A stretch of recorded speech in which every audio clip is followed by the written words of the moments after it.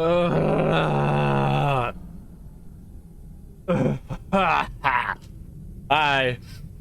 Hi, everybody. I'm too much Sascha. You know how it is.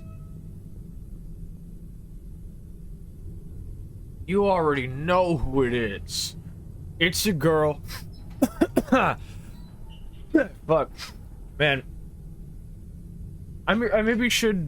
Maybe I should have waited longer before I started stream, since I was sitting in a fucking T-Bell drive-thru for like 20 minutes. Now listen up, alright? It is stream night, so I eat Taco Bell once a week on stream night. That whole tradition has been long-standing since 2018, back when me and Sal and Albert used to do TF2 Friday streams, where we would play Man vs. Machine. Yeah. Anyway. Anyway. We got business to attend to. First off, we are reinstating the link to our good friend Tiana's GoFundMe, because due to having to get her father emergency surgery that was before the actual time it was supposed to happen, it unfortunately is not being covered by insurance. So she's had to reinstate the GoFundMe, so we're going to continue pushing it until it is funded, because that's what we do here. So I'm very happy you're partially covered. It's not all being covered though. So yes, very happy that the surgery was a success and her dad is doing a lot better. However, we are going to put this up since both of them are currently out of work. So let me just pin this the remainder of the stream. And I will add that GoFundMe bar to the fucking thingy. So tell me, everybody, how are you all doing today? Because I'm full of Taco Bell. I'm full of so much Taco Bell, and also anger. There's a lot of anger. Mostly just because we got swamped at work and we were understaffed, and then they were like, oh, can you stay later? And I'm like, fuck no. And they were like, why? And I really should have just said, mind your own fucking business, but I told them I had a doctor's appointment. So, whatever. Free of the Taco Bell Tribe Drew. You will take this shout out as punishment for making me attempt to read that. Everybody please go check out our good friend Soroka VTube. Magpie Treasure Hunter VTuber. Very solid writer, voice actor, and musician. She also stinks. I am also full of Taco Bell hatred and radiation. Ari, when you say you're playing the T-Girl game, you could be referring to, like, a variety of different possible things, you know. Anyway, let's get on down to the bar and talk about... Yeah, do you know how that little... Like, you could be talking about Celeste, you could be talking about New Vegas. At this point, you could be talking about Of the Devil. Did you know that I'm going to be playing Of the Devil on stream in January? Did you know I'm going to be playing Of the Devil with a couple of other insane lesbians? Did you know I am going to be an insane lesbian when I stream Of the Devil? Did you know that Of the Devil just got its second episode now? Did you know that you could play and buy Of the Devil for a strikingly low price? Did you know that Of the Devil can be purchased for a strikingly low price with its brand new second episode right now on the Steam page for Of the Devil? What is Of the Devil? Of the Devil is a visual novel slash it is a visual novel slash fucking like Ace Attorney like about insane queer people in a cyberpunk future attempting to solve a murder mystery. If you're streaming Of the Devil, I can just start playing it now instead of figuring out when I can stream it. I mean, I'm not gonna be I'm like bricked out. I'm like blocked out until like midway through January. So like unless I toss some plans out the window, I'm not going to be able to stream it for a little bit. But if you would like to start streaming Of the Devil, you can stream it whenever you want. I don't know why I keep pronouncing it like that, or like I keep like enunciating it like that. Did you know it is very easy to stream Of the Devil? This bit sucks. I'll go to the fucking bar. Ah, my goggles is on. Hi everybody, I'm Too Much Sascha. I'm the Chernobyl maid. I cook, I clean, I kill. Let me put this fucking rifle up. There is a fucking thingy that isn't here. Hold on a second. Why is it? Oh, it's attempting to grab Angel. Mister, you made the bit. I went in on episode 1 because I need to see your reactions. Well, you'll definitely be able to tune in, but I'm like, I kind of have like a co-host in mind on that one. To let you know how that goes. But I kind of got a co-host in mind. There are too many trans girl games. Yeah. Did you know that one of the best modern trans girl games is Of the Devil? You should play Of the Devil. My sister in Christ, you made the bit. Anyway. So last Stalker Tuesday, we didn't get a whole lot done. We spent most of it dicking around in Zalicia because Amber was there, and I didn't want to have to expose her to a lot of super scary segments. And I spent a lot of the stream talking about Amber and my system. So, as always, if anybody ever has any questions about the dynamics of my system, you are free to ask me. If anything, oftentimes being asked things about my system helps me figure them out. Legitimately. So, what's on the agenda for today? Well, we cleared out Zalicia.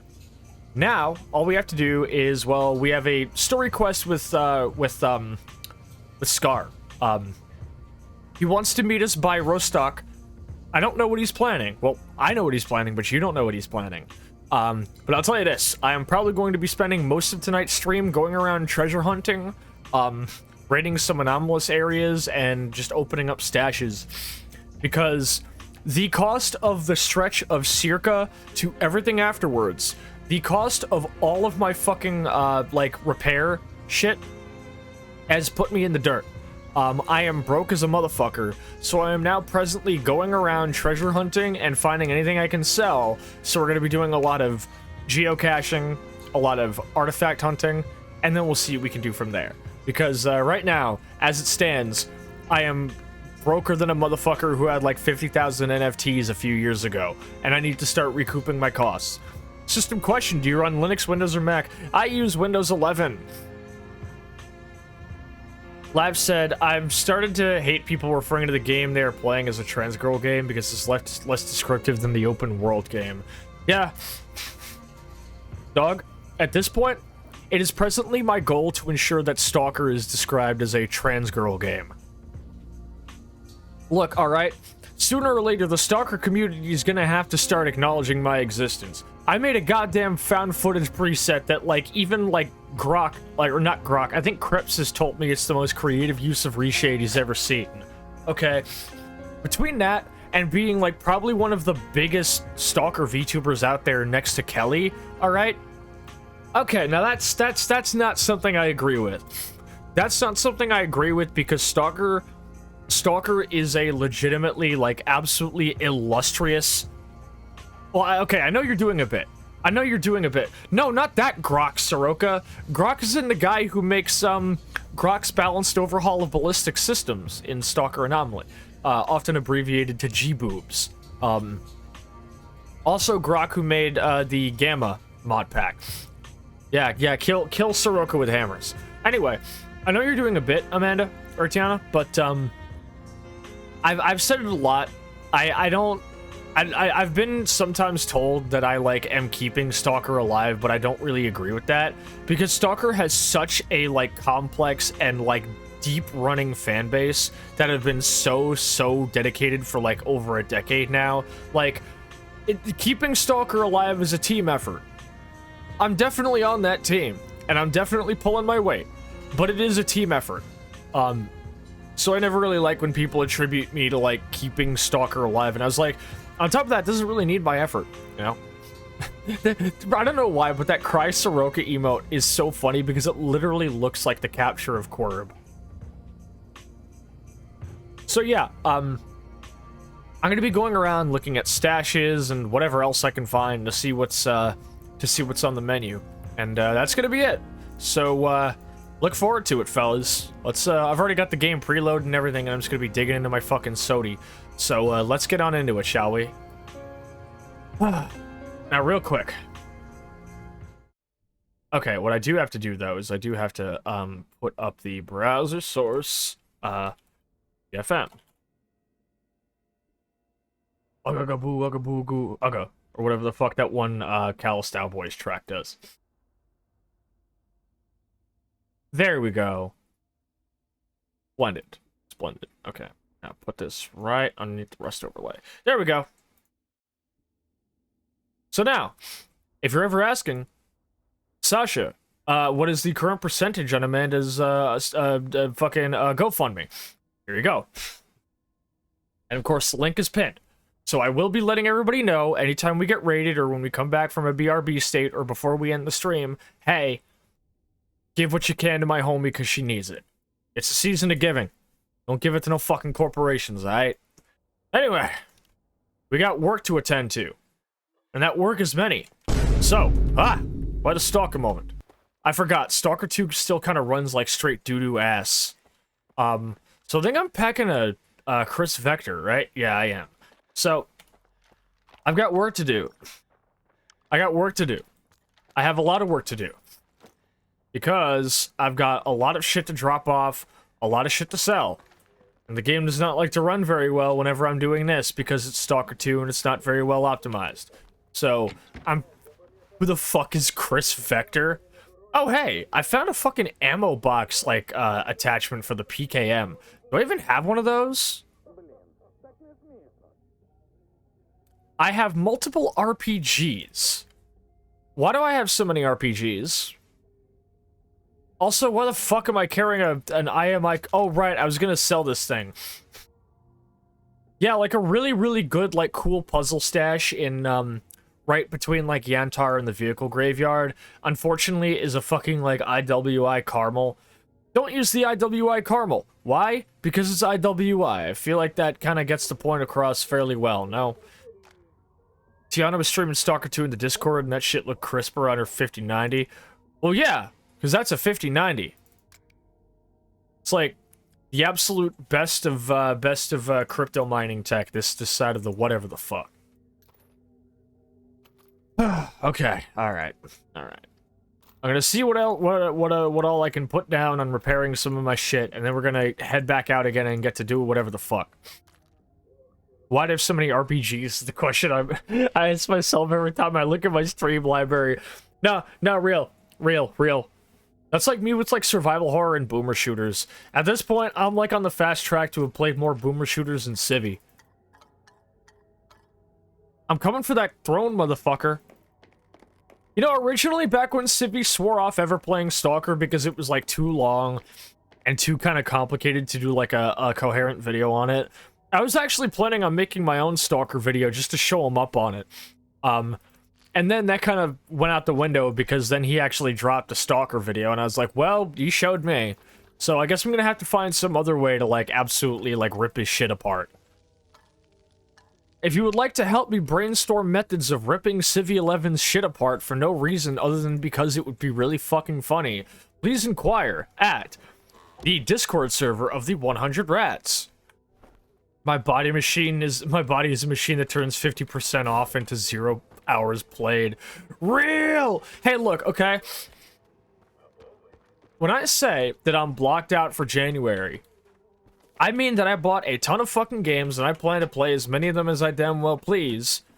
Right? I'm talking Cultic. I'm talking Sulaco. I'm talking Captain... We're gonna kick off the new year with Captain Wayne, okay? Like, we didn't think we were gonna make it through 2025. We're going into 2026 with beer, babes, and cannonballs, alright? We're kicking off the new year with Captain Wayne, okay? We're gonna play Cultic. We're gonna play Sulaco. We're gonna play fucking Brazilian Drug Dealer 3. I opened a portal to hell in the favela trying to revive Mid-Aya and I need to close it. Fountains of Captain Wayne. We're gonna play so many shooters and so many survival horror games. We're gonna play Crow Country. We're gonna play Heartworm. We're gonna play Tormented Souls. We're gonna play Hollow Body. We're gonna play all these games that I said I was gonna play sometime, and now everyone has already streamed them, and now I can just get to fucking stream them without, like, having, like, backseat or none of that shit. Nightmare Nexus, what the fuck is good? Tiana, can we get a shout out for Nightmare Nexus, pretty please? So, I'm busy as fuck, because I did buy a shit ton of games, and I am, of course, going to be streaming a bunch of them, because these were games I had on my buy and then eventually stream list for years, and now that I'm actually fucking streaming again, this is, like, a good opportunity to sit down and get through them. Like, Of the Devil. Like, Cultic. Like, what are the fucking boomer shooters do I have in my fucking library? Alright? I had a whole fucking Discord message and none of this shit. Let me see here. Oh man, I'm Skinny Pete! Yo, was that fucking Skinny Pete? Let me see what I wrote up here.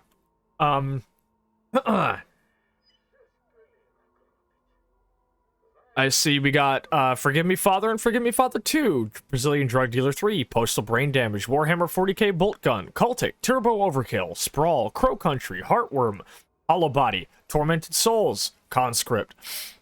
At one point, but before I get on this tangent, please go give our good homie Nightmare Nexus a follow, because he's been one of the coolest people I've met in the scene. Gave me a lot of hope to keep putting my name out there when I was, like, basically resigned to, like, kind of holding myself up in a little corner of nowhere. So when he and Emont started, like, reaching out and having me on for shit, it actually probably, like, it probably kept me going for a lot longer than I'd like to admit. But please go give my homie Nightmare a good follow. Cultic rips. Hell yeah. Also, hi, Missy. Everyone talks about a Crow Country, but no one gives land to the Magpies. I'm sorry, dog. If we wanted to give, like, land to the Magpies, if I wanted to have an entire plot of property that is just full of nothing but shiny things, I'd go to a fucking chat pile. Too kind? What's the purpose of me being on Earth if I'm not being kind, you know? But please go give him a follow. Anyway, so my tangent, right? So there's a couple of other games that I recently bought, that I... Oh, you can break that. Oh, that's not good. That's not good at all. There's a couple of games I recently bought because, partially because I wanted to give them a shot, and partially because I wanted to sell them. Citadel, and Beyond Citadel. Now, I quickly came to a realization. When the developer of Citadel talks about how it has, like, brutal anime art, I should have listened. Citadel is really, really fucking gory. Like, really gory. And it's actually kind of hard to ignore because, like, all of the characters are, like, supposed to look cute, and you don't see their cute designs until you blow them up, and they're like, giblets are everywhere. And you also don't know that until you shoot them because they all make, like, very, like, high-pitched feminine screams. And you can't turn those screams off because they don't have their own vocal like, their own sound channel. And, it's actually louder than the gunfire. Well, okay. Look, alright, I will concede, it does kind of play like a Rise of the Triad full conversion that somebody found on a Guro board. I'm not even gonna front. I'm not even gonna front. That's very obviously what it is, right? But part of it was because my good homie Cameron, who many people in my community know as Toilet Wine Connoisseur, who I've also described as being Peter Steele if he wasn't racist and also played Doom all day, fucking has boosted Citadel fairly considerably. And I was like, well, it does look to have really, really solid, like, Doom-like, or like a Rise of the Triad or Marathon-like gameplay, with really, really good weapon animations and gunplay. The gunplay looks great. And I gave her a run, and Soroka was in VC, and after, like, a good 5 minutes of exposing herself to it, she said, I don't think I can watch this. And it's like, that's fair. So it was just me and the worst part too, it was like it was like me trying to cheer Tiana up. So I was like, oh, I know what to cheer us both up. I'm gonna have us play Citadel. And then I was like, wow, wait a minute. So like I do really like the merchant character Tycho because she's very amber coated. But like, yeah, I was able to subject myself. I've gotten through about 2 episodes worth of it, and I'm gonna be perfectly honest with you. Even if it is like possible to stream. I don't think I can stomach it because my God, I don't. It really does feel like a fucking like monkey's paw, where it's like, okay, here's your wish. You get a really like dope like throwback FPS title. You get like a really like well-designed throwback FPS title with really good combat, fantastic movement tech, really good gunplay, fantastic sound design, fantastic game feel, and honestly really fun secrets to discover. But here's the catch. It's a fucking Guro game. Like apparently the developer at one point like stated that he insists that it's not a Guro game. Yes, it is. Yeah, the gun animations are outstanding. The gunplay is great. The gunplay is so good. It feels so good to blow things up until you get close and realize you're like blowing up like cute things, and you have to hear them all scream, and it's like wow. And you're also like constantly being made to listen to like really creepy ambient music the whole time. Like Nightmare, you kind of hit it on the head. It kind of is like a fetish game, isn't it? But it's like I'm not even gonna fight that. I'm never gonna fight that because it really is just kind of like a Guro board made like Doom-like. But like, look, all right, I've played like the kind of shit that you would find in those like corners of the internet like way back when I used to think I was way more desensitized to this kind of shit. And like this has way higher production value and way better like you can tell like this developer seems like a person who actually understands what makes these kinds of games like fun to play. Yeah, like you could tell he's like a developer who understands what makes like boomer shooters fun to play. It's not just a fetish game that happens to be a boomer shooter. It is very clearly a boomer shooter that has like a very noticeable amount of Guro content. But that is a pretty noticeable amount. And for those of you who are not trans femmes in the chat, let me explain something to you. There's a lot of effects that estrogen tends to have on a person. One of them tends to be a much higher emotional like intensity and oftentimes more intense empathy. Things that I used to just like do and be fine with now make me unimaginably upset, okay? Like, I used to think I was pretty jaded and like desensitized to a lot of violence, right? Like, I'd seen your fair amount of shot content that was, like, normal to get sent back in, like, the 2010s. And I was like, yeah, whatever, you know? Like, I understand it's just a video, and, like, I was, like, pretty good at compartmentalizing that. Now, it's at the point where even seeing an ad for Google's Gemini AI that is, like, obviously done up to be very like nice and sweet, where it's about a kid leaving their plush behind on a plane, and the parents like using AI to find what the plush is to order another one, and then using AI to generate a bunch of like videos and photos of the kid's plush going on like wacky adventures. Even something tame like that made me so upset that I was inconsolable and sobbing for the better part of a half hour, and Nyx had to hold me. Like, I used to be fairly desensitized to gore and violence. Now, my actual, like, tolerance for, like distressing content is so much lower. Like, it is way lower. Like, fucking, like, I remember telling Missy about, like, the first time I actually listened to, Lift Your Skinny Fist was on estrogen, and I was, like, inconsolable the entire time. Like, for fuck's sake, y'all remember the Lost in Vivo stream? The Lost in Vivo stream was like, it was like, oh, it's like a, you know, like a pretty scary little game, but I think I'm like stronger and better for it. Nope. As soon as I cut stream by like an hour early, I had to go hug Nyx, and I just cried. I just cried and cried and cried. So with Citadel, okay, you're so used to blowing shit up, and all the shit you blow up is cute things. Okay, yeah, fine. There's like a lot of games like that, whatever. So you're gonna laugh, but I'm playing it in VC, and half of what does me in is you're so used to all this spooky ambience and all this like big over-the-top fucking violence with like really kind of like spooky music. I kill the first boss. I come back to the fucking hub area, and now there's this like melancholy, bittersweet little piano track playing. And I was like, I swear to God, it felt exactly the same as the first time I entered the Miracle Workshop in Pathologic 2, where I just felt my shoulders drop, and I immediately felt, like, overcome with this sense of, like, I didn't need to go through all of this kind of thing. And I just started crying in VC and I had to mute and deafen because I was like, huh, the piano track's doing what the piano track does, but it did make me cry. It did make me cry. And then the fact that the second boss is like a character who's not even corrupted, she just wants to be mercy killed before she can be corrupted. Where it's like, oh, you know, like, and then you go back and then the merchant is like, oh, by the way, she was like a merger of like all of these mines together.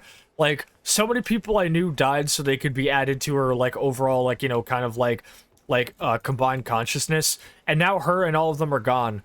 And she says something like, what a pity. And I'm like, okay, so it definitely is like a really well-designed, it does have really good combat. It is a very well-designed boomer shooter. But the content of that game, I cannot stream it. It's not that I think the game is bad, alright? Look, alright? Listen. I am not going to judge. I am into lots of insane things too. I don't think it's a game I can stream and have fun with. It's just not. It's just not. Maybe, I was gonna say, I thought maybe I'd try Beyond Citadel, but I've heard from my friend Runo, that Beyond Citadel is actually even heavier on it. So, while I originally got Beyond Citadel to possibly, like, stream them, that's not happening. That is not happening, and do not expect me to ever, like, there are a lot of games where I think they're fantastic pieces of art, but, like, because they're really, really heavy on certain, like, content, like, I can't stream them. See also Stasis. Really important click adventure game. Beautiful environments. Great music from Mark Morgan. Really well done story. Not streaming it. Why? Because it would make me unimaginably upset. So don't expect a stream of Citadel. And I told Malachite OS this much last night, because I told her something like, what is it? Like, Beyond Citadel is on my to stream list, and she was like, yeah, that makes sense. And then I had to check back in and be like, yeah, so I'm not streaming Citadel. I don't want to cry, I don't want to be sick to my stomach, and I don't want to be all depresso. Unless, like, that's the point of the stream. I play shooters, not for a power fantasy per se, but I play shooters to kick back and relax. If you want to play like a really well-designed 2.5D shooter with like Notes of Marathon and Rise of the Triad that also has more fucked up subject matter in it, that isn't just a Guro game, please go play Nightmare Reaper. Nightmare Reaper is a great stress ball. It's a fucking roguelite boomer shooter with some of the coolest weapons I've ever played in a video game. Great music, great environments, endless, the endless mode is great. Go play fucking Nightmare Reaper. I think I should have played Nightmare Reaper last night instead of playing Citadel. But enough about Citadel. Let me catch up on some of the fucking chat here. I do appreciate the consensus of Citadel is a fetish game. It is 100% a fetish game. Cannot tell if the E made me more empathetic or if I'm just more hopeful and less jaded. It's a little bit of both. I definitely think it's a little bit of column A and column B. Because I was definitely an extremely jaded and, like, why won't the world end type person before I transitioned. And I don't think it could be understated that a big part of why Enter Shikari was able to successfully sell me on hope in times of anguish, on trying your best to fight even when it all seems like it's pointless. I don't think I could have been sold on that idea without estrogen making me more emotionally resonant and realizing all this time that it is worth it that tomorrow is worth fighting for and it is worth living to see. Missy says, my emotions have always been very low intensity to the point I didn't think I felt much of anything at all. Now it's like, am I having a woman moment or a healthy tuned in mind moment? Yeah, no, legitimately. Yeah, I used to dream about the end of the world, but now I intend to live forever really does suit, like, sell it. Like, I've had a lot of talk about, like, Lav says, very much reminds me now I've determined that I will not stream no skin. I would hate someone to see that without context. Well, I think you could stream it.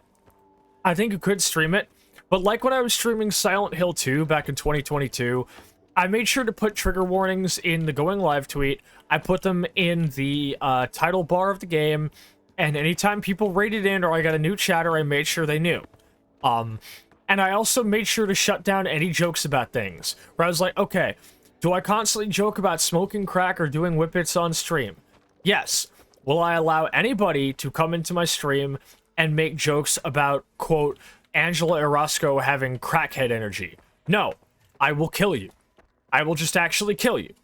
But I think you could still stream no skin, but I think make sure you're very upfront about the trigger warnings. Now, what's funny about the whole, like, I used to dream about the end of the world, but now I intend to live forever.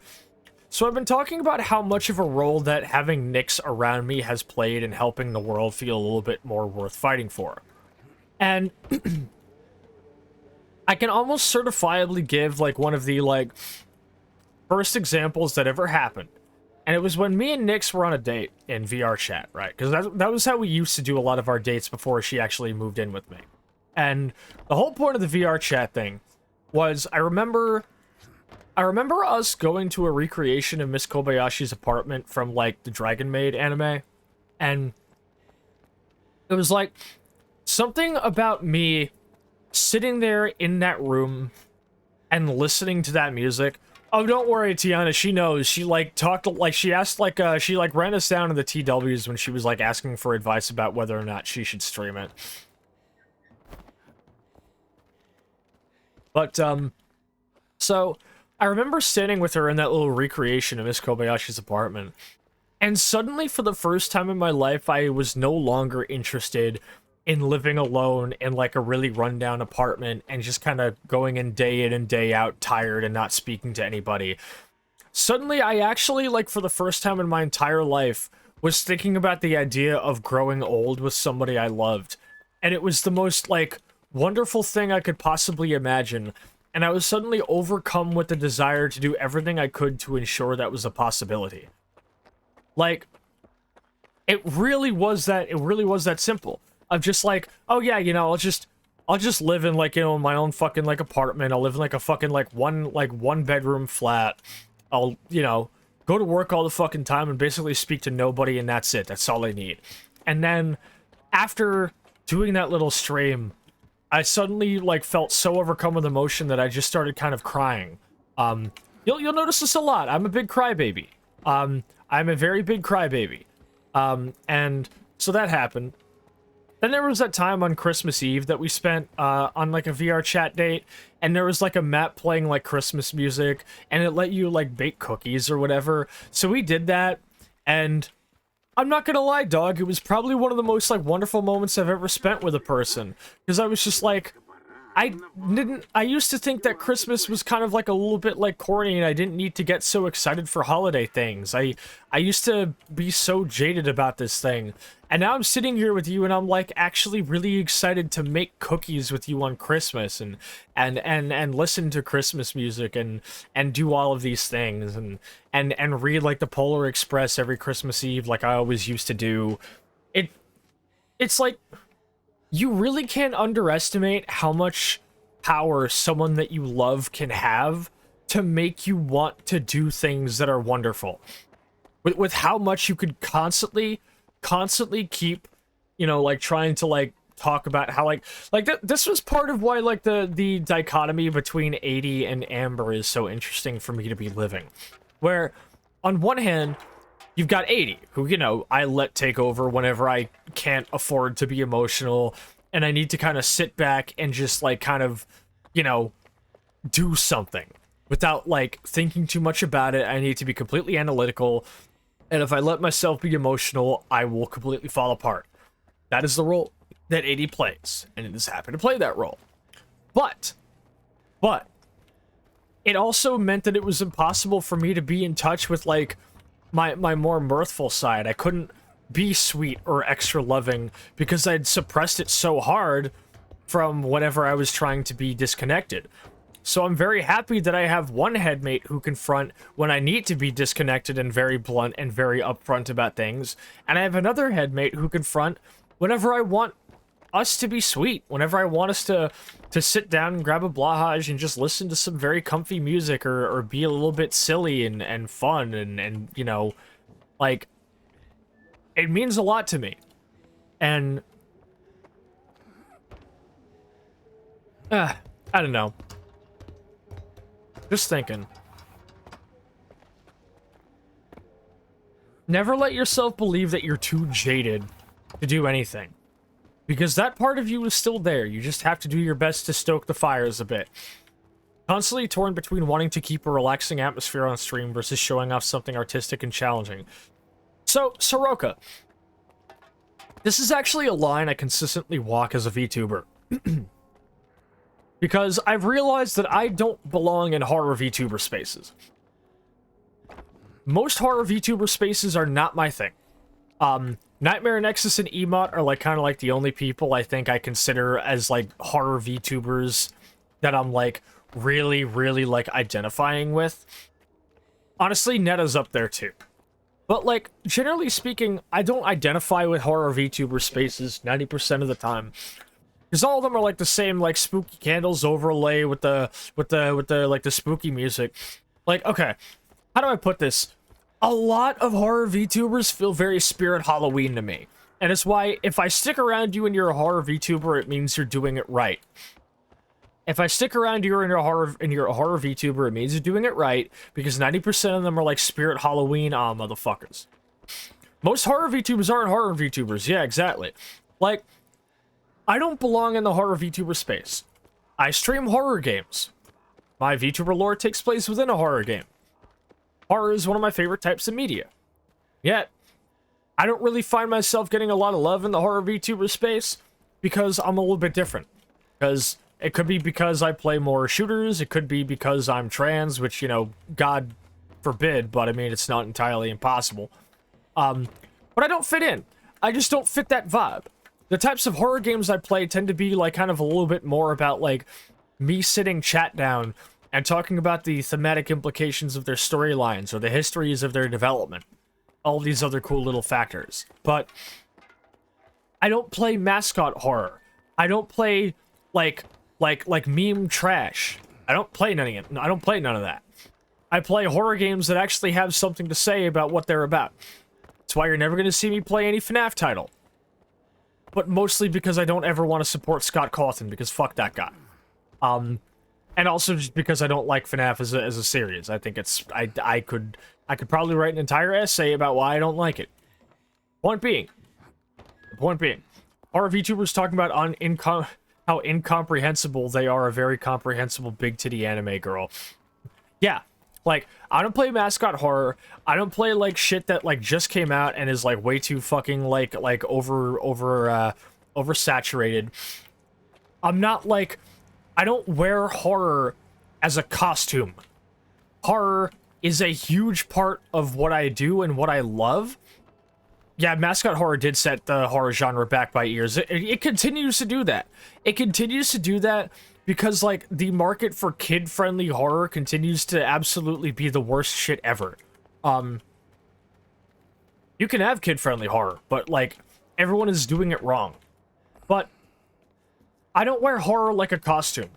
I stream horror games, but I'm not a horror VTuber because horror is more than just playing the spooky game where the things jump out and to make you go, ah. For me, it's about what you have to say about it. A lot of people might look at this game and say, oh, you know, like, creepy video game about whatever. And I'm like, well, let's see what it makes you feel. Let's see what it can, like, actually tell you about yourself. Let's see what it reflects. Let's see what it was able to do in the industry and prove to generations of new people. Dear horror VTubers, if you want real horror, try being trans. Real! But it's like, 90% of horror VTubers wear the concept of horror as a costume, rather than actually delving into, like, the deeper connotations of what horror as a genre is about. Part of it is about exploring, you know, trauma by actualizing it through some form of horror. Part of it is about, you know, discussing, like, particular events. Like, for example, a horror game I'm really excited to stream is Zero Losses. A game made by a Ukrainian developer that is basically a means of kind of, like, depicting the Russian invasion of Ukraine. I can't wait to stream it. When I do stream it, I'm going to make the trigger trigger warnings very obvious of this is a game that obviously has a fuck ton of war crimes and other like hallmarks of like brutal contemporary imperialist warfare, and I'm going to make sure that everybody in chat does not make any stupid fucking jokes about nationalism, that nobody is out there making head ass shit and talking about, oh, this country the best or whatever. It's like, no, no, no, no, no. I will stream a game about the Russian invasion of Ukraine, okay? And if anybody comes in here and starts like trying to do anything in support of Russia or make any kind of joke about what's going on, I will not hesitate to bonk them. Real horror isn't the trappings that surround it. Exactly. And that's why I can't really vibe with a lot of horror VTubers. But I also don't vibe with comfy VTubers. Yeah, horror exists outside of a genre all the time, which is why I did an entire month in 2023 where it was me playing horror games that weren't technically horror. Like Homeworld Cataclysm, or Thief 3, or fucking Duskers, or Killer 7. Games that are all really creepy or have really cool horror-adjacent themes, but aren't horror. But I don't vibe with, like, the comfy VTuber space, because, yeah, do I chat a lot? Yes. Do I have a very, like, I am told that I have a consistently comfy vibe, but I'm not a comfy VTuber because I don't shy away from the shit that needs to be talked about. Me and Angel, we fire the rent-lowering gunshots. We don't give a fuck, you know? Like, I talk too much about the real shit, whether it's trauma, real problems that exist within the VTubing space, or anything in between, or a lot of times the deeper connotations of what horror means as a VTuber, and they basically make me impossible to categorize as a comfy VTuber. Comfy or cozy has become something of a dog whistle to me. No, absolutely. Absolutely. Listen, dog, if you backed a Kickstarter game about being a witch finding her cat in the Alps, get the fuck off of my property right now. You have 5 seconds before I mag dump you. Type shit. Type shit, sir.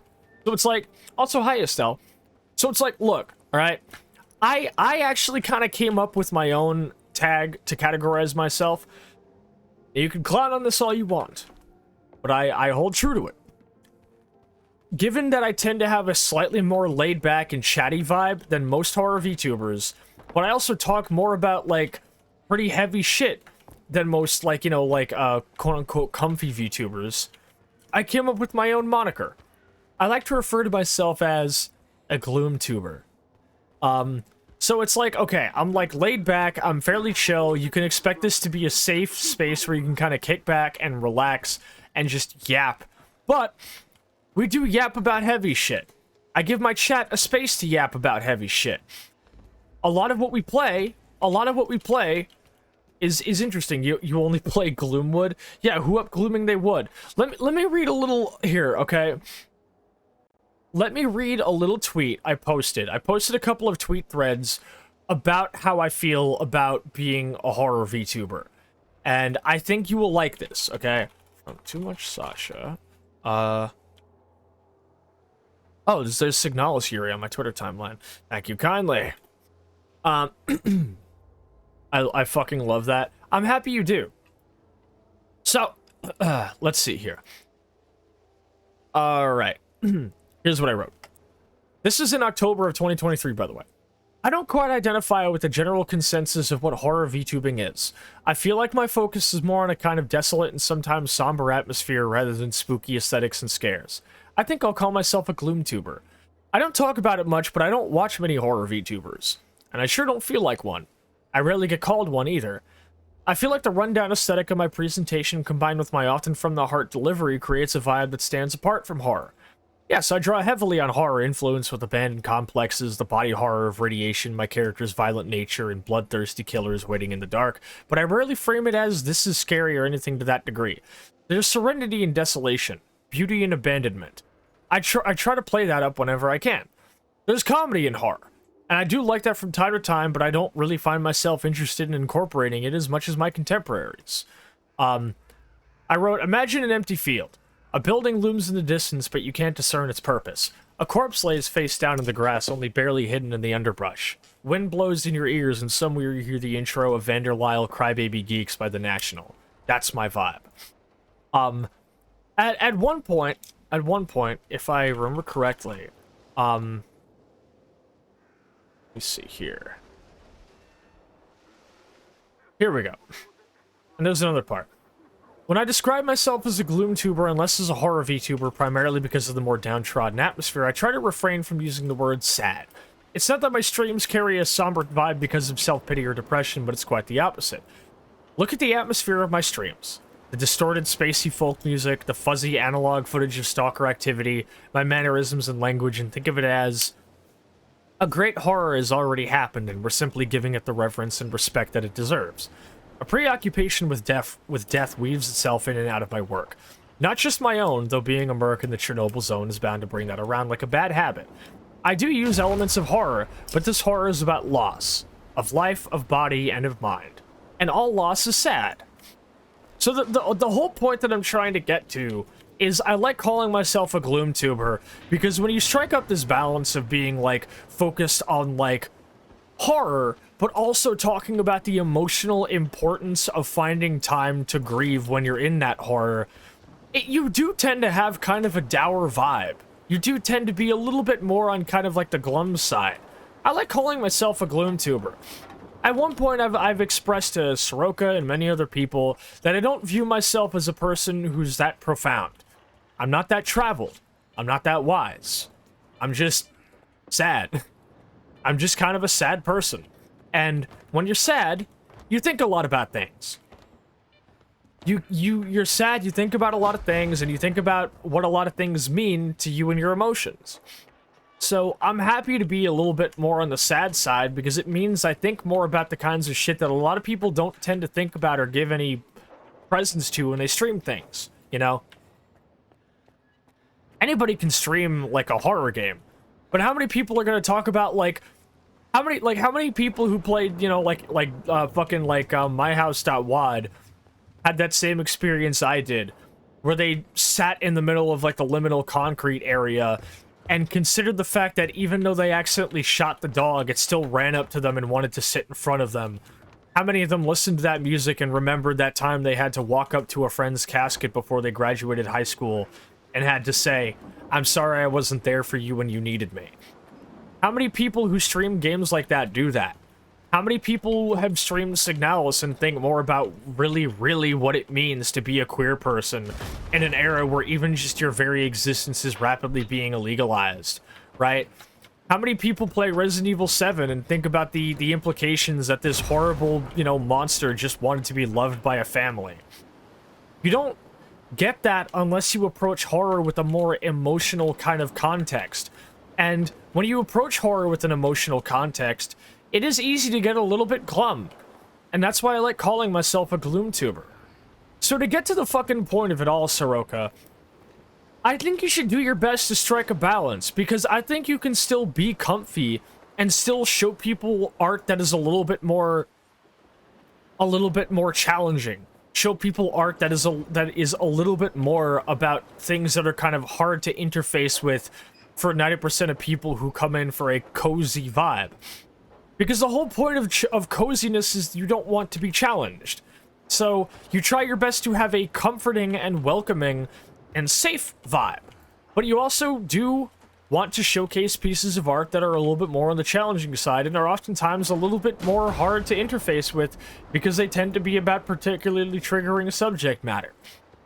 I think you can absolutely strike a balance, where as long as you are guiding your chat through with, you know, well-established trigger warnings, being there for them, talking a little bit about what that context means for them. Anybody can play Silent Hill 2, but be that person who streams Silent Hill 2 and tell your chat that you understand your chatters who might have been through what Angela went through.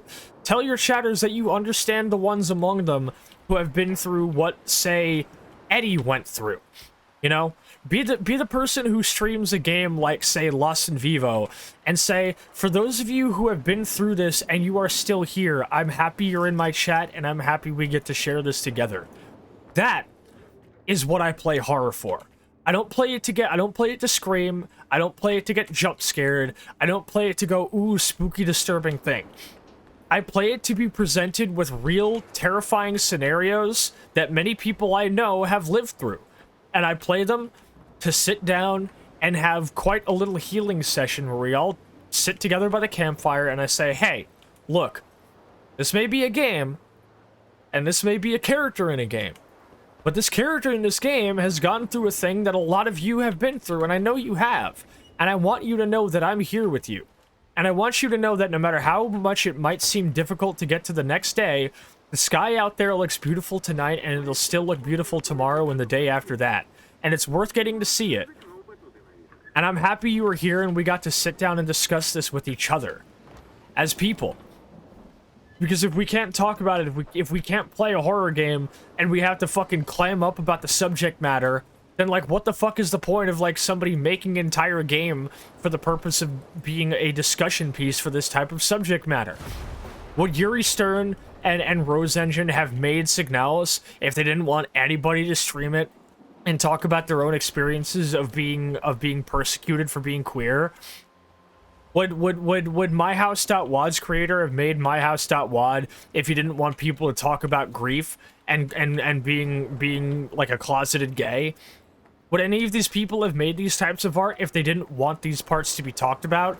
I don't tune into a stream of somebody playing like any type of like more like high concept piece of art just to like watch them like react to it in real time and not actually have anything to say about it. And if I have something to say about it, I don't want to be shut down. So I'm never going to like... That's the point, is you can still have a comforting and welcoming space. But you can also still stream challenging things as long as you make sure that your chatters are in good hands. You make sure they know that you're going to be guiding them through every step of the way, and they are 100% going to be safe. That is how you do it. And Soroka, I have every bit of confidence that you will do fantastically at that, because you've always done great at that. You have always done great at showing off pieces of art that are really, really beautiful and special. You have always done great at guiding people along through them, and you have always done great at having something meaningful to say about it. And that is all you have to do to be a good streamer with an engaged audience and still be able to talk about difficult pieces of art. Once again, I'm behind on chat because I am the yapper. Let me see here. I hate that my chat thing doesn't let me scroll up. You best share that Yuri in my DMs, bucko. I will. I appreciate all of the, love on the Gloomtuber thing. I don't want it to be a patented thing. Honestly, if anybody else wants to, like, you know, identify as that, please do. The more of us, the merrier. Look, alright, we got, like, new monikers for communities and scenes like Boomer Shooter and Mexplo. Let's get Gloomtuber off the ground. Labs is, I think one of the best horror games I played is Voices of the Void, which is admittedly a very silly game that gets you by letting you get cozy. Yeah, because I played the game that Voices of the Void is kind of meant to be, like, a better version of Signal Simulator. And I love Signal Simulator, even if 90% of my time played is waiting for the antennas to slowly adjust while I kick back and watch Hickok 45 videos. Let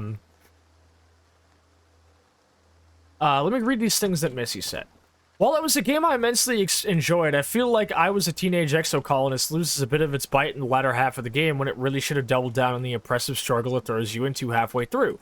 In the interest in solving the big issue and going back to providing the cozy sci-fi vibes it was pitched to have, I think it really sabotages what it was trying to do in the latter half of the game.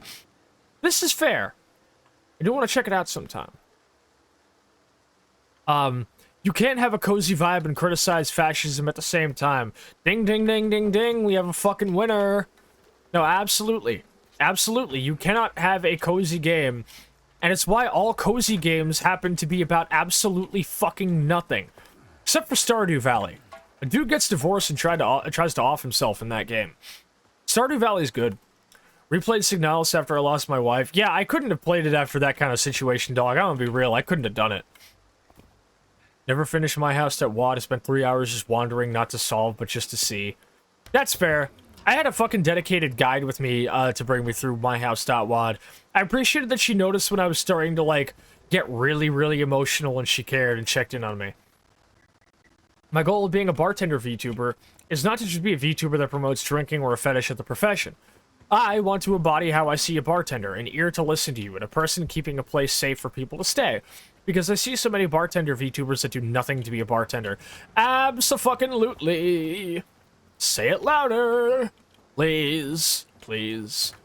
A lot of, like, bartender VTubers are just, like, they just, like, you know, really like talking about drinking, or it's just like, oh, get it? Like, it's like being a bartender is hot or whatever. It's why I make it clear that I'm not a bartender, I'm a barmaid. And I will always be a barmaid, which means don't ask me to pour you no fucking drinks. Yeah, see, like, the way you're describing the bartender profession is exactly what what originally got me into working at a coffee shop. And why I think some of the most personable I ever felt as a VTuber was when I was working at a coffee shop. Because I joined a coffee shop because I wanted to get to know my local culture. I wanted to get to meet people. I wanted to learn about their stories. I had, like, so much I wanted to learn. And what ended up happening, right? What ended up happening is I go and I realized that my hometown had no fucking culture. My hometown was like a couple hundred ultra-rich tourists in a giant fucking trench coat. And I had to, you know, I had to work at a coffee shop across the street from a precinct and down the street from a fucking middle school. Alright? It was hell. So, like, I can understand that. Like, hell, someday I even still think about, like, if the fucking Chernobyl maid thing goes tits up, I'm gonna be like a fucking, like, either like a tactical witch or like a fucking, like barista VTuber, right? Because I love coffee. Coffee is important to me. And when I started being a barista, I was hoping to learn more about people's stories. Instead, I just had to keep working the cash register and counting change up while somebody that all of the customers preferred was the person they told all their stories to. And to the point where if I was ever on the espresso bar, they would ask me to step off of it so this girl could do espresso bar. And I'm like, wow, you people are fucking insufferable. So, I get what you mean. You want to, like, idealize the profession in a way that actually, like, fits with what the whole purpose of it is supposed to be. You want to actually be personable. Listen to people. Talk about shit. I respect the fuck out of that. Hell, I'd be a bartender if I wasn't, like, if I had, like, any patience for drunk folks. I don't. I'm actually really, really easy to piss off. Especially if a person talking to me happens to be under the influence of any type of substance. That's a fact. That is a fact. That is a cold, hard fucking fact. If you check it out, it will make you cry. Yeah, I know you've boosted it to me before. I just haven't found the time to get into it yet. Hey, Kostia Engine, can you get out of the fucking way, please? Yeah, and watch where I'm going. How about you fucking move? Dipshit. Yeah, I've been yapping for the better part of the last hour, and I haven't even, like, realized I should, like, probably, like, drink my soda. Whoopsies. Either way, I'm just here to sell off some of my shit and then get back into the zone. I was supposed to be going treasure hunting, and instead I've been sitting around yapping about whatever the fuck. It's something best experienced when you have the time to really focus on it. Yeah, absolutely. It's why I argue that a lot of games should not be streamed for your first run. Because having to split your attention between the game and the chat does not, like, means that you won't actually be able to, like, soak in all of the information, and that sucks. So a lot of times someone will be like, oh, like, I really want to, like, stream this game for my first run. Because everyone says, I'm like, no, don't stream it. Do not stream it for your first run. Play it for your first run on your own time, and then stream it. Part of it, because then you don't get lost and need to ask chat for guidance, then you actually know where to go. I always have the system, of either I know the game super well, or my co-host knows the game super well. Because it keeps conversation interesting, ensures we don't get stuck, and it just tends to work better for our dynamic. But I genuinely do not advise ever picking up a game that has, like, a more, like, emotional or, like, you know, kind of like really kind of like speculatory kind of like storyline and streaming it for your first run. It will not hit. Just play it on your own and then stream it. I'll let you know if I go ahead with that, Tiana. Yeah, that's just kind of how it feels. That's like, if you're gonna stream like a game like blind, make sure you at least have a co-host who is on to like be there for it and also like explain some of the stuff you don't understand. Otherwise, just kind of sitting there with your thoughts and not having anybody to bounce them off of and getting lost and also missing important shit because you're looking at chat is going to ruin your first experience with the game. I straight up told a good friend of ours, like, I was like, oh, like, you know, I kind of want to like stream Signals for like my first like run, and I'm like, don't do it. You will absolutely do yourself a disservice, and you will not be able to get into the game's like more like heavy like context and themes because you will miss them because you will be streaming. Do not stream it for your first run. Play it offline first, then stream it and talk about everything you learned.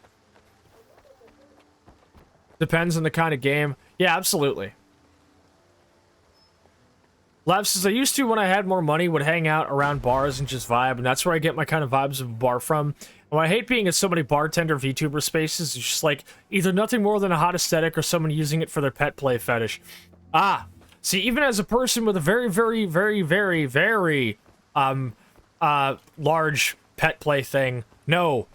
100%, I started to stream Signals and was having a rough time and finished it off stream and had a way better time. Ding, ding, ding, ding, ding. We got a fucking winner. Also, can we get a shout out for I'm Netta okay, please? Thank you. Netta, how are you doing today? Did you guys know that I'm Netta okay is a really cool horror bunny VTuber? And I'm actually going to be having her on for an Armored Core 6 playthrough or stream this Sunday. Thank you kindly. Go check out our good homie Netta. PCHC for life. We out. Let me see this. I had a stream where I kept the vibes chill and somewhat quiet because I was having a bad day. I rated a recommended streamer by my chat for a stream doing ASMR, and it was someone doing pet play Findom, and I apologized to my chat on Twitter because I don't want to... No, that's super fair. No, that is super fair. Like you weren't even like kink shaming or nothing. You were just like, no, I accidentally involved people in like a kink that they're like, they did not like, you know, like give me consent to like involve them in. That was just you being responsible. Like if I like look, all right, I read into like people doing all kinds of shit, right? Like, but it's like generally speaking, I at least try to make sure the people I raid are heavily vetted too. It's why I never really like.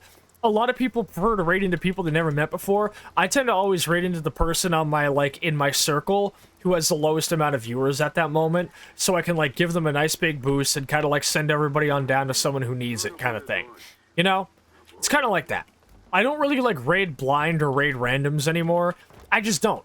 If I'm going to be sending my people on into a place, I need them to know that this is a person I've double-checked and I know for a fact is going to be somebody who's cool like that and isn't going to put them through anything they don't want to think about. You know? Like I vet the people I raid. I vet the people that I co-host. I vet the people I raid. You know what the fuck it do. That's how it is. Chances I'm weird. I think I can make most games work in a blind playthrough, which just depends on if the game that'll piss me off. Yeah, no, that's real. That's real. Like, hey, want to talk about a blind playthrough, right? So this is gonna be like the second year where me and Patch kick off the new year playing like a boomer shooter with a nautical theme. Because the last time, like, we're doing it this year with the whole fucking, like, you know, like beer, babes, and cannonballs run of Captain Wayne. But back in 2022, we kicked off 2023 playing SpongeBob Bikini Bottom Massacre, and I don't think any game has made me as angry on stream as Bikini Bottom Massacre. Holy fuck, dude. Bikini Bottom Massacre was one of the most infuriating experiences I've ever had with a video game, and that's on God. That's no cap, all right? That game made me want to fucking, like, actually kill real people. That game made me want to go nuts. That game made me want to go fucking berserk. It was the most frustrating experience, and flip-flopping between, oh, this is so silly, I can't believe Viacom nuked this, to, wait, this is a game that actually has a lot of love for boomer shooters and SpongeBob, and is genuinely well designed. I appreciate it. The developer deserves to be sentenced to a firing squad for putting me through this. So it's like, yeah, there could be games that could piss you off. Woo! Netta said, let's see, Slept all day? That's fair. Finally found a Fallout clip I was looking for like 2 weeks. Hell yeah.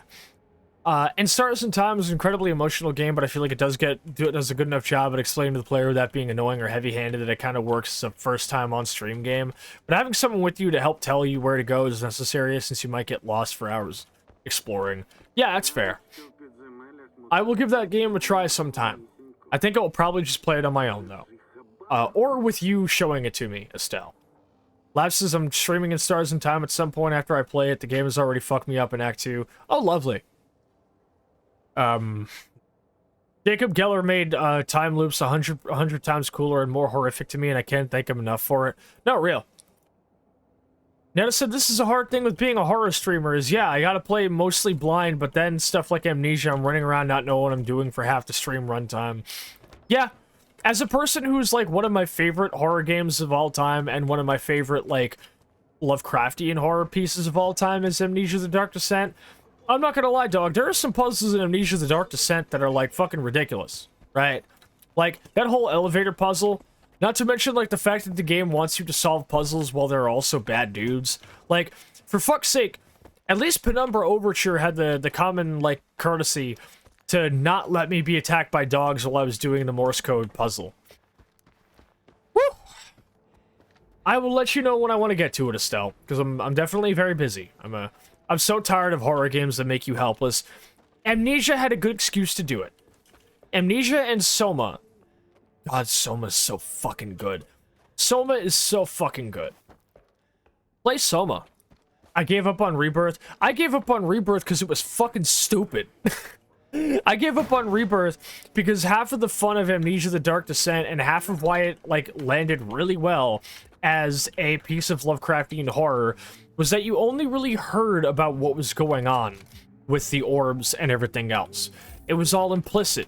It was all outside of your, like, actual... You gotta get... Okay, Netta. I need to show you Soma. I will have you on for a stream of Soma. I will have you on for a stream of Soma sometime. Because you must experience Soma. But... Yeah, no, like, I half of the fun of Amnesia: The Dark Descent was it's a game that, like, doesn't over-explain its, like, you know...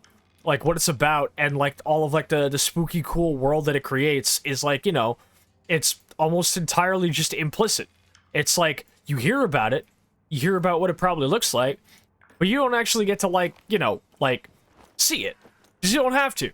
The point of Lovecraftian horror is managing to turn, like, show, don't tell, or, like, is managing to make show, don't, or... How do I put this? Half of Lovecraftian horror is making tell, don't show into an actually compelling medium. And it does great. Because the world... Alexander's world and everything else in it is so much more interesting when you're hearing it told through the mouthpiece of a guy who is obviously not a reliable narrator because he tortured a ton of people and insists that he was manipulated to do it and had absolutely no culpability in it. And he's also going completely fucking insane. Yeah, even with all the endings, like, you actually get to go to wherever the fuck, like Alexander's home world is, like, with, like, Agrippa or whatever, and fucking Johann Weyer, and you don't actually see it. Why? Because you don't need to. But then you're, like, in the first, like, 2 hours of Amnesia Rebirth, like, I'm not gonna lie, dog, Amnesia Rebirth started off strong.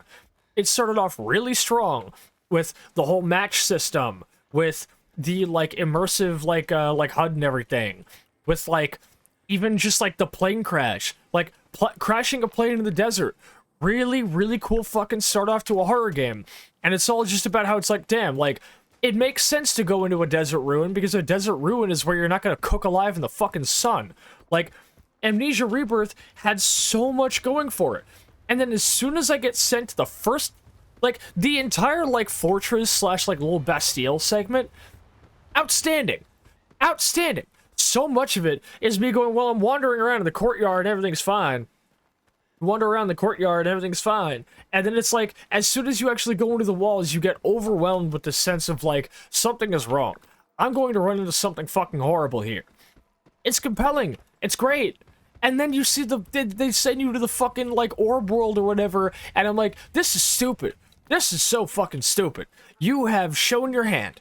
You have we are playing Texas Hold'em right now. You are carrying at least a 3-suit flush, and you have just put all of your cards down on the fucking table and shown me what all of them are. And they're like, hey, are you impressed? Sure, I'm kind of impressed. I'm kind of impressed that you had that. But the problem is you fucking showed it to me. That's the problem. I think when you went into it for the first time, I instantly said I didn't like where it was going. Yeah. Mechanism for hogs. I still can't believe, like, the big, character has a change of heart and realizes he's the bad guy moment in Machine for Pigs is when fucking Mandus is cranking his hog. I cannot believe they did that. Well, I guess I kind of can believe they did that, but that's still completely insane. I stood in the mirror, penis in hand. I can't believe it. I can't believe it. Amnesia Machine for Pigs. Squeeze your hog and become a better person. Put that shit on the box. Have the Chinese room. Shout it from the rooftops. Fuck everything. Woo! I love the the monologue at the end is great. The monologue at the end is great. It's a really good monologue, and the guy playing as a machine is a fantastic fucking guy. Like, that's the thing, right? Is that so when I here's the thing, is that the Chinese room are good at writing really, like, the Chinese room are great at writing stories that rope you into smaller things. The Chinese room are great at writing stories that are smaller scale. It is why I am adamant to this day that Dear Esther is one of the best video games I have ever played. It has made me feel things that I've never felt before. It has made me think things I've never felt before. Dear Esther is an absolutely super fucking important video game for the history of the medium, for the history of storytelling-focused video games. It looks beautiful, it has one of the greatest soundtracks ever, and its writing is stellar. And I never liked that it gets so unfairly fucking, like, spit-roasted for being the game that started the walking sim, when every single game that came after it has not managed to actually, like, nail what Dear Esther nailed. And the fact that me and Angel were able to sit down for that little, like, sit-down that one night and just play through Dear Esther and talk about our trauma, where I got to hear Angel talk about how she was grieving, you know, for someone in her life that she lost, how I got to talk about that moment where I walked up to Francis's casket and my first thought was, they don't look like a person who was hit by a train. These little things, the way that Dear Esther allowed us to have, like, an open space for us both to talk with each other about them and how we relate to them, and how much everything in your life flips the fuck upside down after a person who's critical to who you are suddenly is no longer there. How everybody in your family and friend circles, your job, everything that you once looked at with love and passion now seems completely gray and pointless to you. The way it colors everything around you. Dear Esther is a fucking masterpiece, and I will always champion that. I could not get into Machine for Pigs because all of the best parts of Machine for Pigs are when they're on, like, the smaller person-to-person scale, like Dear Esther. It's great. But when they try to do, like, a larger scale thing, it just doesn't really seem to land. Like they are great at writing that whole ending monologue where he just, like, you know, culminates in him basically, like, explaining, like, how mankind will bring about their own end through, like industrialized war and everything else that game is about. And the whole part where he, like, talks about, you know, they will dig their snouts into your ribcage and they will eat your hearts. It's fucking great. And Jessica Curry's music, as always, is outstanding. Never played the actual game so I can enjoy the monologue in a vacuum. Yeah, because it's still a really good monologue. I didn't hate Machine for Pigs like most people did, but it was still rough. Like, okay, Machine for Pigs is fantastic art design. Machine for Pigs' art direction is fantastic. It has great writing. It has great voice acting. Well, except for the kids. It has great music. It's just that, like, people kind of... And, okay, I think that Mandalore's video about Soma is a really good way of going into it, where it's like, The thing people didn't like about Machine for Pigs was not the fact that it didn't have combat, or the fact that it didn't have high the fact that it didn't, you know, like, have an inventory, or any of these things. Because these were all things that Soma didn't have. And Soma still made it work. Because Soma was well designed. A big part of it comes down to the fact that Soma had great environmental interaction. I think one of my biggest issues with Machine for Pigs is something that Mandalore pointed out, which is there is very little environmental interaction that is actually worth your time. You can't pick up books. You can't swing random drawers open. A lot of shit that allows you to discover really important things. My wife is jump scaring me. A lot of parts of Soma that allow you to discover really important things that further flesh out the storyline, make it more believable by cluing you in on little details about the characters, and overall build up the whole world that you live in, are absent from Machine for Pigs. And even if the game didn't have an inventory, even if it had less, like, you know, like decent stealth sections or more railroaded enemy sections, it would have still been better if they let us actually feel like we were a part of the world. How are you doing, my love? Wonderful. Ah. Love you.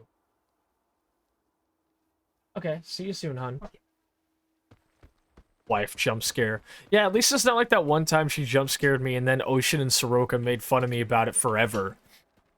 Oh, she's so jumpy. Yeah, fuck you.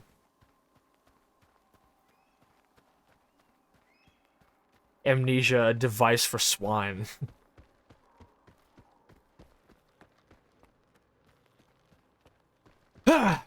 What a great fucking yap sesh about a really cool horror series. God, Amnesia the Dark Descent is still so fucking good.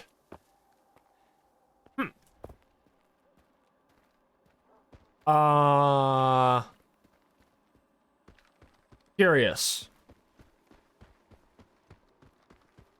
It is so good. Like, I don't think it can be described how important it was. Like, I gotta send you one of my clips. Yes, please. Like, fucking, dog, it's like over a decade old, and at this point, I could be having the comfiest rest of my life, right?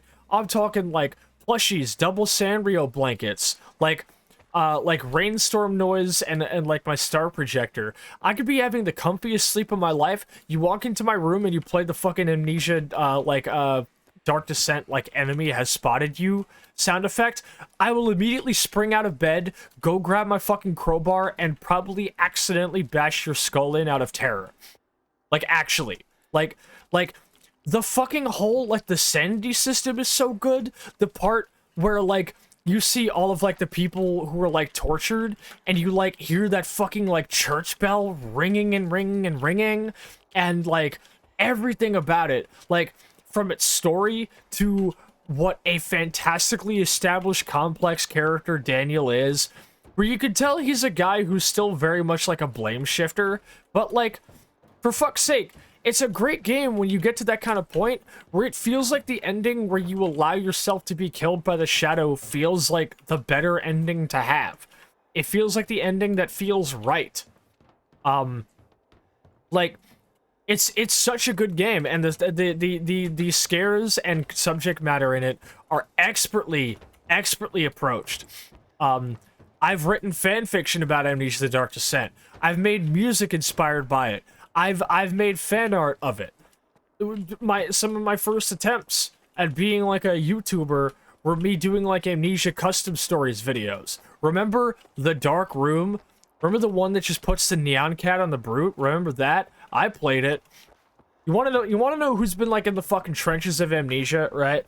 Ask about my good homie It's Venji, all right? I'm gonna give him a shout out real quick, because learning that he like got his start out doing like Amnesia custom stories is like insane to me, because it felt like me seeing like a motherfucker, like it felt like me going to like military boot camp, then going to war, and then coming home after my tour of duty and seeing somebody from fucking like basic training in like the grocery store and going, is that you, dude?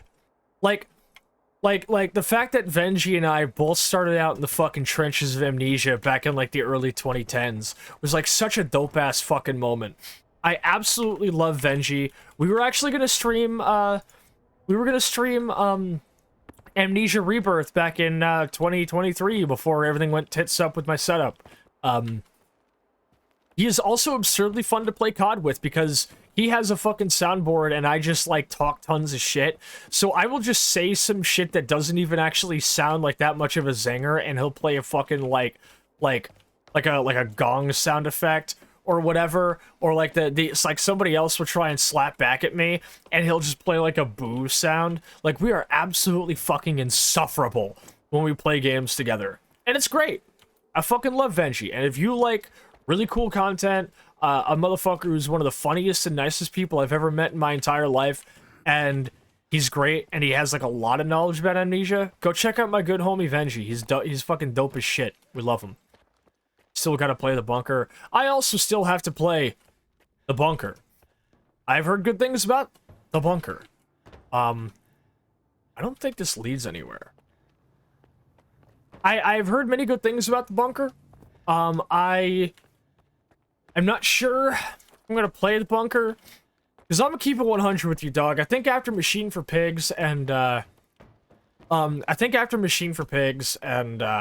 Rebirth, I'm just like, I'm at peace with it. Amnesia is done. I am good. I am very excited for what looks to be a Soma follow-up, though. Because, God, Soma, dude. Fuck. I was talking a lot in VC the other day about how somebody used Soma to make a full conversion mod for Soma. That is a retelling of SCP-001 When Day Breaks. And, you want to know something about me? I'd buy that for $1. Also, I do have it, so I should give it a shot at least. That's fair. We also do have Soma. Like, fucking... You want to know how bad SCP-001 When Day Breaks fucked me up? Right? After actually, like, watching the playthrough of that Soma mod, I drove home that entire night feeling like shit and being extremely conscious of every time I noticed the sun casting a beam on my arm. The entire afternoon, every single, like, as I was just driving home from fucking college, I kept thinking about how that one character's lover used to sing her that song, and then how the horrible, like, amalgamate version of her started trying to sing it to her to lure her out of hiding. I kept thinking about that. I kept thinking about how horrible it would be if seeing somebody I love turn into that would be. And as I was driving home, every single time I noticed a sunbeam on my arm, I got this fucking sinking feeling. I got this feeling like somebody had, like, literally, like, held my body in place with some type of, like, gyroscopic device, and then reached into my fucking, like, chest and flipped my stomach upside down a few times, like, through my skin. That was how it felt. It was awful. But God, When Day Breaks is so fucking good. Got so much horror media I catch up on. That's the thing. Is that horror media isn't a new boom. There's always new horror. There's always new horror to subject yourself to. Where the fuck is this stash at? Dig in, boys. I'm feeling generous. Thanks. It appears to be below. And I can't remember exactly how to get there. Horror? I hardly know her. Well, okay, there was actually that one bit that Tobuscus did when he played Amnesia, where Daniel says, "Oh, there's real horrors down there." He goes, "What? There's horrors down there?" This is a horror game that was announced a bit ago. Let me find the name. You have the slightest idea how little that narrows it down. Good case. There are always more horrors to find.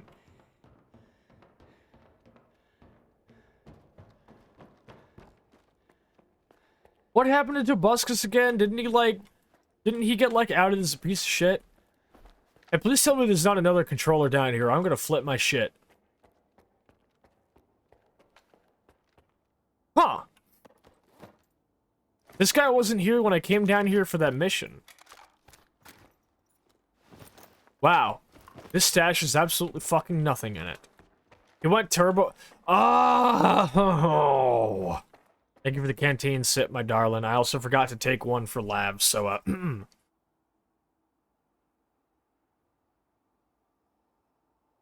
He has Kyle Rittenhouse on.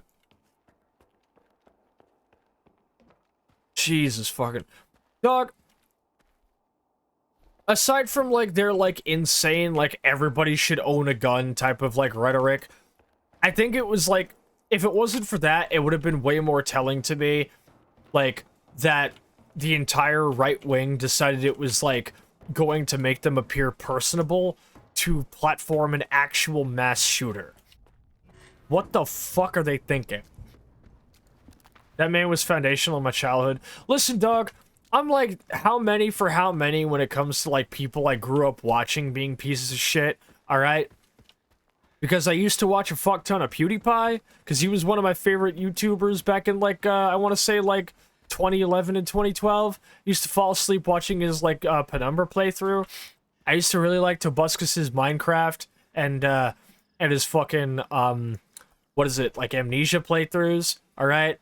I used to, you want to talk about person who was foundational for you in your childhood who turned out to be a piece of shit, all right? You want to know how I learned to be a music producer? Dave from Boy in a Band. Oh, that's rough. That's rough. That's rough, dude.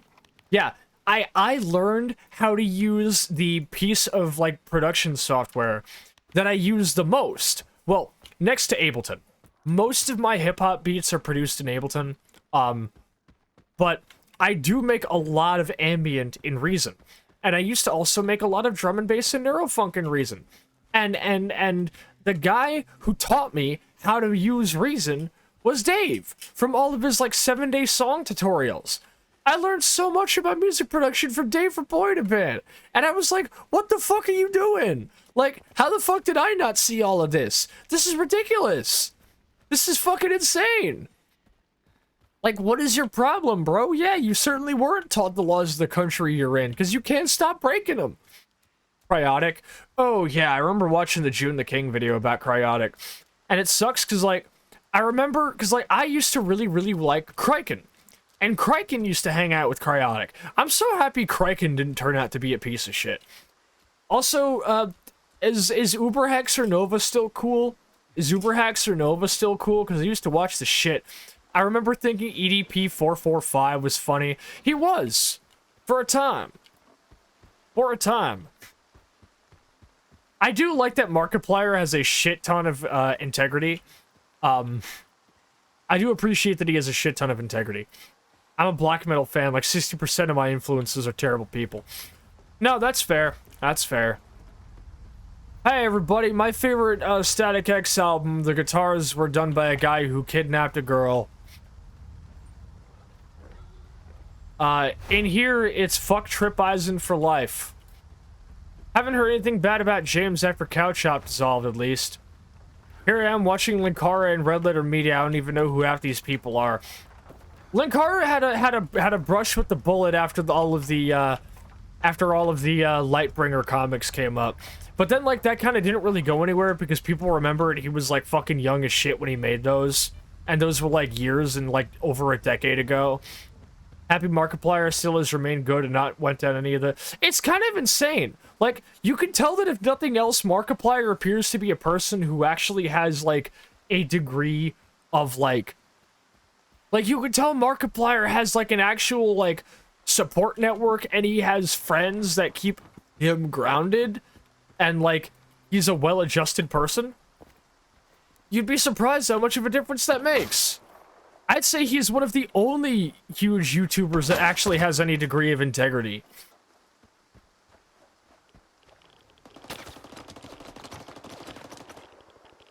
Like, for fuck's sake, dog. I've been through the song and dance so fucking long. You know who my favorite YouTuber was to watch, like, right when COVID was popping off and I was playing a ton of Animal Crossing New Horizons? Illuminati. And then I learned everything about Blair, and I was like, baby girl, what the fuck is you doing? What are you doing? What do you think you're doing? I remember someone using the Jacksepticeye Sally Face F-slur clip to say he's actually homophobic. That's ridiculous. Kept my nose out of bullshit so easily. Dude, Blair from Illuminati was, like, the most, like, easily preventable crash out ever. Like, let's be real, alright? I feel like I'm not gonna get a whole lot of bullshit for this. Is that a beer? Oh shit! Oh shit! I feel like we can be in consensus on this, but if Blair from fucking Illuminati was like still like on right now, she like, let's be real, she would absolutely be using AI. Sky does Minecraft. Oh, Sky does Minecraft. Oh, did he ever do the Minecraft? Man, why is it the Minecraft YouTubers? Why is it the Minecraft and FNAF YouTubers? I wonder. Isn't Jack... Yeah, no, like Chance, Netta was saying that, like, somebody tried to, like, paint him as a bad guy, and he's not, I think. Well, uh-oh, if Netta says that reminds me, I'm scared. Haven't heard of a single Minecraft YouTuber that didn't turn out to be an asshole or a groomer. Hi, Lion Maker, how are you doing today? Don't trust him for his role in the... Yeah, no, fuck Matt Pat. Listen, alright, I don't think this is the worst thing a person can do, considering, you know, like, obviously, Matt Pat is not as bad as the people he goes to bat for, like Scott Cawthon. But, like, all I'm saying is... my biggest issue with when it's like, oh, like, Matt Pat gave a copy of Undertale to the Pope, or whatever.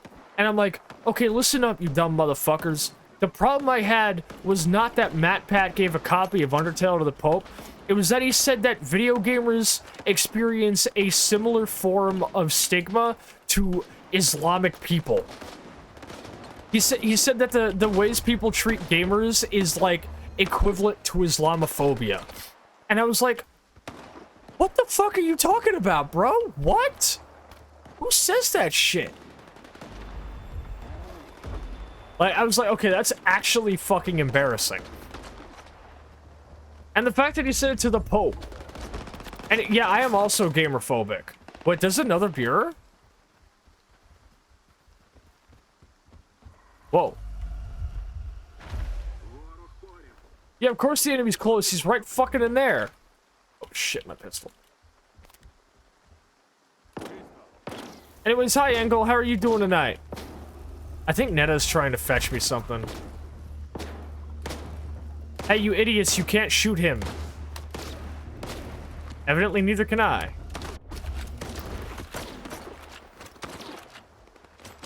Pistol, please.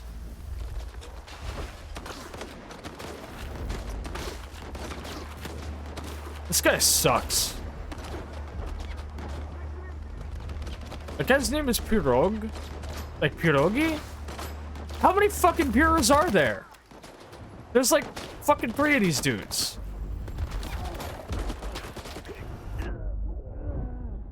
Smidge Sleepy did good though, watching stream, feeding my RuneScape problem. Hell yeah. Okay, so apparently I should not be attempting to engage these 3 beers in combat. Oh, what a night. 500. 500 thingies.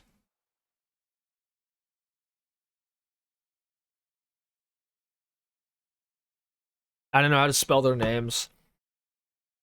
I got you, dog. You spell it like this.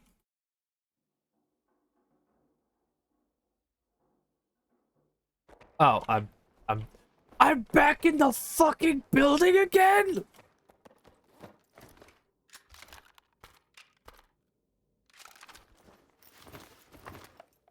Do do do do do do do do do do do do do. Alright, get me the fuck out of here. 500 euros. It's cleaning later tonight, but I'm waiting because it's a brainworm thing. So I simply skill like a goober. You know what? I respect that. Now there's an important stash I came up here to go to. Because I haven't been to the cement factory area yet. I have business there. There is a stash I need. With a very, very important item that is going to make my life marginally easier.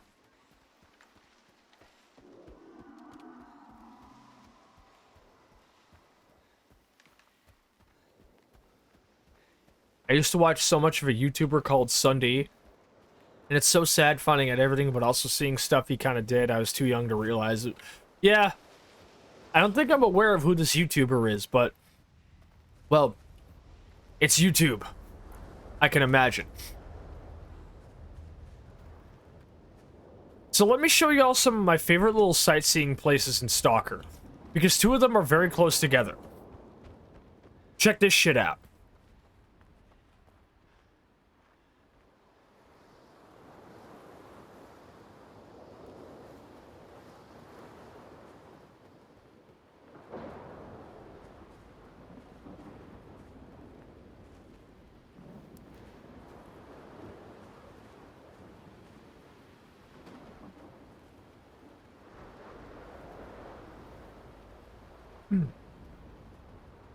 Yeah, that shit is dope.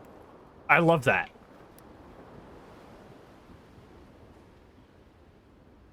Like, they don't even make a noise. And I also like how the wind makes it blow. Completionist? Yeah, fuck that guy. There's an inkling of idea in me to emulate those vibes in something of my own making. Please do it. Please emulate the vibes of the zone. Anyway, I also want to show y'all about one of my favorite little spots in the entire zone. This is both one of the... He was trying to force Christianity on his...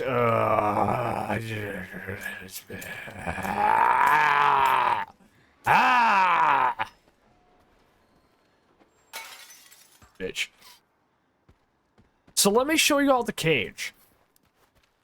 I was on VC with Soroka and Ocean once, and I was talking about how much I love this anomaly area.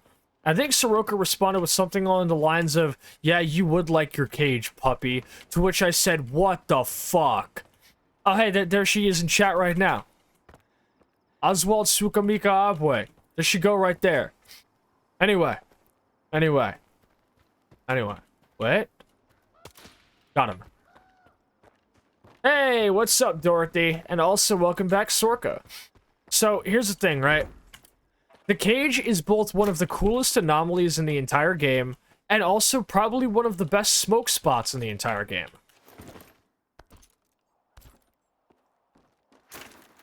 Honestly, I think a general rule of thumb is that the most dangerous anomalies also tend to be the best smoke spots. So peep this. Alright. Allot me the room. This is the cage. It is very obviously what looked to be an unfinished construction building for some type of office complex or apartment block or some other thing. Obviously, its actual interior structure does not imply that it has a great degree of logic to how it's built. Generally, any type of building of this height tends to have a stairwell that goes all the way up through the center the whole way through. This is clearly like just a giant fucking concrete thingy that they built. Now, as per some of the best platforming in the game, or some of the like highest or toughest to reach spots, there is a non-stop limited edition energy drink up there. So, also wait, let me see if the guy is here. There's a guy here I have to talk to. Because you'll notice an important thing over here. Is he here?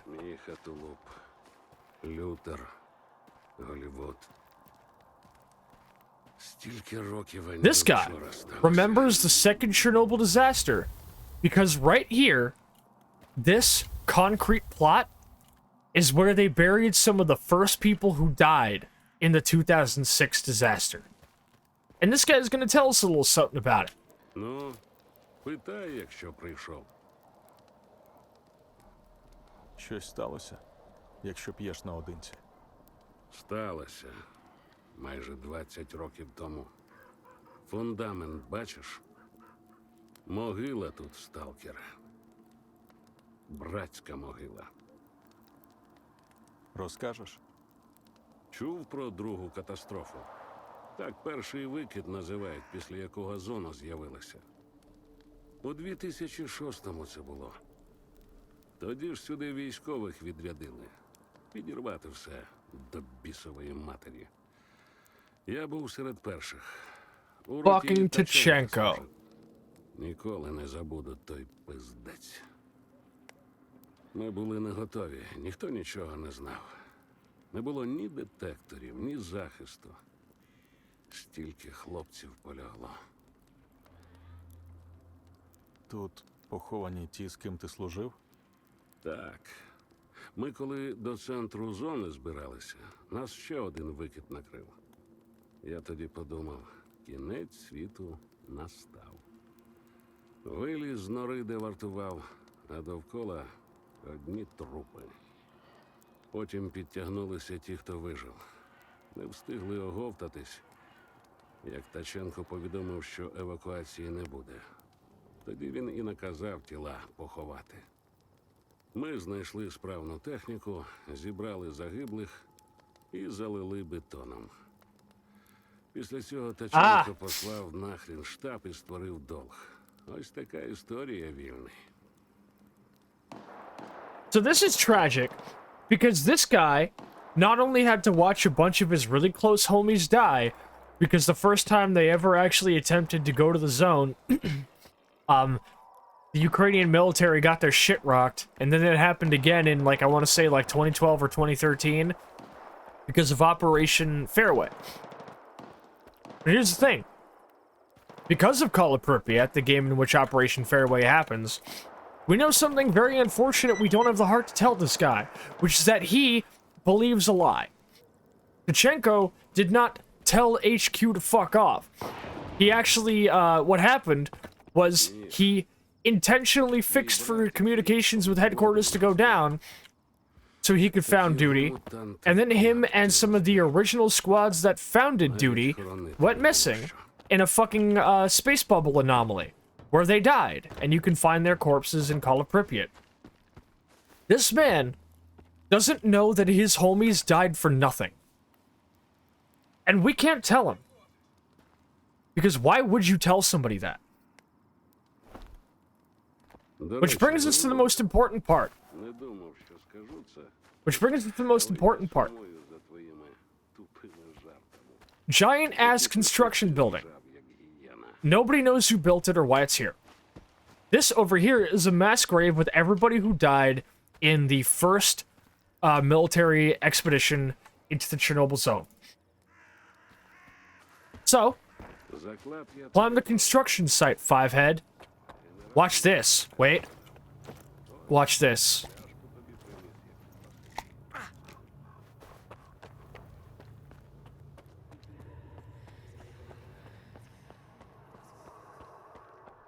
So, what should be a very easy platforming puzzle of walking up this office building is now exacerbated into a nightmare because the depth perception getting fucked up by all of the visual effects makes it impossible to discern whether you can actually survive certain jumps. This, if you didn't have this, is one of the easiest, like, segments to platform in the game. Hell, even calling it a platforming section feels dishonest. But this is very obviously a haunted site. And this is why I love the way Stalker 2 does psychic anomalies. Because they're not just big AoE damaging spots. These are places that feel wrong. There's a mass grave over there. This is an office complex that nobody finished building. It is fucking haunted. Oh no, Jace, the pills don't fuck up my view. The haunting does that. The pills are to make it so the haunting doesn't kill me.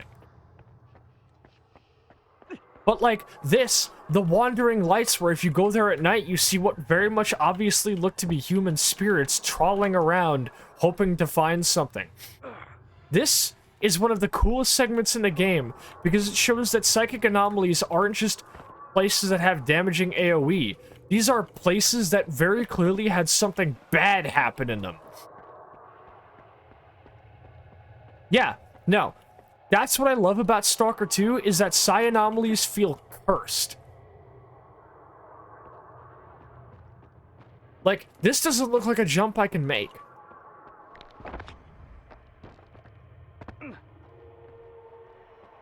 Now, and here's the best part. You get up to the top,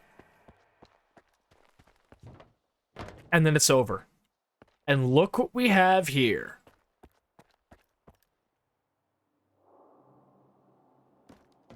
Another antenna. Another makeshift antenna made by a Noontider to communicate with the monolith. But it doesn't even have a psi emitter in it. This may have been one of the original monolith antennas of attempting to communicate with it. And then look at this view. We've got the Red Fortress over there. We've got that one, I think that was going to be the reactor building for Reactor 5. Over there, I think... across the river, if memory serves. Oh shit, this is a bad place to be. I gotta grab my energy drink and run. This is a problem. I don't know where to go. I don't know where to go. This is bad. I took too much time sightseeing. Alright, well, time to just fast track us through the most important thing here, which is the easiest way to get down. That's too high! Fuck it. Okay, where do I go? Oh, well, that's convenient. It's right here.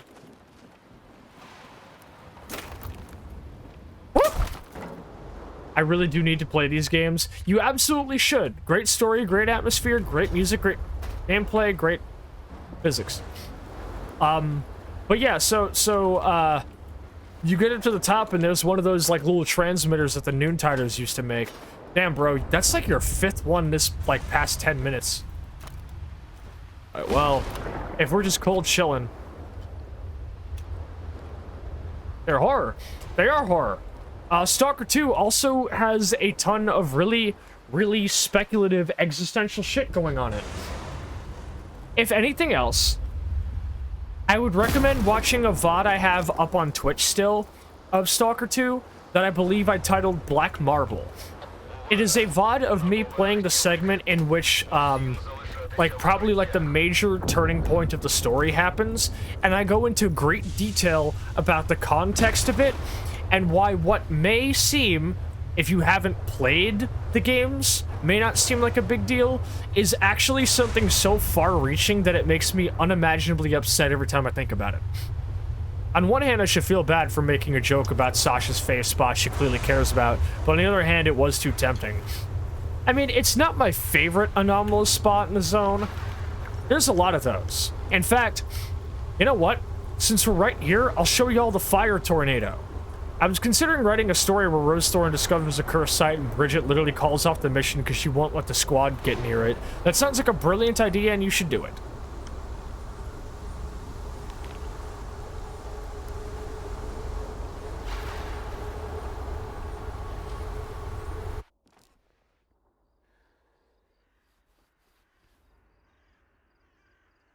My favorite part about the emissions is the way they just stop.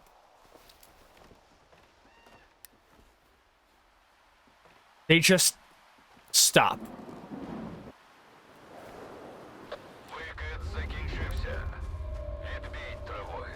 I think you might be autistic. No shit. Also, welcome in, Jay. Sorry I didn't welcome you in earlier. I was too busy monologuing. I thought my audio got cut out. Nope.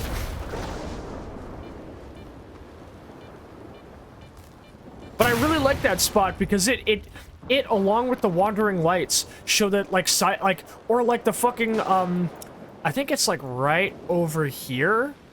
There's a here we go, the Stone Village, a place where the anomaly fucks with your mind and makes you think there are like 50 artifacts around you. Like the best anomalous areas in this game are completely like really unique and cool. Then there's the poppy field, which there is a stash that I should go get there. There's also the fog. I should show you all the fog. Not to mention the burnt forest. The whole point of it is that it's all constantly burnt because lightning keeps striking and burning shit. That is a really good idea, by the way, Missy. So let me show you all some dope shit, okay?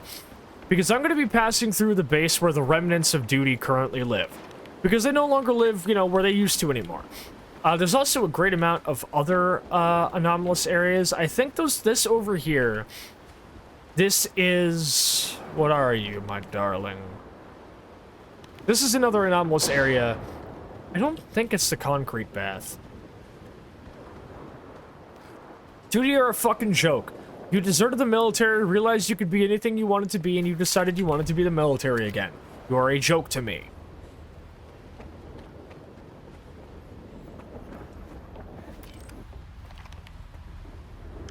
Here we go, the concrete forest. Not to be confused with the iron forest. The concrete forest is mad cool. And there's broken glass in the air. They really are a joke. They fucking suck. Anyway, we're not here for the concrete forest. I'll tell you what we are here for. That's a swamp. Wait, what's this? Oh, right. I forgot. I shouldn't have played. Oh, shit! Jesus Christ.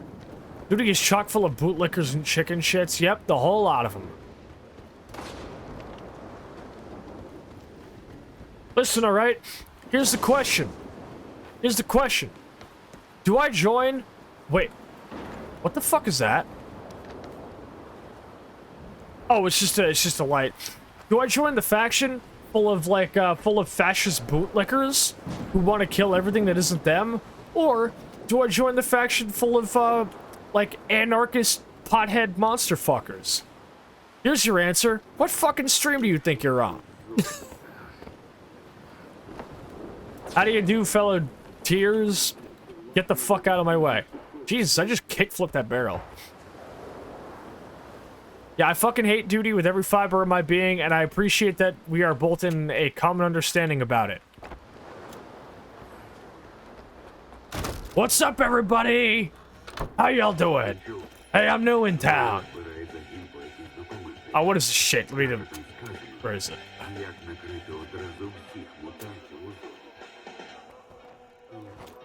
You know, I've been in the zone since 2007, and I'll tell you what.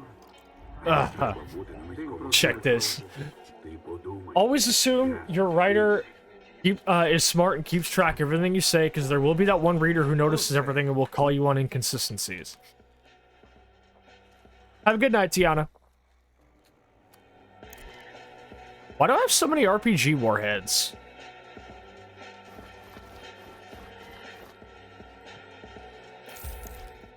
Okay. So real quick, I have something to do. But before I drop all my shit off, I have to go do something very important. So check this shit out, right? So this cement factory, anybody who's played Stalker before will recognize this locale. I'll tell you why you'll recognize this locale. Because this locale, is where Nitro sends you to do a quest in Stalker 1, or in Stalker Call of Pripyat, rather. And on top of that, you also find a PDA left behind by Strelick himself, where Strelick explains part of what he's been getting up to in the zone after the events of Shadow of Chernobyl. There is still something very important and useful here in that Stash's place now. But it's not what you think. So peep this. Finding the stash up here is always such a fucking chore. Alright. So here we go. First, put away all my goddamn thingies. Now watch this, okay? Because here's what we want. Here's what we need.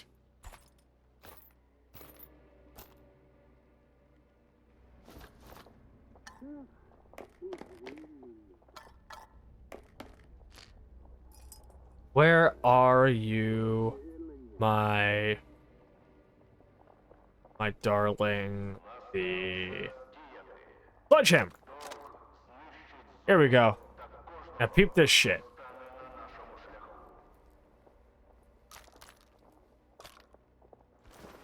Gotta be autistic about... He's so damn autistic. Gotta be autistic about something. Give autism to the whales? Gotta give autism to something. Touché. I should put a fucking, yeah, Stalker is literally my favorite game. Expanding dart, don't worry about it. I should get a Nuke the Whales poster. So anyway, we're here for something. Because we're gonna have to go to bed in a second. But, okay. So here we go. It's over down this way. Sounds downright inhumane. I want 15 bucks. It's on my desk tomorrow. So, in the location where there used to be that stash that gave you, like, information on Strelix's whereabouts, there is no longer that stash. I'll tell you what is there. Something even better. Something that Soroka is gonna want to see.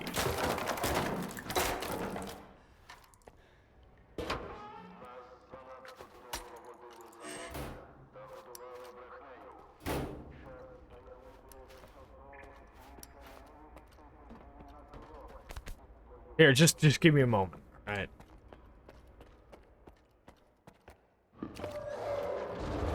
Watch this. Watch this. I'll give him 5 seconds.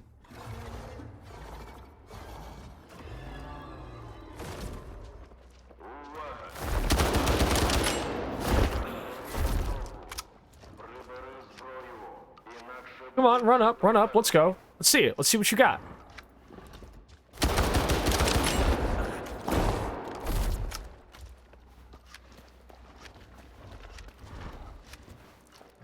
Come on, step up. Oh, look at it. Look at the big fucking phony.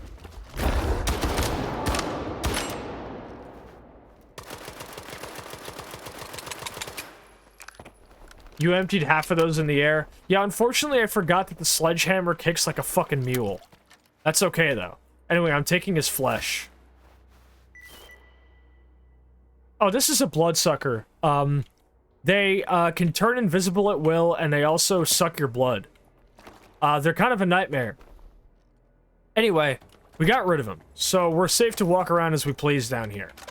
Now, give me a sec.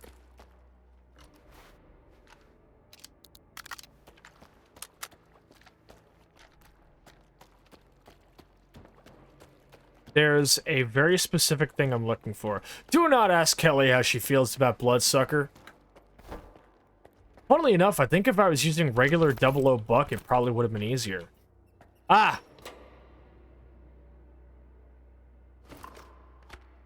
There we go. We got the stendo on the Vector now. Now this thing can actually be a fucking SMG. That's all I came here for, by the way. That's it. That's all that's down here that I needed. Aren't they just always invisible? It seems to be implied that them turning invisible is, like, not a thing they can do all the time. If I remember correctly, in Stalker Clear Sky, invisible bloodsuckers were also invincible, and it was why they fucking sucked. It would have been a pain in the ass to fight. Yeah, I mean, I do appreciate that bloodsuckers are usually often placed around in areas where you can use environmental clues to decipher if they're, like, nearby. Like, for example, the way that one was running up and you could see him splashing through the water. By the way, also, they sleep standing up. Alright, what is this guy gonna tell? Зелений сталкер питає у досвідченого. Мужик, у варту дуже складно попасти. А він йому, та що складного? Прицілився і стріляй. Блін, так не смішно ж. That's fucking hilarious, dog. I keep forgetting which building I'm supposed to actually go to. Hold up.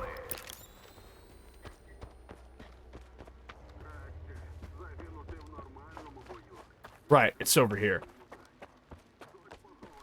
There's acceptable nuance. Yeah, they can't do it all the time. It's totally understandable why.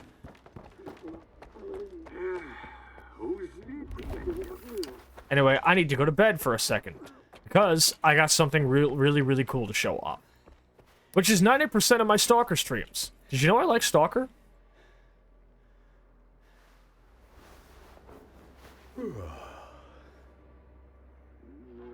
My hottest take is I think the Vector looks really neat, but firing it in full auto is a waste. Yeah, well, that's just kind of like your opinion, Soroka.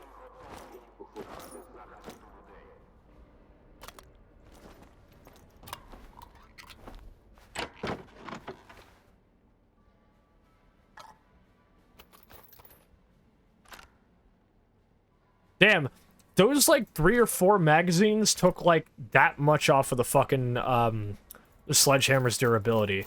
That's bonkers. I should do it again. Okay, let me balance out my food and supplies real quick. Vector Girls Frontline 2 is hot. Yep, that's there it is. Yep, there it is. It's designed to work well in full auto. This is true, it has a really good recoil system. Anyway. Condensed milk in the morning. Like, you're not even mixing that with anything, you're just drinking condensed milk. Dude, Stalker's a built diff. Anyway, we have business across the river. We have business across the river. I think this is the way? Yes, it is. Alright. So peep this shit. As we get closer across the river, because this is officially us getting, like, closer to, like, the northernmost part of the zone. Okay? Because, like, this whole ass area over here, this is all fucking no man's land. This, right here, this is the Red Fortress. This was going to be another reactor building for the Chernobyl power plant, and now it is run by the Monolith. Allegedly. There is a locale somewhere around here where if you just sit down and watch, you are effectively looking at a recreation of the Stalker Shadow of Chernobyl main menu, which I think is absolutely adorable, and I love that they include it in this game. There are 2 sites we're here to see. Also, this anomaly is just called Hell. It's just called Hell. I don't have anything to say, it's just Hell. But peep this.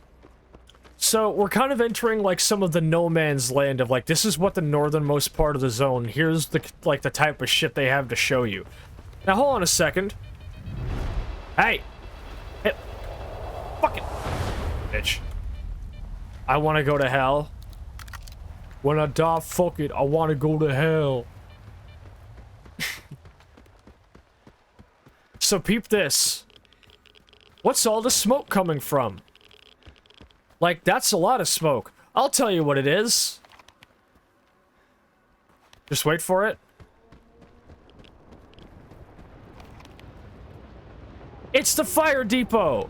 It's the original Chernobyl, like Pripyat Fire Department depot. This is where the firefighters worked. And isn't it funny? Isn't it funny that that the fucking, like, fire depot that dispatched all the fire trucks to the Chernobyl plant, it is now on fire forever. These are this is an anomalous fire, by the way. It could never go out. Also, double rainbow. The fire never goes out. And by the way, of course, if you want to say, but Sasha, if this is the fire depot, why is there only 1 fire truck here? Well, of course, because they're all the way over here. Because when all of the vehicles used in the Chernobyl evacuation were actually spared and done, they sure as shit couldn't scrap the metal to use it for anything else, and they couldn't keep using the vehicles, so they just dumped them all in this big-ass fucking location here. This is based on a real locale, by the way. There is a real vehicle graveyard just full of dead hinds, old fire trucks from the original first responders, and everything else.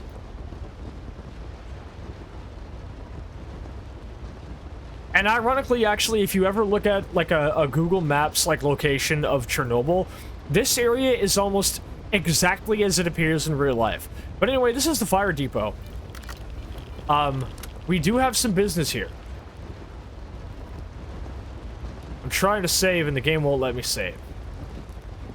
Come on, Stalker, let me save. It's really finicky about where it lets you save. This over here... Oh, shit. No, I don't want to go there. Those guys over there, those are IPSF, and they're also brainwashed. I don't want to tow it with the regular IPSF. Bitch. Damn, it feels so much nicer to use this thing when it's... Ouch! Bitch, I'm trying to fucking upsell the gun. Give me a second.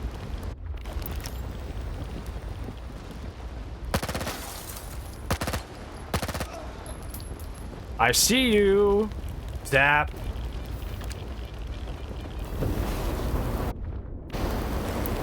No, do not do that. Here we go. I have business to attend to, and it's actually right over here. Oh, it's a hypercube.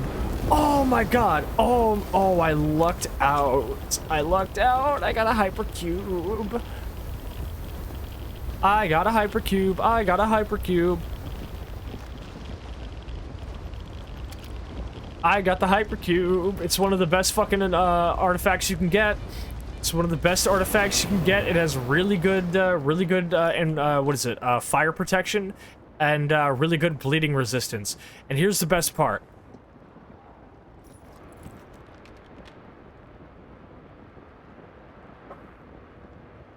Me little princess, ain't she beautiful? Was it getting dark? So yeah, really high thermal protection and really high bleeding resistance, which is very, very useful. I love getting to just inspect all of these.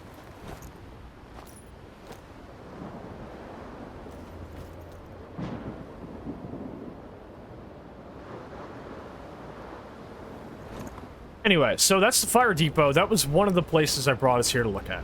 Because it's just so fucking cool. Oh, fuck me in the ass. How do I get in? Let me in. Hypercube. 4-dimensional anomaly time dilation. Holy god, 5-sided Roman. Aha! Ooh.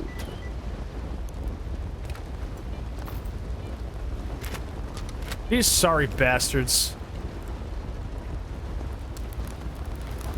Ilya limp.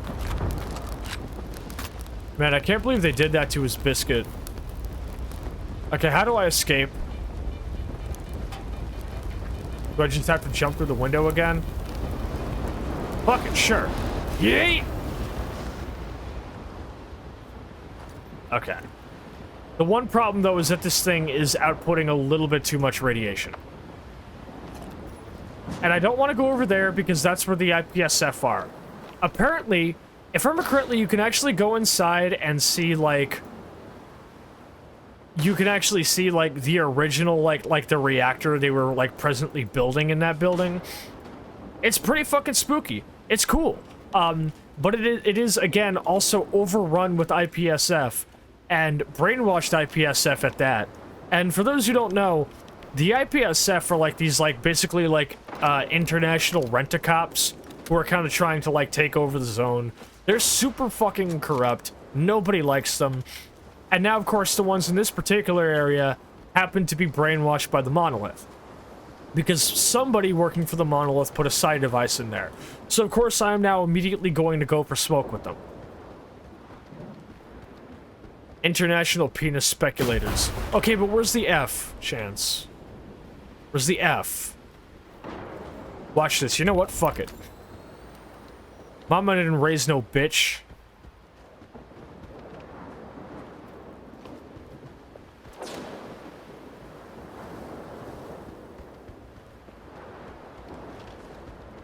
That is definitely a statement, Angel. I love that all of the, like, construction equipment is still here, by the way. Is this actually where I'm trying to go? Oh, no, it's actually over here. I'm in the wrong locale. Well, I gotta go this way anyway. I gotta go this way anyway, so we might as well deal with some IPSF on the way there. And then after we go to that little, cooling tower for that one anomalous area, I'm gonna be going to BRB so I can get up and stretch and say hi to my wife. Here we go. Hey, you guys smell something? I smell rent-a-cops. Who remembers that one time I, like, accidentally called them the F word on stream last month, 2 months ago?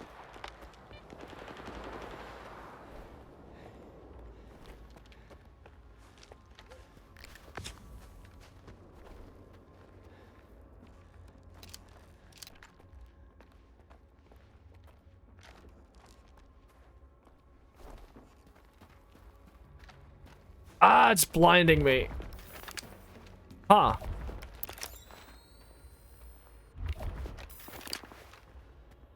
Guess that storm cleared. Ah, there they are.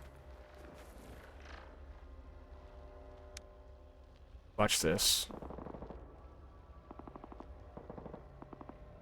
They don't seem to know that I'm here. This looks to be the reactor they were building. Now, there's something important here.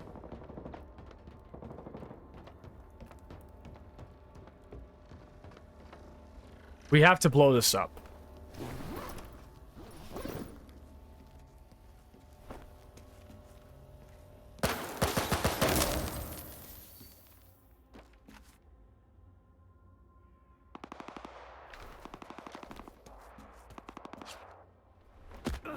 You're blowing me. Anytime British people talk about going for a smoke, I do a double take. Yeah, I do think these things are cool. I think these things are fucking gas, and you should think they're cool too. I'll kill you. Also, I totally should have been able to make that jump. What the fuck? Okay, anyway, as I was saying, we need to blow this up. You don't see me. Huh? Critical stairway error.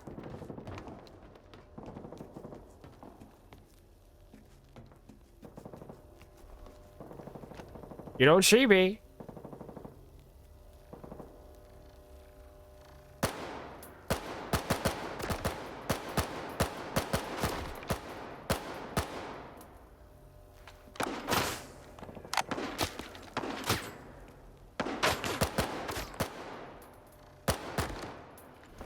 Bitch.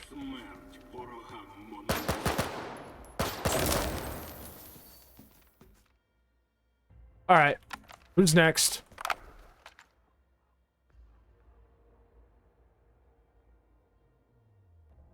Come on, make yourselves known. See, he even says enemies of the monolith. Yeah. Lovi granatu, vrag monolita. Bitch. I have heard of Project Silverfish. I'm probably not going to play it, partially because I'm fundamentally incurious with furry art. And also, I don't really, like, vibe with games that try to be Stalker, because to my knowledge, none of them have really, like, managed to, like, really nail it. It does look like a very cool game. And one that I'm very happy exists. I'm probably not really gonna be looking into it. Jesus.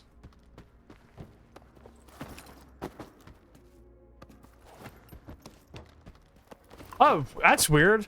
Originally, it used to be IPSF guys here. No, these are just actual monolithians. Yeah, we talked about it, but it was like, I just, it's not my kind of game.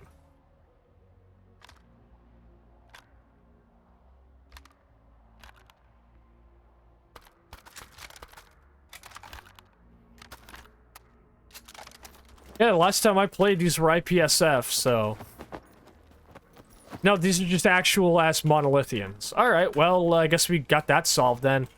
But I don't have everything I need here.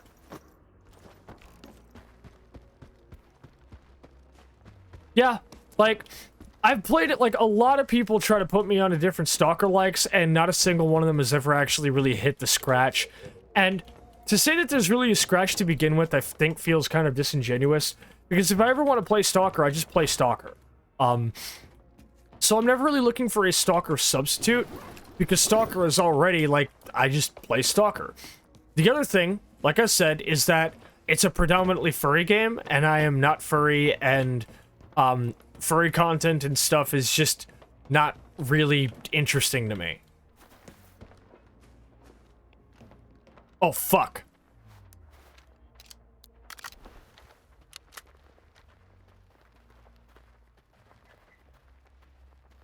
Oh. Alright, hey, what's up, buddy? I heard footsteps and you gave me a fucking heart attack. No, you're just some freedomer. What's up, dude? Yeah, thanks, shithead. Oh, you know, this probably should have clued me in that this is Monolith territory. Damn, they posted this up fast. Tirka went tits up, what, like a couple of days ago? How'd they already get this many heads?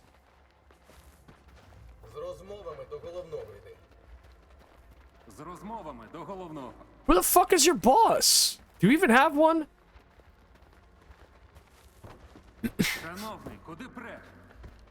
Gas mask, my beloved. Hey, fun fact for people in chat. Are you interested in buying a Soviet GP5 gas mask for cosplay? Don't buy a real GP5 filter. Why? Because they have asbestos in them. Get yourself a NATO filter and a conversion kit. You will thank me later. And by later, I mean like years and years down the line. Don't get a real GP5 filter, please. I beg of you. This looks like you should be able to climb this. I've heard unbeatable is gas. What did Lav say here? Part of the reason I'm homeless is because of two prominent furry figureheads. I cannot give interest in the furry community anymore. Yeah, the places where I've consistently had my boundaries pushed the most have been furry communities. Communities where people who are known as abusers and still given like endless excuses anyway have also been furry communities. I do not have any interest in being, like, a part of anything adjacent to furry stuff because I just do not have any trust in that, like, community. I just don't. Should give Stalker 2 a try. I did give the first Stalker a try, and I'll be honest, the jank doesn't do it for me. I suppose that's fair. I could also try just showing you, like, a version with, like, a community patch that fixes a lot of the jank. A special disinterest. Yeah. Now, special disinterest feels like probably how I am. Where it's like, obviously, furry is not just like a fandom or a kink. Furry is like an entire identity. And as such, I respect that identity. I respect the fuck out of it. However, I also don't think I can really like ignore the fact that like 90% of the spaces I've like been done dirty the most have been furry spaces. Like, specifically, like, spaces, I guess the best way to put it would be spaces that are predominantly for curating and posting that kind of content relating to it. So as a result, I don't really have a whole lot of vested interest in furry spaces because I don't really want to open myself up to being victimized again. My toxic ex was a furry. I have been hit on by people I barely even know, who gave me bullshit excuses in furry spaces. I've seen people who've abused my friends be allowed to hang out with everybody in furry spaces. I've seen people who make excuses for listening to artists who beat women in furry spaces.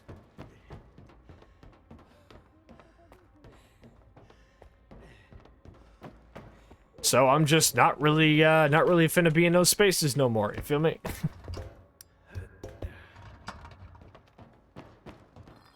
I'm sorry you can relate. Oh shit! Let's go, another non-stop... Oh, another non-stop limited edition. Now, this is what we came up here for. An exosuit. These are some of the best armor suits in the game, but they don't allow you to sprint. So that's like the downside.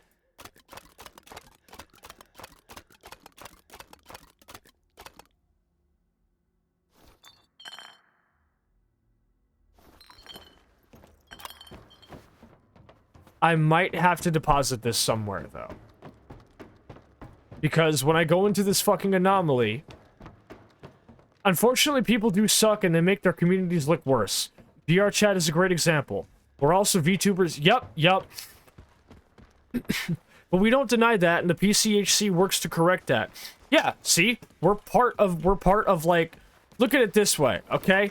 Shitty people are a disease. The PCHC were the fucking antibodies.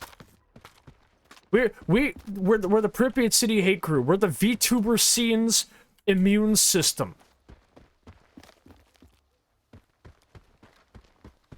Yeah, like dead ass, right? Dead ass.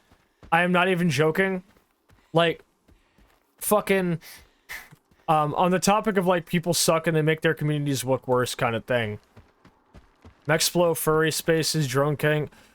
I owe a lot to Mexplo because Mexplo inspired a lot of where my current lore's, like, themes are going.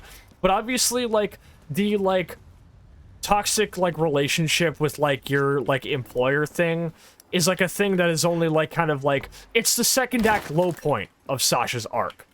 That's how I like to look at it. She has one giant second act low point, and it does end, and she does manage to leave all of this awfulness behind, and she's better for it. So I owe a lot of inspiration with what I do to Mexplo, especially to Warhound, and also now Hecate's Call. But, like, generally speaking, most Mexplo stories are extremely formulaic, and you can tell they just kind of want to be the next Warhound, and I'm not really vibing with that. Drone King. When I was first discovering 80, I had a lot of people going, oh, are you sure that's not a drone thing? Yes, I am. Well, but, like, you said that part of it is that, like, you enjoy kind of, like, you know, not really, you know, like, being, like, going by a name, but you like going by a number. Are you sure that's not a drone thing? Yes, I am. But you said that part of it is not really being viewed as a person, but almost a sort of, like, part of many things, a unity almost. Are you sure that's not a— Yes, I am. Now fuck off.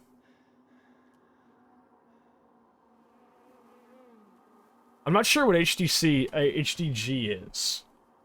Which Hecate's mech is the best? I mean, to be perfectly honest, I'm very heavily biased towards artillery and big ol' guns, which is why I really like the work from home.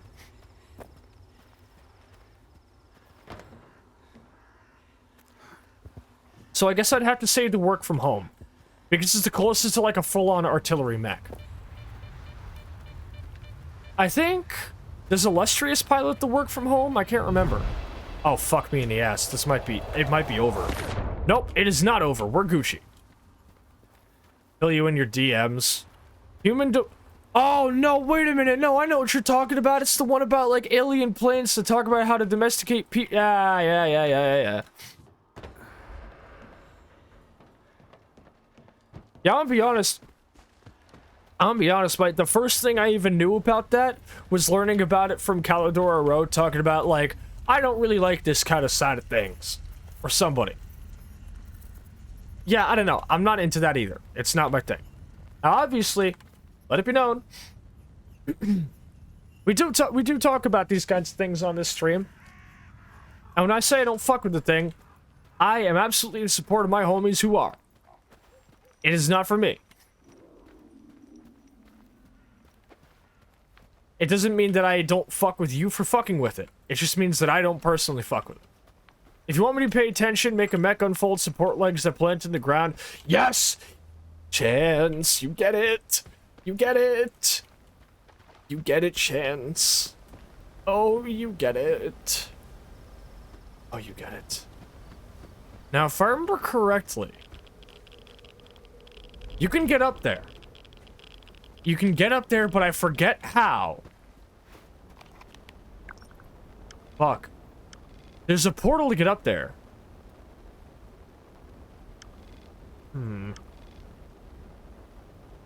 Where is it? Is it elsewhere? There is a fucking portal that brings you all the way up there. Oh, wait, no, it's actually, like, right there. Okay. Chan says, wish I could play Armored Core 5. I've heard really good things about AC5. Now, I need to be very careful here. Because watch this.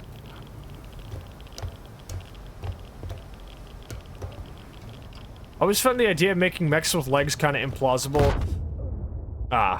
Smaller scale robot dogs are one thing, but I can't think of a large mechanical implement that would benefit from legs as opposed to just wheels or treads. That's fair. Then it's me. AC5 did not emulate well for me. Railguns should creak and groan like old I-beams. Send tweet. Ding ding ding, we have a winner. Yeah, like, or at the very least have be like those giant ass like mobile cranes where they like have like little, like, you know, like ballast thingies they dig into the ground. Now hold on here.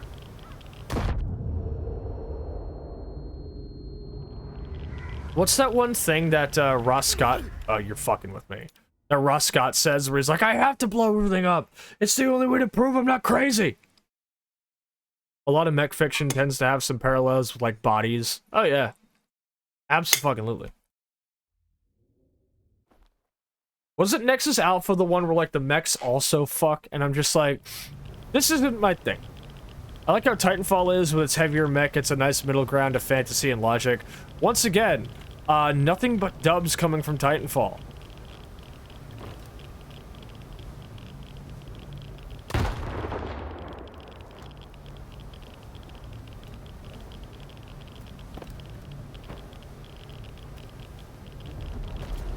Wait, where's the fucking trap wire here?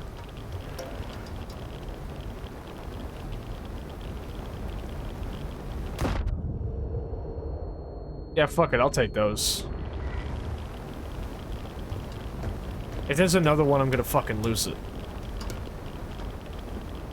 I really need to get into Battletech. There's a guy who actually does a lot of art stuff for a Battletech podcast, and he's great. He follows me. Okay, here we go. So peep this shit. Look at this. You want to talk about top 10 Stalker smoke spots? Alright. I just found the best one.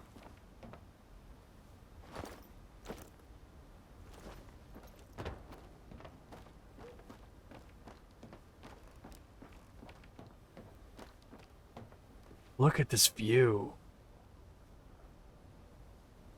Look at this gorgeous fucking view. Look, there's Circa.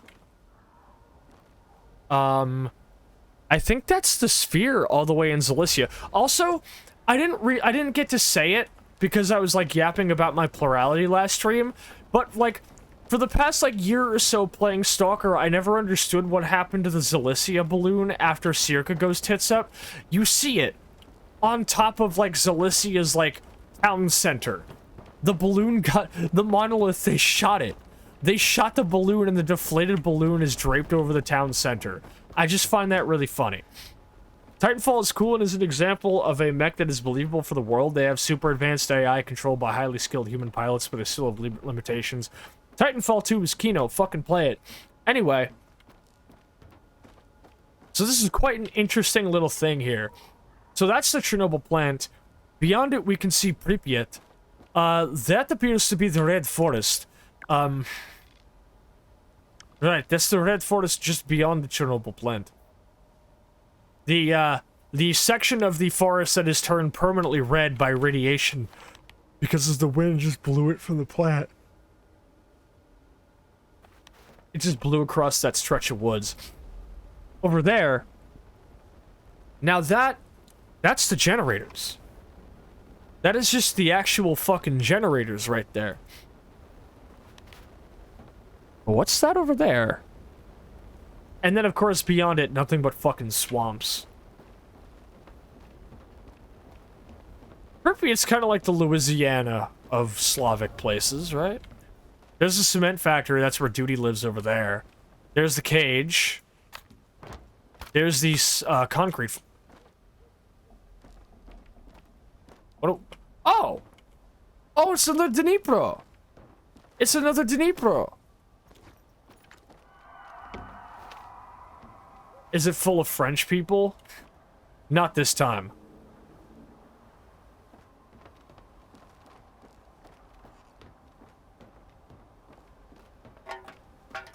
Anyway. Time to do my favorite thing in Stalker 2 whenever I find a dope-ass smoke spot.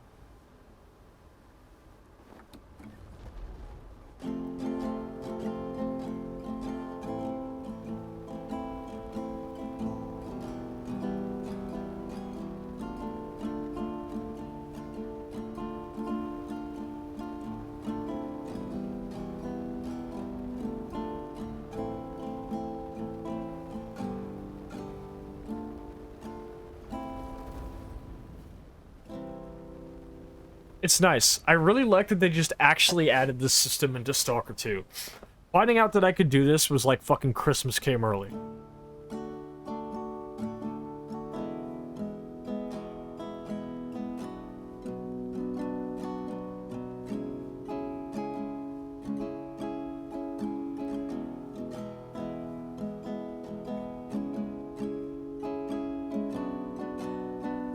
It's dope. It is one of the best parts of the game, and you can just do it anywhere. You can do it anywhere, but like you can legitimately just open up your inventory and do it anywhere. But there are certain spots like campfires and other places where it actually gives you like a contextual reason to do it. Cannot imagine carrying a guitar around like that. Well, yeah, but also Skiff's built different. This guy really wants his fucking apartment back.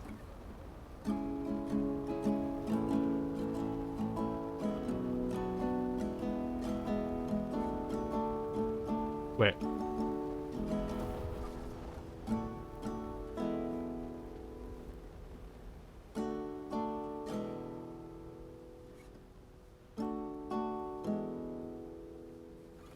Any game that lets me play guitar, I will play Rumble by Link Ray. I will play Rumble by Link Ray. Have you listened to Rumble by Link Ray? You know that it's the it's the sound of urban violence? Ooh, baby! Literally. Like I found a stendo for the baby. Well, in the interest of not letting my vector run down any further. So for those who don't know, this rifle's called the Dnipro, in-game. In real life, it's named by the Ukrainians. It is a Ukrainian-developed bullpup rifle called the Malyuk, which is funny because Malyuk means baby. They developed a rifle while at war with Russia, and they called it their baby. I just think that's really cute. Angel and I love talking about the baby. It's also one of the best rifles in the game. Once in chat, if you love the baby. Top 10 things that were not, in fact, said during a Metroid Other M stream, but you could be forgiven for thinking they were. Now, unfortunately, the annual problem for our generation is getting the fuck down off of this thing. If memory serves, there are anomalous patches I can jump onto. I just don't remember where. Dude, chat loves the baby. Well, I guess this is the only way to jump off, so fuck it.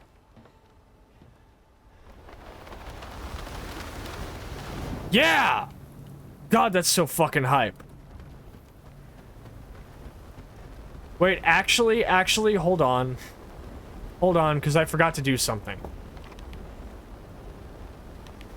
A better bullpup than the Tavor. Okay, to be fair, okay, the Fort 221 alternative for the Tavor is pretty good.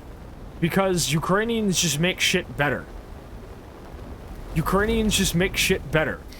And the Ukrainian alternative for the Tavor is just better.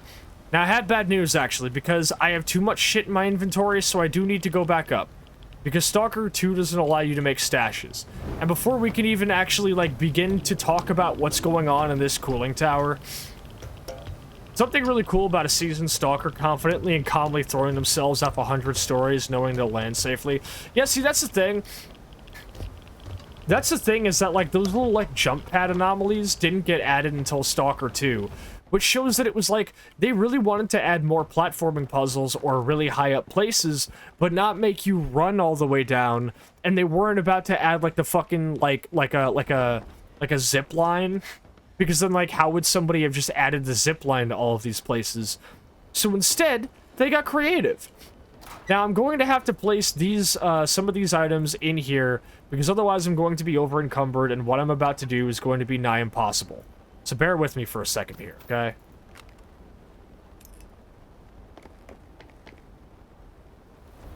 I'll come back for these in a bit. Promise. Here we go. Woo!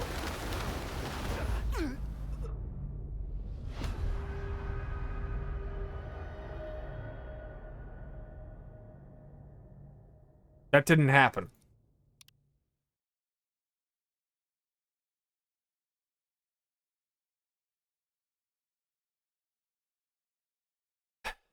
That didn't fucking happen. I surfed off the geometry and hit the one spot that wasn't... Oh, I'm sorry, hon. Oh, shit. Alright, so at this point, I think I just need to do this. Yeah, there we go. That's better. Okay, there we go.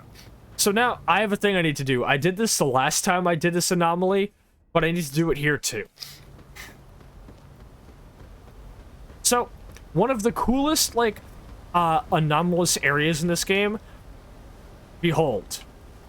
Feast your fucking eyes. And here's the coolest part. Because the entire game, once this area gets unlocked, you can see it. And you're like, what the fuck is going on in this cooling tower? What is that? And then you get here.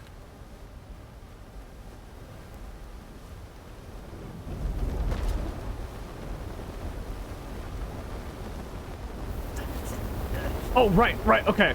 So it has a function. It has a function where it breathes in and out.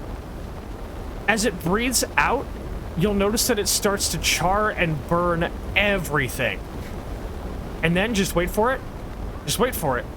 Because now you'll notice the fire tornado is gone. And then it breathes in again. So it is a timed platforming puzzle. Now, here's the thing. I did this the last time I did this, and that was off stream, and I'm going to do it now. So give me a second. That's my Cyrillic keyboard. What's the song? I think it's... Here we go. We might have somebody in my community who might recognize this song. So give me a second here. Go to album. Here we go. Okay, let me make sure Spotify is up and being captured. Okay, here we go. Perfect.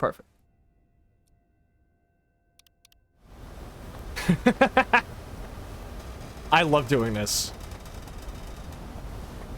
I don't know why I love putting this on when I do this section. It's really funny. So now you'll see why I dropped all of my shit.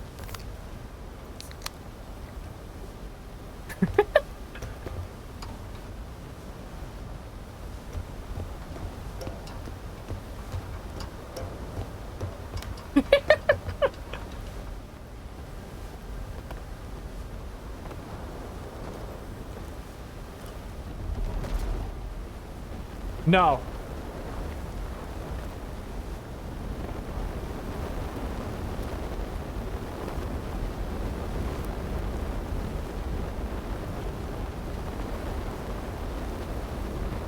Okay, this is actually kind of tough. What do we do?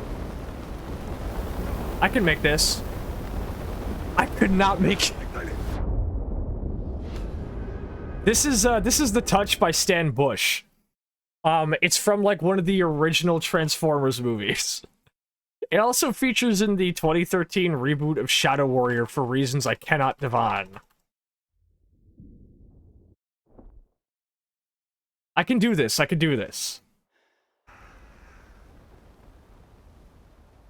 This is the last time I say fucking blow me. It's from the Transformers movie. I don't know why I thought that playing The Touch was going to be a dope idea, but it just turned out to be. Okay, let's try it again. Okay, here we go. Okay, so it's currently breathing out.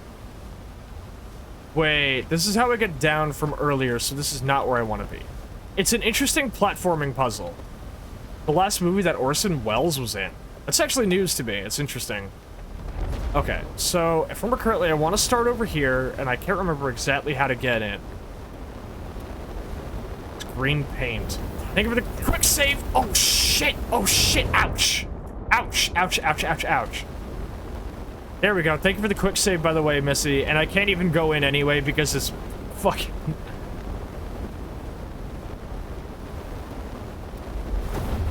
Chat, what did we think about the 2013 Shadow Warrior game? What was the consensus on that? Because I bought it and then immediately refunded it because I was like, wow, great predecessor to the Boomer Shooter revival, but I really wish there was a fucking map screen. Like... Fuck me in the ass. Because I do like the original Shadow Warrior. The original, like, 1997 Shadow Warrior is, like, a, like, fantastic game. You know, there's just the problem of the voice acting. There's a problem of the protagonist shooting a nuclear bomb and then saying, just like Hiroshima in a racist Asian accent. Yes, Shadow Warrior is the ninja guy.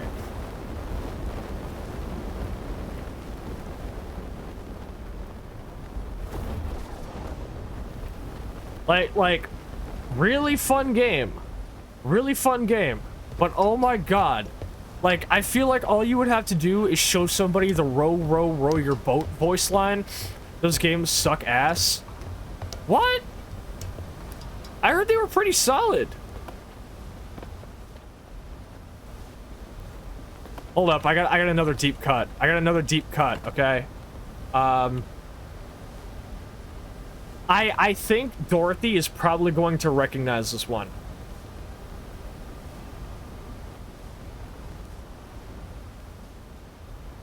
Okay, here we go. So this was a song me and my high school band almost covered back in the day. And now I just... Here we go. I was going the wrong fucking way. I was going in a circle. But now I gotta wait for it to breathe in again. Yep. I was like... Okay. I was like, if Dorothy doesn't recognize Dokken, we gotta have a talk. If Dorothy doesn't fucking recognize Dokken, we gotta have a talk. Fucking into the fire.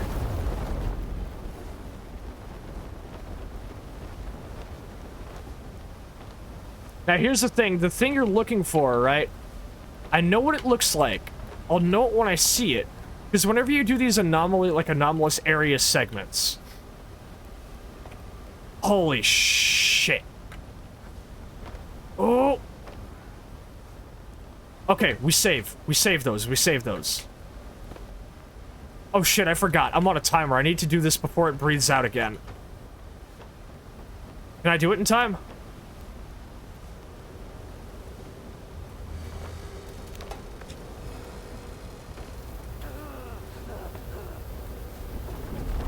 I can't, because I think I forgot, but I think you can only actually grab it when it's breathing out. I think you can only grab it when it's breathing out. Okay, to say I was raised on hair metal is a little bit of an exaggeration, because obviously the first metal acts I was exposed to were nu metal, like Element 80 or Mudvayne and all that kind of stuff. Then, once I actually got into middle school, my first metalhead friend was, like, you know, obviously he was, like, really big on, like, Metallica. In fact, the first metal song I ever listened to, like, outside of, like, a video game soundtrack, right, was Sabbath Bloody Sabbath on my friend John's vinyl collection. And that was in, like, 7th grade. He also put me on to Metallica. He also put me on to Megadeth. So I started out, like, primarily being put onto metal by nu metal and alt metal, but then, like, thrash was kind of like where I really started. And obviously from there, I kind of put myself onto some acts like Motley Crue, and my friend Francis was a huge fan of Dokken and Quiet Riot. Francis fucking loved Quiet Riot, right? Oh, fuck me, I might be cooked. Burning to death and then falling to your death is one way to go, for sure. But, yeah, Francis loved Quiet Riot.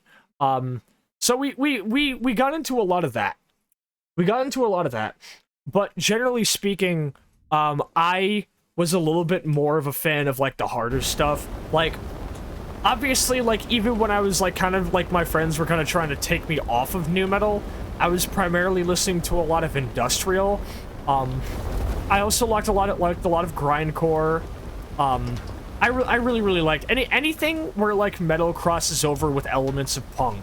So, like, metalcore, melodic hardcore, or, like, metallic hardcore, the grindcore scene, all that kind of shit. Like, the first time I listened to Scum by Napalm Death was, like, a formative moment for me. Alright? Like, fucking, like, God, Napalm Death is good. So, like, I don't really like thrash and stuff anymore. I did get put onto a lot of, like, melodic death metal, a lot of, I did get put onto a lot of, like, hair metal and shit like that. I also used to listen to a lot of power metal, and me and Amanda have been very adamant with each other of the best power metal album of all time is Nightfall in Middle-earth by Blind Guardian, except no fucking substitutes. Sludge is also really good. Sludge metal is fantastic. Big ups to bands like Crowbar, like Weed Eater, like Buzz Oven, all that kind of shit. Sludge is where you go for, like, the riffs. Is where you go for, like, some of the best fucking riffs in the game. I love sludge metal. I love stoner rock. I love desert rock. Me and Soroka bond about Queens of the Stone Age and Caius all the fucking time. God, Caius is so fucking good. Or they were good anyway. You got to see Crowbar in a bar. That's dope. I really like that one track that the vocalist did with the Acacia Strain. Anyway, okay. I have to find where what I'm looking for is. Ah! There it is. It's right... Okay, wait. I should do this first. I should do this before I run out of time.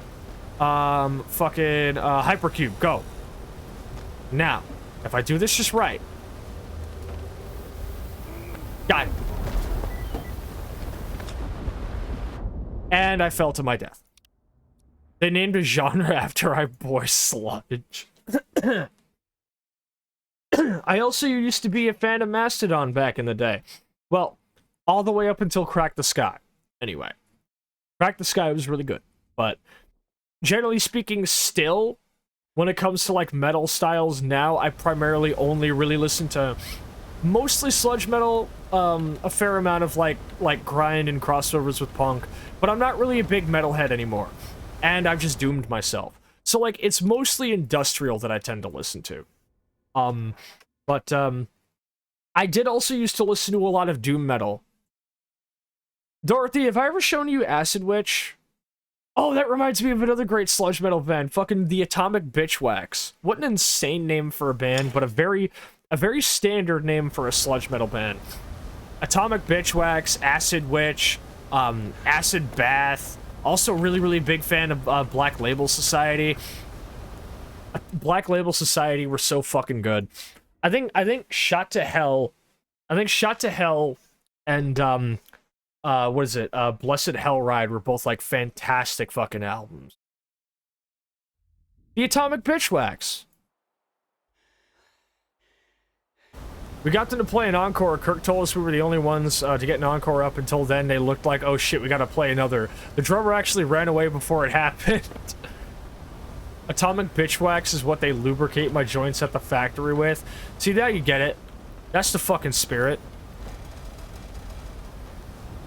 God, I'm still buzzing because I'm so happy that Dorothy recognized Into the Fire. I was like, we gotta have a talk if you don't recognize Dawkins, bro. Sis. So now you just kind of gotta, like, overdose yourself on health items to get out of here. Otherwise, you kind of just perish.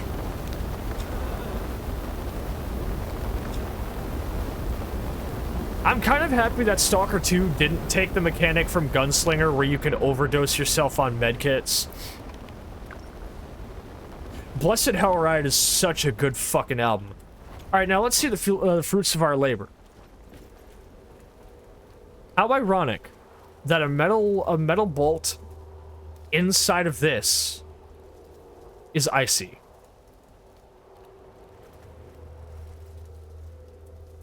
All of that. Yeah. I got ice on my nuts. One of the legendary... So every, like, anomalous area in this game has a special, unique little artifact item that you can only get from there. One of the legendary altered items often mentioned in hushed tones by stalkers around the campfire. This unusual nut promotes rapid blood coagulation when attached to your belt, though the wounds themselves take longer to heal. So in other words, it fucks with your health regen, but it does keep you from bleeding out. So it's very, very useful. And we did it. We got out. If I remember correctly, the only other anomalous areas to go to now are this one in the burnt forest, which is the fog, or this one all the way up here in Yantar. Now, I'd actually rather go to the one in Yantar. One, because there's stashes in Yantar. Two, because the burnt forest is fucking huge. And three, Yantar is way closer. But of course, we aren't done yet because I do have to go back up the cooling tower again to go get my shit. I was with a girl and she got my unusual.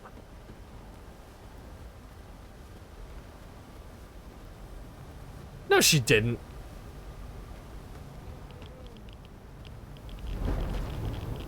What is that like? Sascha, look out. Holy shit, we're getting raided!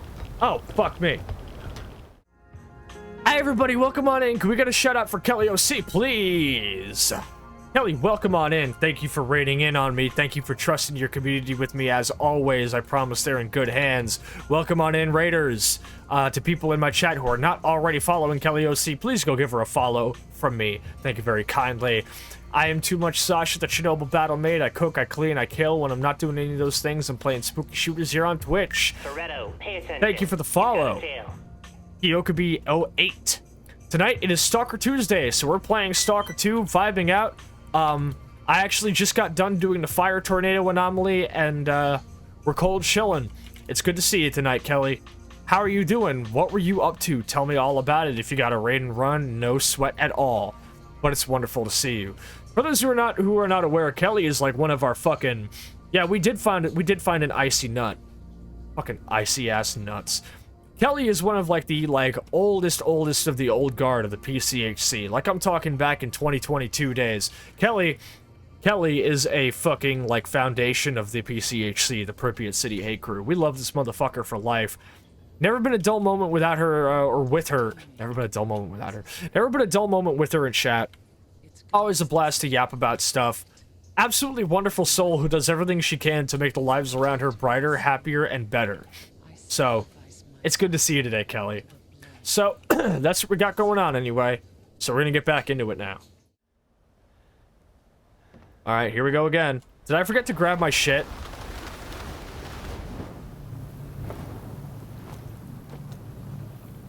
I have to climb it again! Gay ass. Woo!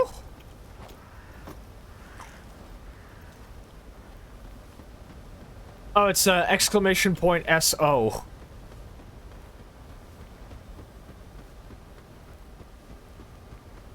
I have to go up there again! Ooh. You know what? Since we're already looking at tornadoes, once I go to the duty base and I deposit a bunch of my shit, I will show you the other tornado anomaly, which is somehow even scarier than this. I do like how there's no, like, visual effect when you jump through those fucking portals. You're just kind of there. There we go, Chance. Thank you. Hey, what's up, Dwop? Welcome home to dinner after work. I forgot to... We're going to BRB. We're going to BRB. I'm going to rest my fucking voice.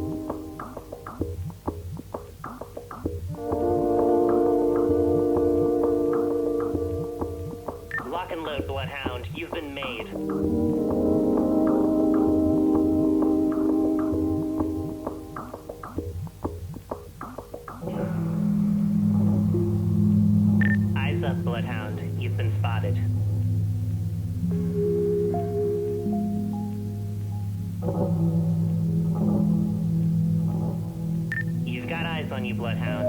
Watch it.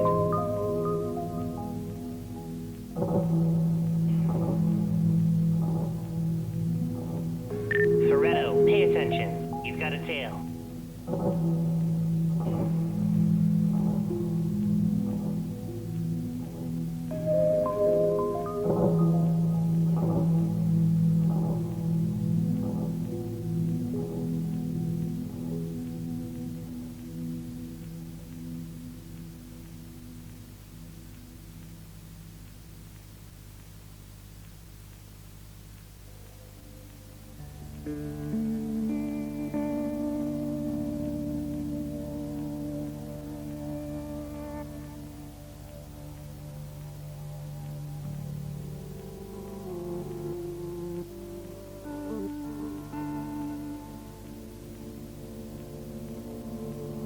Hey, Sasha, be careful.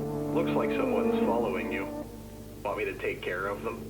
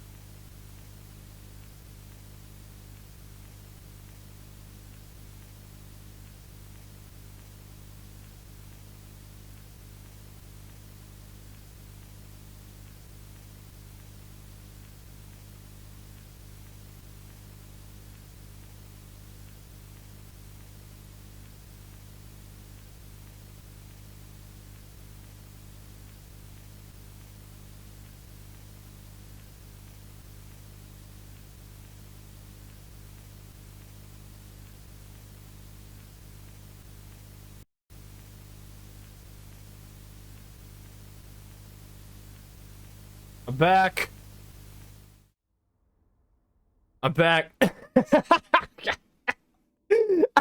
don't know why I thought that was gonna be funny. Just, oh, dude, check this shit out. Hold up, wait, I forgot. I gotta go to the, That's better.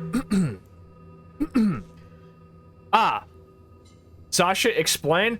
Oh, I didn't know. I had Deck My Balls in my head, and when I was like, ooh, you know what I should do? I should, like, play Deck My Balls when I come back from the raid. That would be, like, really funny if I did that. I did not wait. I actually cut, like, halfway through Conrad just to play that. Listen, alright, when my homie Ashley Miami pulls up in my chat, I gotta give her the fucking welcome. Even if I'm literally pissing while she does it. So, welcome on in, Ashley Miami. How are you fucking doing tonight? For those of us in chat who are not following Ashley Miami, please go give her a follow. She's fucking amazing. She does great racing and, like, tons of other shit content. I love her. She's super silly to hang out with. She's great. And I am forever thankful to Lily Rue for introducing me to her. Now, tell me all about what you were doing and what you were playing and how it went. Thank you for trusting your community with me. I promise they're in good hands. I'm too much Sasha, the Chernobyl battle maid. I cook, I clean, I kill. When I'm not doing any of those things, I'm playing spooky shooter games here on Twitch. Thank you for the follows, All Sky FM, Memory, Sheburger, and Lich Legacy. Yeah, see, you give me like the Christmas raid, and I'm gonna give you the Afro Man. That song is not normally in my rotation. That song is not normally in my rotation. But I'll tell you what is though. I'll tell you what is. This. Wait. Wait for it. Wait for it. It's gonna play it eventually. It's gonna play it. It's. Give me a second. It's gotta play it. Wait. I swear to God, if I have to go through the whole thing without it playing it.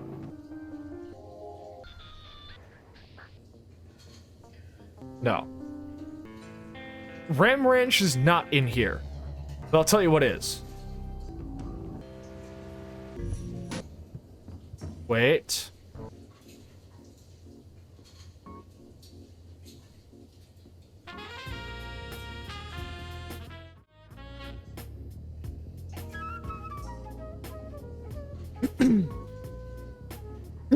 Festivus doing the airing of grievances. Ashley, explain this to me, please. Communal complaining for 3 hours. Oh! Okay, so you mean that in a literal sense. Honestly, you know what? I can get with that. I can get with that. I can get with that shit. That's cool. That's cool. Well, I'm happy you had a good time. We're playing Stalker 2. Are you not familiar with Festivus for the rest of us? No, I am not. You'll have to fill me in while I'm navigating us on down to the tornado. Actually. Wait, hold on. Okay, no, I don't want to do that just yet. I want to wait for the best part of the song to come on.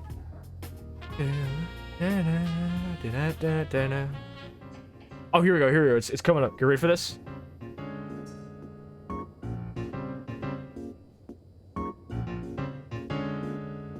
Check it out. I'm in the house like carpet. And if there's too many heads in my blunt, I won't spark it. I'll put it in my pocket and save it like rocket fuel. To everybody's gone and it's cool. Then I spark it up with my brother. His mama named him Moan, but I call him Moan Lover. And he's more than a cover, he's a quilt.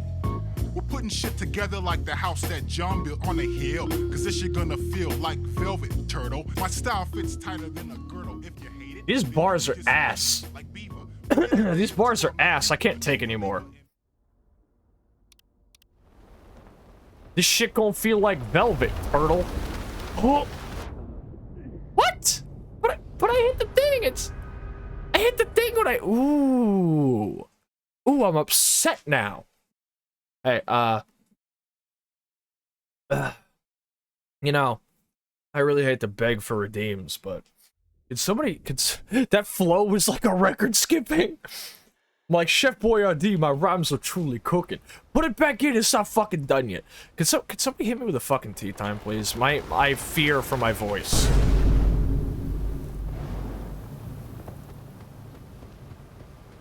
Yeah, I do have a new grievance to file. It's with the fucking. Thank you for the tea time laugh. I appreciate it. So, this over here, I think, has a poltergeist in it. There might be a stash in there, but I'm not terribly interested. Right now, I'm actually just going to be heading on back down to where I came from. Because I have to drop this shit off back at the duty base, at the cement factory. And then I'm gonna show y'all a real fucking tornado. Do do do do do. That's broken glass. Let me just shimmy on through it real quickly. Ah! Nicked myself a little bit. How much fucking broken glass is there? Yeah, I'm gonna put on some stress-free winter to help my voice. Woo! Goddamn. She stalked my zone till it blow out. Bars. You know what I'm saying?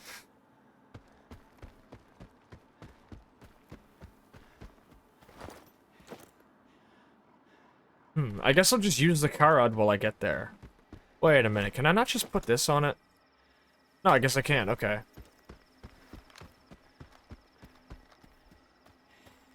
She's stalking my ugh.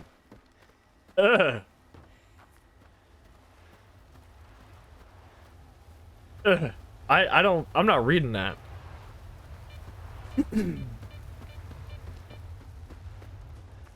Check it out. I'm in the house like, god damn it, it's in my fucking head.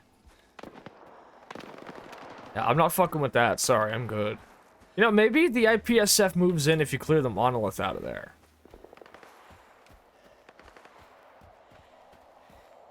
I don't want to stalk your zone, Missy. I don't know where it's been. I'm, like, really sorry, but, you know. Here, before we head back, I want to see if I can find the thing. One of the coolest Easter eggs in Stalker 2. And what I actually use for my thumbnail of my Stalker 2 streams. How come Freedom has so many NATO weapons? I know there's an in-lore reason for why Duty prefers Warsaw Pact weaponry and Freedom and Mercs prefer NATO. I don't want to stalk the Quorb's exclusion zone. I don't know what's been in Missy's exclusion zone, okay? Okay, like I don't really fuck with, like, normal, non-anomalous cloaca. Yeah, Duty does it because that's what they're used to, because they're a bunch of bootlicking shitheads who smell bad.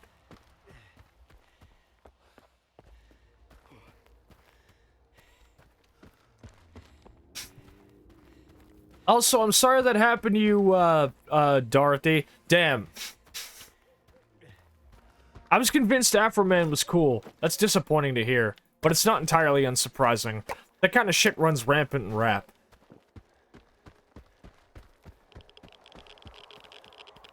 What was that one tweet where it's like, underground rappers be so homophobic like their producers aren't on estrogen? And I'm like, man, how the fuck did they call me out twice?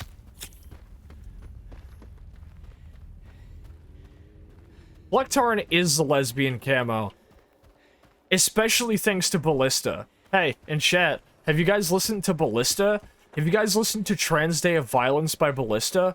Listen to Trans Day of Violence by Ballista right fucking now. On we now are gangster apparel. Listen to the hood with the loaded double barrel. God damn it, it's stuck in my fucking head. There's a particular landmark I'm looking for.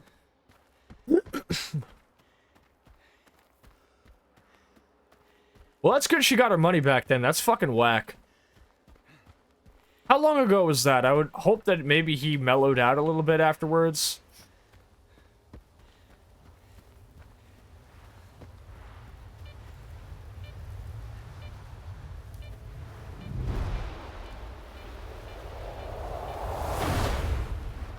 I don't think so. Oh, fuck me. No, wait. Wait, please. Ah! Flat. 2 years ago? Oh, that sucks. That sucks. No, that is like, why are you doing this now? Yeah, that sucks. I'm sorry, dog.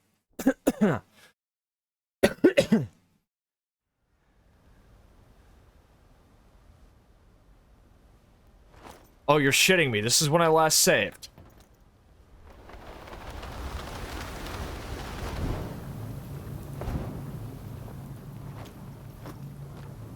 I might have to pop a Hercules so I don't fucking die out here. A right to not be around us? Get the fuck out of here, dog. What? What? Like, and listen, right? Like, just because earlier I was talking about how I don't really like, I'm not really into being in, like, furry predominant spaces, doesn't mean I'm ever gonna, like, tell a person, oh, like, you're a thing I don't like, I have a right to not be, what the fuck? Who says that shit? Yeah, Angel, old boy this rapper immediately.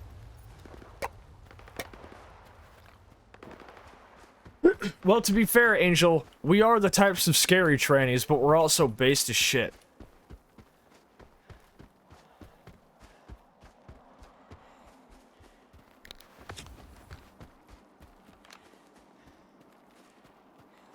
I like how we are now at the point where we use the phrase, old boy him to like, advertiser-friendly refer to pulling somebody's teeth out with a claw hammer.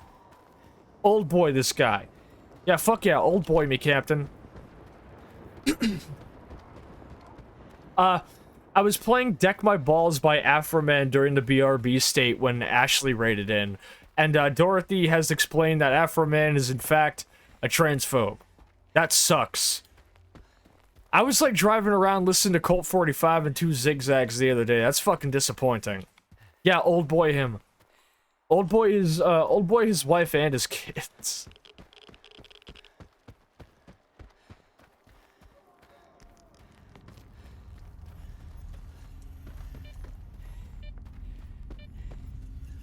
Oh. Now, I keep walking over here, right? Because here's the thing, right? This is the Red Fortress over here. And this is like the, like, current day, or it's like, it's what the original Monolith, like, headquarters used to be. I don't want to go there.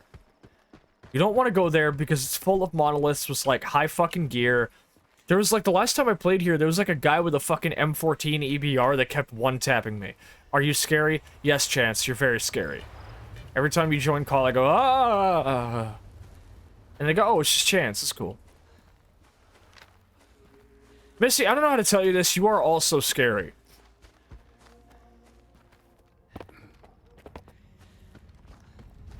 Look, all I'm gonna say is, dog, there's a little bit of Muller in me, and I know for a fact that there's a little bit of Violin in you.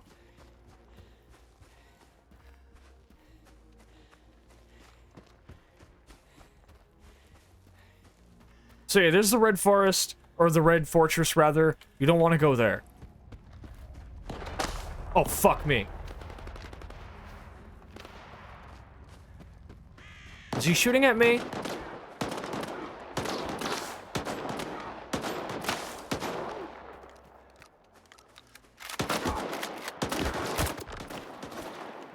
Oh, it's IPSF. For a second, I thought you guys were shooting at somebody important. Holy shit, it's a bloodbath. Free stuff.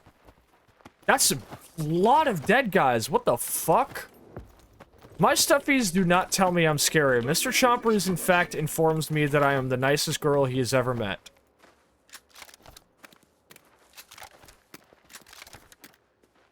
And before you ask, Sascha, you are 28 years old. Why did you name your Blahaj Mr. Chompers?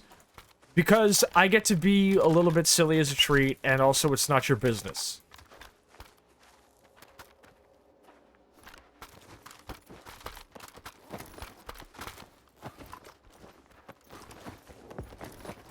I owe a lot to Mr. Chompers, alright?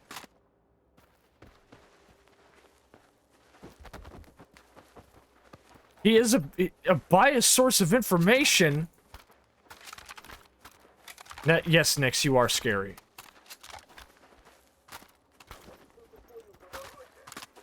This is so many dudes.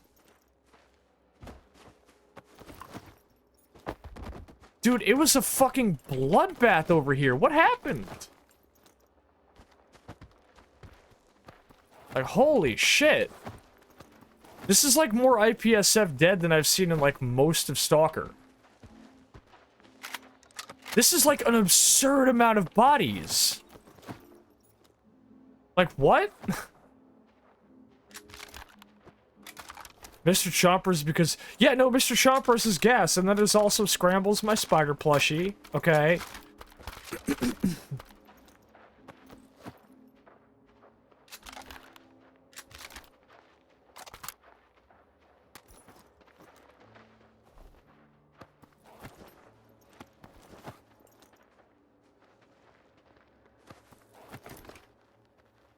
Okay, I might have to wear this outfit just to not... Never mind, I am weighed down too heavily. Okay. Time to drink 27 bottles of Ukrainian beer. This can't possibly go wrong. Nothing a little bit of sausage can't fix.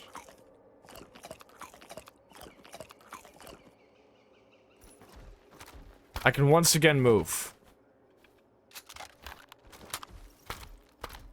Well, I guess probably better to wear the suit that doesn't let me sprint if sprinting's not an option to begin with now, huh?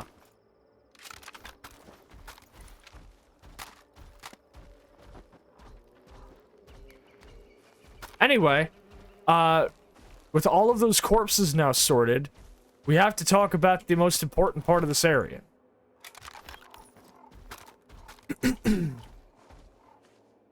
Now peep this. Okay? Give me a second here. Stalker, Shadow of Chernobyl, main menu.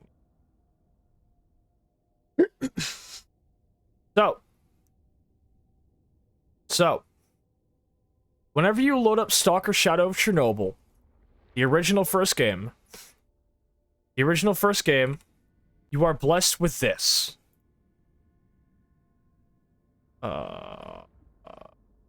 Capture. Whenever you load up Stalker Shadow of Chernobyl, you are blessed with this.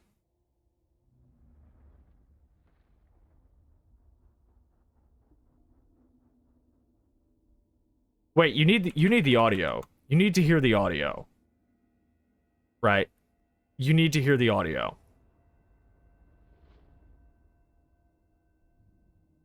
Here we go. You are hit with this. That's better.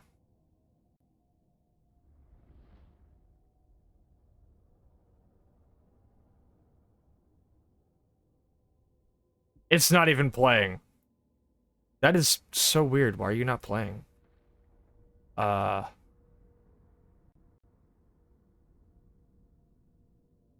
give up. Anyway.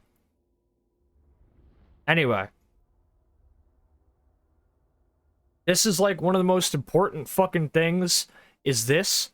Now watch this. Right, keep that imagery in your head real quick.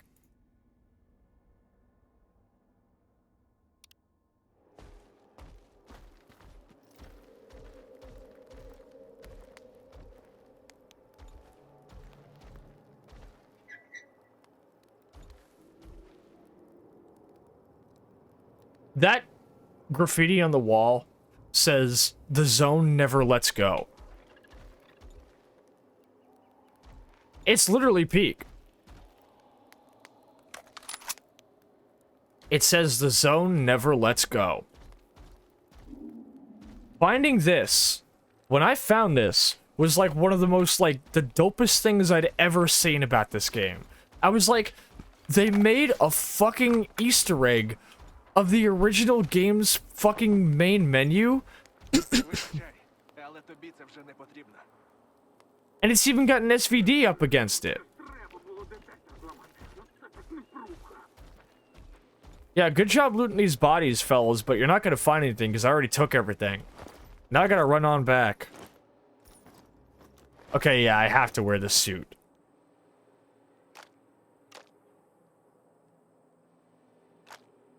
Oh, wait, that actually helps a lot with the, weight. Hold up.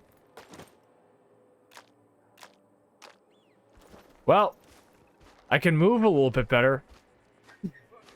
If I ever make games, I want to make shit this cool. You should.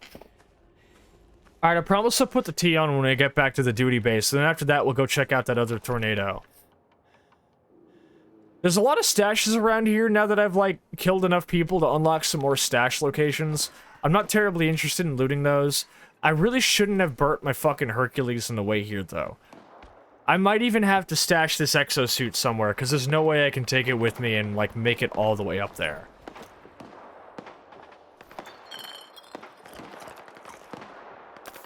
Well. See, there are times when I want to be a part of making games, too, and then I remember what it's like making games, and I say, nah, I'm good. Nah, I'm good. I'm alright. I am perfectly content with just experiencing them. Now, who the fuck are you fellas? Coding is a nightmare. You could not pay me to code.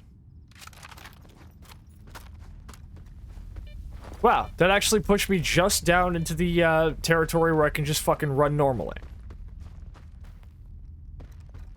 Yeah, the Red Fortress looks fucking terrifying. Like, if I understand correctly, it's what the Monolith used to base themselves out of, since it's like the original, like, Reactor 5 building, or whatever, or was it Reactor 6? Can't remember, but, like, obviously, it lies dormant and empty and broken, and nothing is there.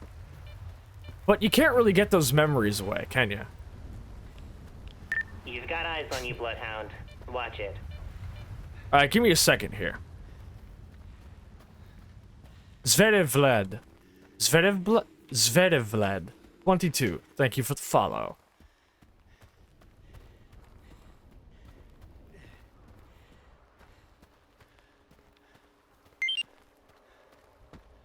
Oh shit, thank you for the double gift sub. Damn. Monolith? What about the Monolith? Oh, don't get started. Even as a husk, a place can become representative of something.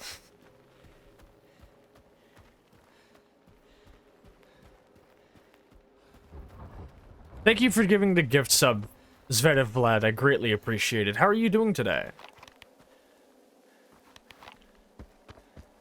I'm going to assume you found us through Stalker. God damn it. I'm currently at quite the fucking crossroads right now.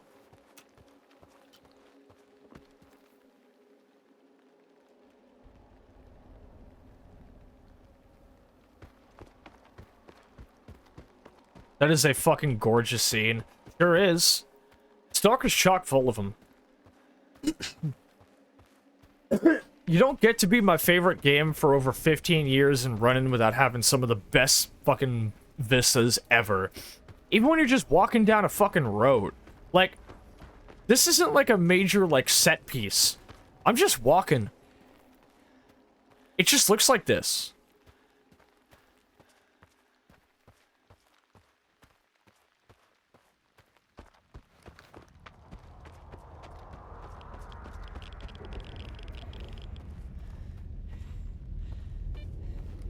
Okay, we're almost home.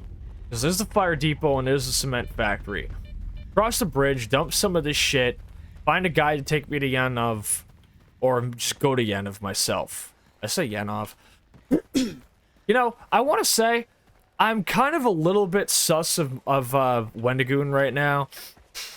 Because, like, on one hand, doing the church rock video is, like, really cool that he was showing off, like going into, like, detail about, like, how bad this country has fucked over the Navajo, and, like, how much, like, the American government's, like, negligence relating to nuclear power has had so many real consequences in the homeland. Especially for the Navajo, the Mormons actually also got fucked over pretty bad, too, by testing in Utah. But the Navajo had it really bad because of the fucking uranium mines, right? But, like, I'm just gonna say, hey, Wendigoon, it's 2025. Why did you go so far out of your way to pronounce Chernobyl like Chernobyl? Like, he says it like he's correcting somebody. Chernobyl. No. It's Chernobyl. That's the place's name in its native tongue. We don't say Constantinople anymore, do we? It's Chernobyl. Just as you would call the place in Istanbul, you would say Chernobyl. So I'm just like a little bit weirded out by the fact that he seems to have gone so far out of his way to say Chernobyl. But it's like, I'm sorry, dog, at this point, still calling it Chernobyl is like, some people are just ignorant. Yes. Wendigoon's entire job is doing, like, insane degree of, like, research. Insane degree of research on his videos. And a lot of his videos, he is very, very good at getting, like, the full facts of everything. So the fact that the guy who is so focused on the research still went out of his way to mispronounce it does not feel like a mistake. That feels deliberate. And it puts a bad taste in my mouth.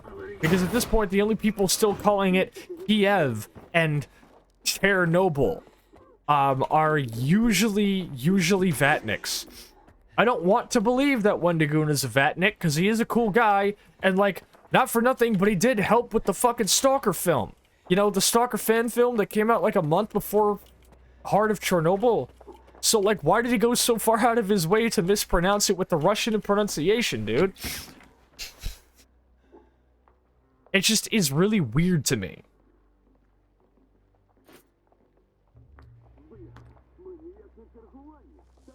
Yeah, it is weird. It's just like, that doesn't sound like a thing that slipped through the script. That sounds like a thing that you, like, intentionally did. And it's just fucking weird to me.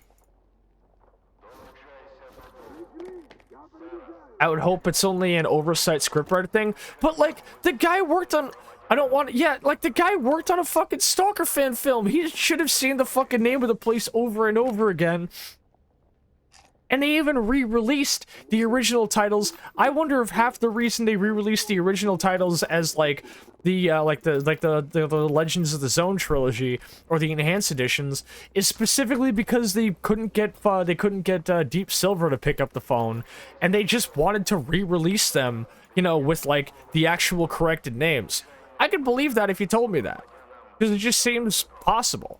Also, welcome on in, Melissa. Good to see you.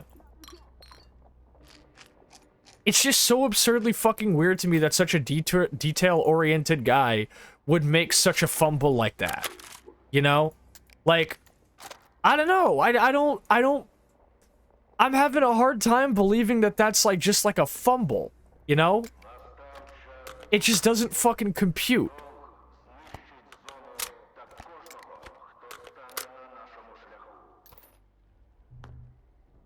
I love how the Vatniks were so mad there was no Russian... No. The Vatniks were fucking piping mad about it. What was it? Like, I loved when what is it? Warlordocracy did his whole video about Clear Sky. And he just dedicated a whole segment at the end to, like, ripping on Vatniks. Like, the whole part where it's just like, what is it?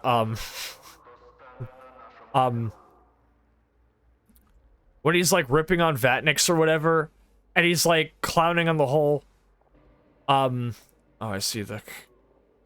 He's, like, clowning on Vatniks, he's got the whole part where it's, like, fucking half Polish peasant swine dialect devours itself. And then another one saying, oh, you know, Ukraine did not exist until the Soviet Union invented it. And it's like, okay, so if you're saying that the Ukraine is half Polish peasant swine and the Soviet Union invented it, you are saying that the Soviet Union are, at least in some degree, half Polish peasant swine. Which is like, I mean, you said it, buddy.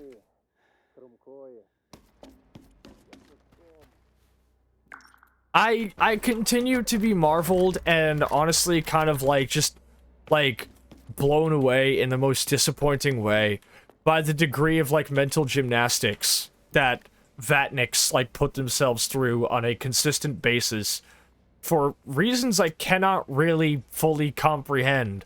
They just seem to really hate actually fucking thinking about anything. Thank you for the stretch redeem, by the way, Melissa. No, a Vatnik is not a Rushaboo.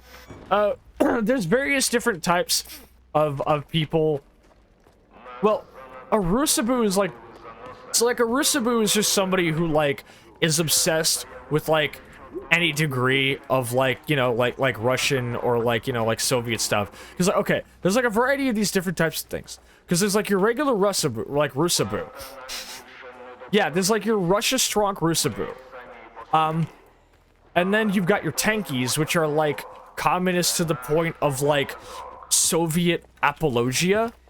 Your average like communist person where it's like, okay, obviously, yes, I am a huge socialist and a huge communist, and I am also extremely gay.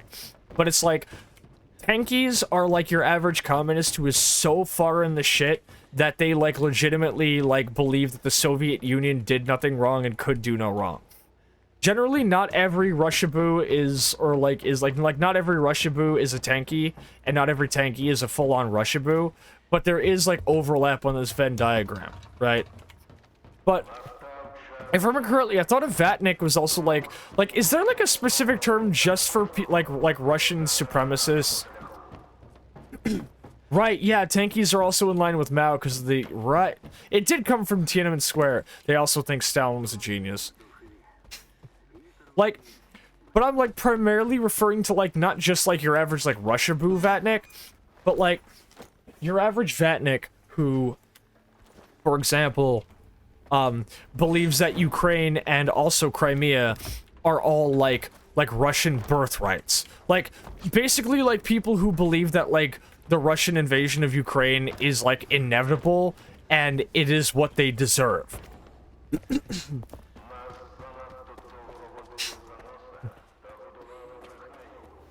So it's basically the Slavic equivalent of people who believe that Israel deserves the West Bank because they just, you know, posted up there at some point, even though, you know, it's not their territory. It's the Palestinians. It belongs to them. Fucking Roosevelt. Russian supremacy.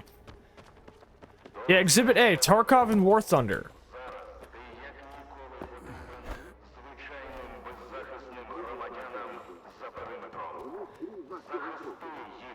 Oh, I see now.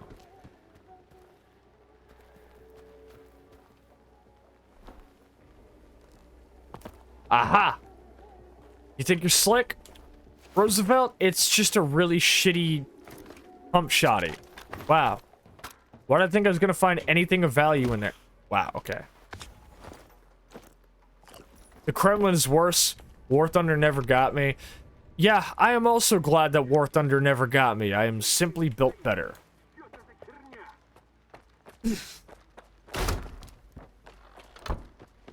Okay, there's something I need to do over in the cement, over in the concrete forest. Reloading point. One of these is a building or an area that happens to have, like, a bloodsucker underground. I'll know it when I see it. But I'd rather get to the tornado sooner than later. So while I'm here, I'm just gonna head on down to the bar and chill with these fellas while I sort out to go do the fucking tornado quest.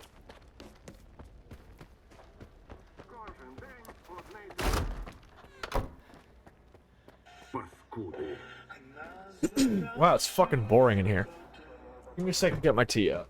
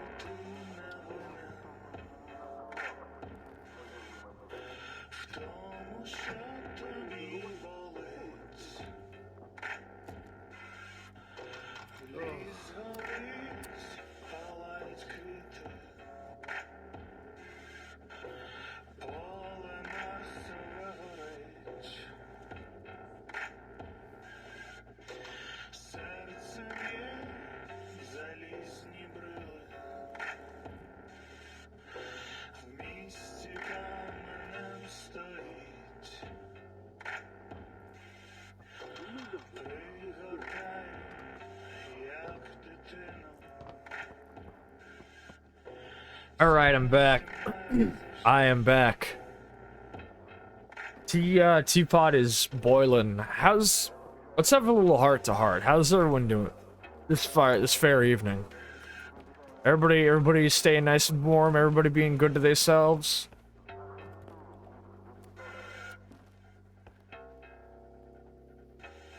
Oh, 4X communities. That's fucking asking for trouble.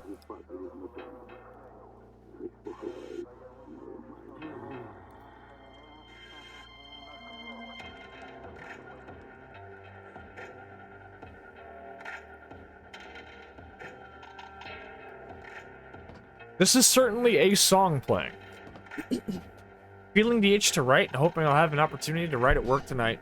Oh, that sounds wonderful. I hope you do too, homie. Feels like all the games that deal in historical warfare and military tech are filled with weirdos. Yeah, it's a really unfortunate fact. I see it a fucking lot, and it's very annoying.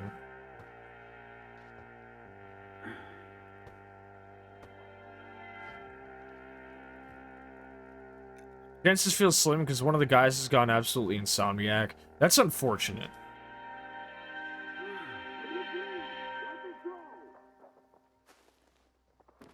Wow, this has got to be possibly like I've been a lot of places, right? I hung out in the fucking like the slag heap. And the slag heap is literally just a giant fucking, like, quarry / mine. And it still feels like a comfier bar than this shithole. Look at this. What is there to drink to except for tomorrow? Like... I'll bet this TV doesn't even have fucking The Prisoner. Ah, I think my tea's finished, boiling.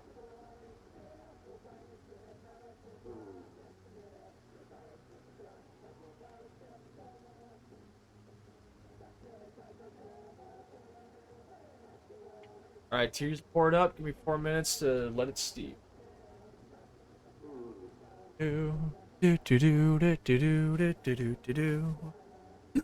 Set up things to accept writing commissions. Oh, that actually sounds really splendid.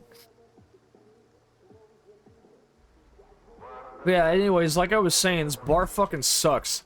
Like, okay. Do we have anybody in chat who would actually willingly subject themselves to a bar scene like this?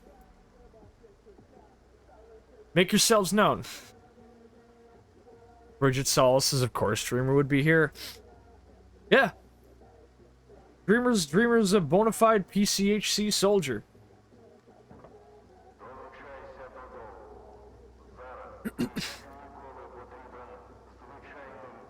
No, this isn't even the bar. This is supposed to be the comfy place. This is supposed to be the place you kick back. It's one couch in a corner with a fucking TV. This is the bar? This blows absolute asshole.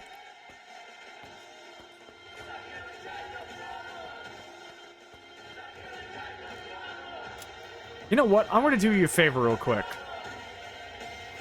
This is dismal. I would literally rather sit on this couch and play guitar by myself.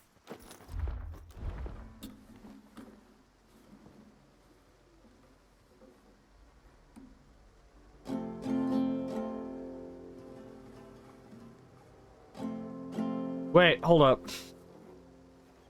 I heard Soroka say something about playing it with my suit on. So...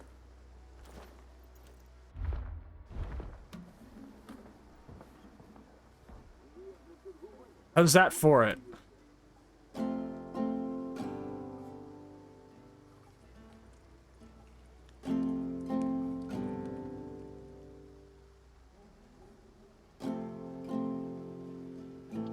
No, it's, yeah,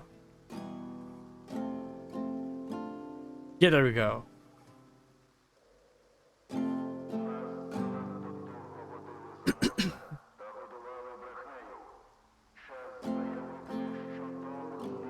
Okay, wait, I know what to do. I know what to do. I know what to do. Here we go.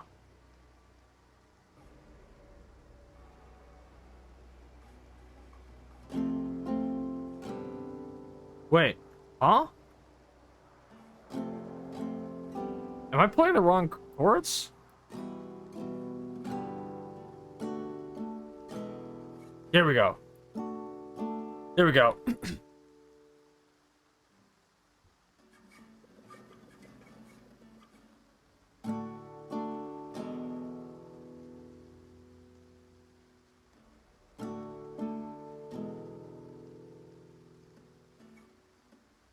Na, na, na, na, na, na, na, na.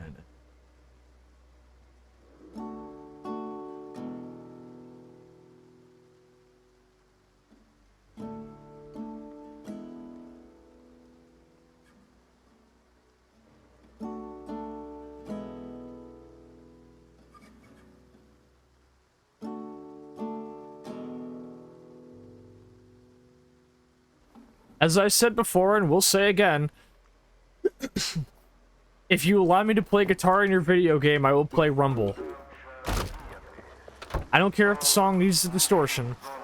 If I have to hear Wonderwall, I will break some bastard's head over the counter. Well, don't worry. You will not hear Wonderwall here, partially because my favorite Oasis song is, it's actually either Morning Glory or Cigarettes and Alcohol. Cigarettes and Alcohol is a really good fucking Oasis track. I don't like Wonderwall. Yeah, don't worry, I am not gonna throw it back to you. Yeah, Web Fishing's guitar was great. I remember the fucking day that the fucking, like, election results came through. And I had, like, an invasive procedure that day. So I was, like, surprisingly mellow, because I was still coming down off of the anesthetic. And I spent the entire day playing Web Fishing. And it was like, you really think things are gonna be okay? And I'm like, I mean, we gotta hope we gotta hope that they will be. And, or, prepare for them to not be. But, like, we can't spend time freaking out. And just spending the entire day not thinking about it and playing Web Fishing. Dude, Web Fishing is great. I fucking love that game, and it pisses me off that the developer got bullied off of the internet. For what? Being a furry? You've got a tail. Satan, thank you for the follow, dog. Good to see you, by the way. I'll give you a shout out. I ain't seen you in a while, mostly because I don't come around the vault because I'm so busy these days. We're gonna go, please follow our good homie, Satan. You can also find on Blue Sky as Satan is Creating. Good-ass homie of ours. How you doing today, homie? It's 6 a.m. If I get moving now, I should probably get to Yantar by the time it's day. So I basically got to cross the garbage, like a straight shot across the garbage. Then cut through the Red Forest to get to Yantar. Or not Yantar, but to get to Yenov. It would probably be better if I just, like, had myself, like, if I paid a guide to get me there. I want to do more than just hit the people who did that to the Web Fishing dev. Debating eating some chili or going to sleep. Yeah, that is quite a crossroads, isn't it? I would say, well, how late is it and how long have you been awake? Do you fuckheads at duty even have a goddamn guide? Like, is there anything to do here? Okay, you do, okay. The only guy posted up in the bar is a guide who has to be here. This bar fucking sucks.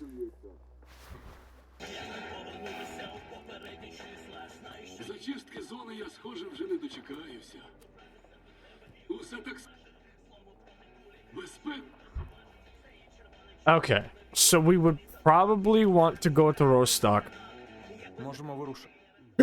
10 p.m. and I've been up since 7 a.m. Sleep. Sleep. I am telling you now, there is a correct answer, and the correct answer is sleep.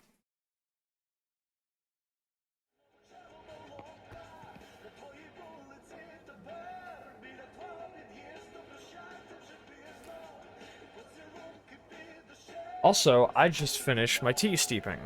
The chili is spicy. Well, then even more reason to probably go to sleep. You don't want to be sleeping with that. Yeah, the chili will be there tomorrow. I ain't afraid of no sleep.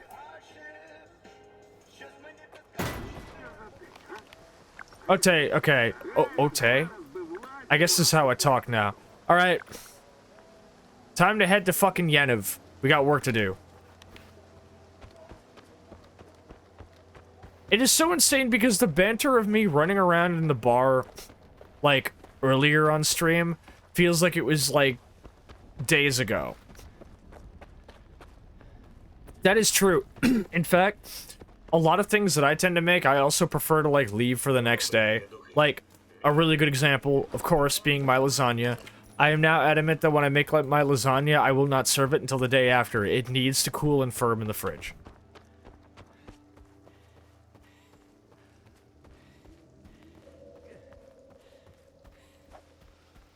Bridget is just your squad leader for now. Is your armor on? You check to make sure I put it back on after the guitar show. I appreciate that. Sascha. Well, generally restaurants also make it like cook it halfway and then like leave it in the freezer or like the fridge and then recook it. Like that's just kind of like a common method of what they do. And on top of that, when you serve it immediately after finishing cooking it, it gets juice and goo everywhere. It's way better when you let it firm. Trust me, I've been making lasagna a long time.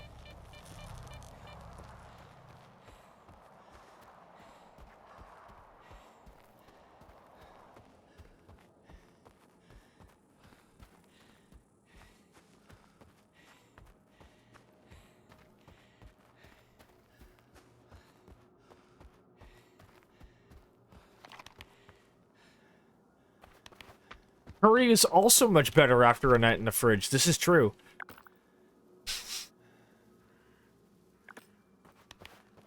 I haven't made curry in a while, but I really should make some curry for Nyx.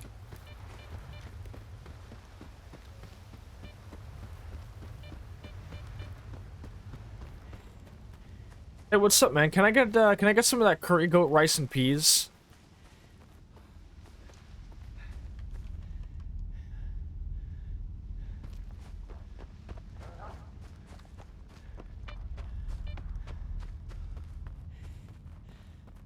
So now begins the quest of me traveling through the Red Forest. Thankfully, the cut through the Red Forest is pretty simple and easy to do. We just kind of gotta, like, go through the middle. It's all good. Hey, wait a minute. Uh-oh. I might be in danger.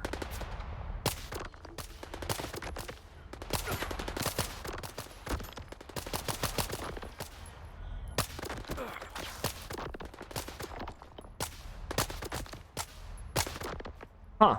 Suppressor seems to do a really good job at, giving me some recoil compensation. That's merciful. Really, dude? You guys are supposed to be the elite of the elite? The fucking, like, you know, like, frontline monolith squads, and they got you carrying buckets?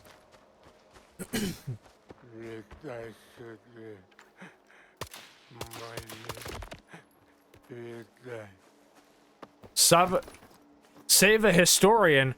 I'm so sorry, dude. The Library of Alexandria is already burned.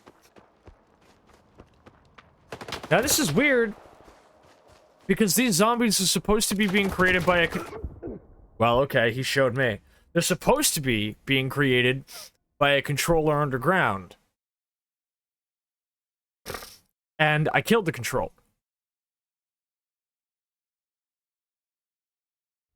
No, that's the sound of a headshot, yeah. Oh, fuck me, I'm all the way... I'm back in the fucking building again! That's alright. Save a historian, right, kill a pigeon, breed a rat. Fuck it.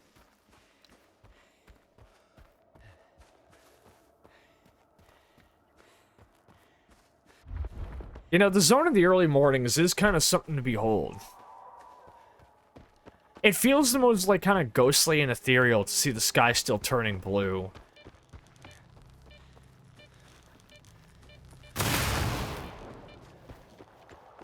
No! Don't do that, Kelly. Chance is a robot now. You literally can't. Hey, what the fuck is this?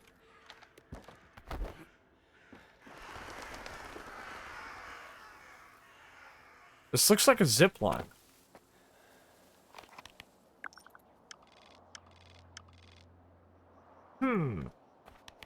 No, I've never gone over here before. Hold up. We might have a fun little distraction on our hands. Let's see. Wait.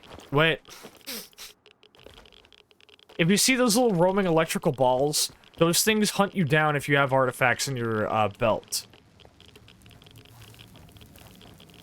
Sometimes they just do it anyway, though. But I've never been over here. What's going on here?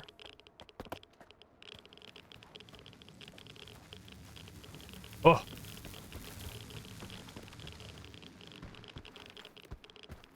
Hold on. Oh. Oh. Uh-oh. Uh-oh, it's a bloodsucker. Hold up. What? Holy shit. Give me a second, boss. I'll be right with you. Yeah, not so tough now that I got the stendo.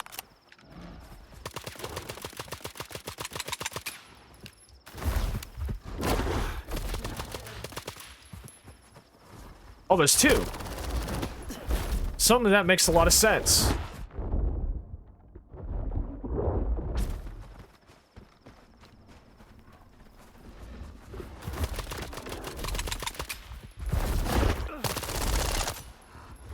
Oh, fuck. Okay, wait a minute. There's two of them. This is a problem. I didn't expect there to be two.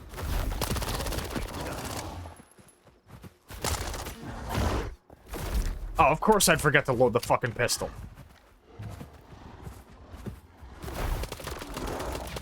Bitch. Woo! Give me a run for my fucking money.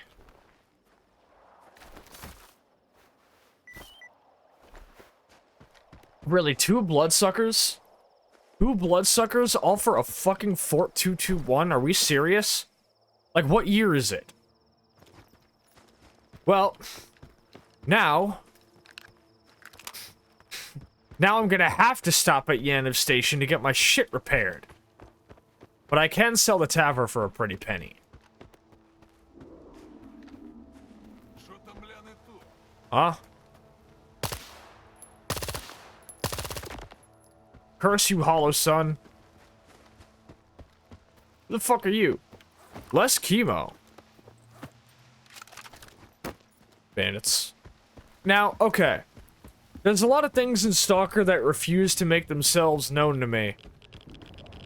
I still don't know what the fuck this is. To my knowledge, there is no way to get to that center island without dying.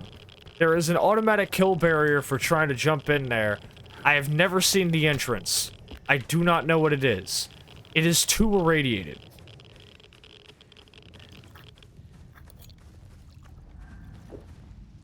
It is so heavily irradiated, I have like... I forgot to put my artifacts back on. Okay, I guess that explains it. But anyway. So as I was saying, how many fort? Two... Have I been firing armor-piercing ammo this whole time? That could be a problem.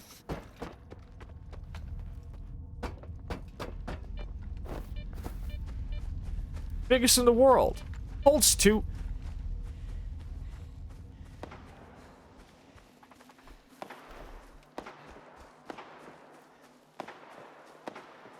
Yeah, I don't know why I saw zombies over here.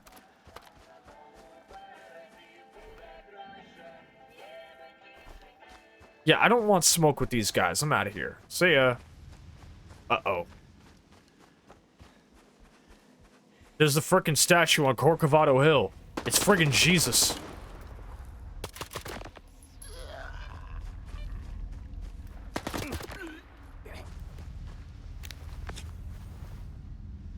Between us and 10 mil. Between us, we and us, we and us. I'm sure that's a real turn-on for a guy like you, Jigen. I don't get it. Stupid weenus.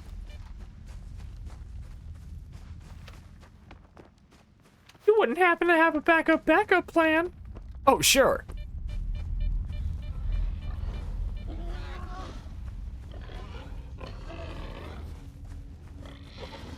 Hey, Silo, I'm good to see— oh, shit. You summoned the boars.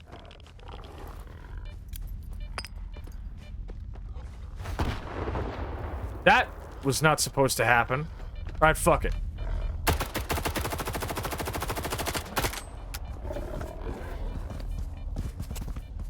Lupin, I think they're Lupin to us. Oh my god. Am I going in the wrong direction? Yes, I am. Dude, the boars. Yeah, that was a grenade botch. These boars are doing me in. I kicked my own grenade like it's fucking soccer? Ooh. That's actually useful. I think I took the wrong way at the crossroads. Right, I was supposed to make a right. Hey, wait a minute. Is this the same tank that you can find in Clear Sky? Is this the same tank you can find in Clear Sky that has the space bubble on the gun? And also the tank gun, which obviously it looks like Scar has taken for himself. And Jesus, what a way to go. Yeah, I don't want any of this. Thank you for the canteen sip, by the way, Plalt. I appreciate it. My favorite grenade launch is when I threw a grenade at a pseudo-giant, it stomped it back at me. You know, if anybody wants to tell me that pseudo-giants aren't, like, stupid intelligent, I don't fucking believe them.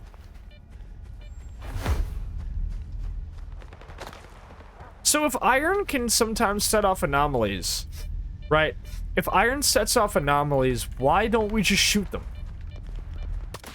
Like, wouldn't the iron in a, isn't there a little bit of iron in a bullet? Whoa. Wouldn't you be able to just set them off by shooting them? Wouldn't that make traversing the zone practically a non-issue?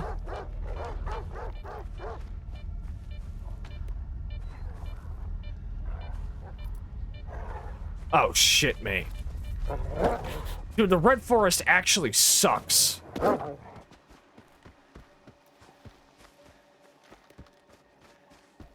No, that's disappointing. Pardon me, fellas. I'll be right with you.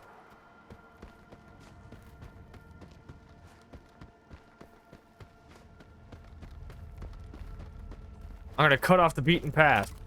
Nothing bad has ever happened from doing this.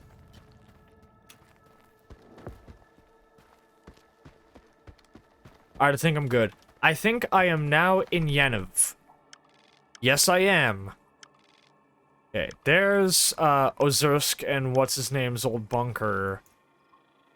We want to be here. But first, we're stopping here.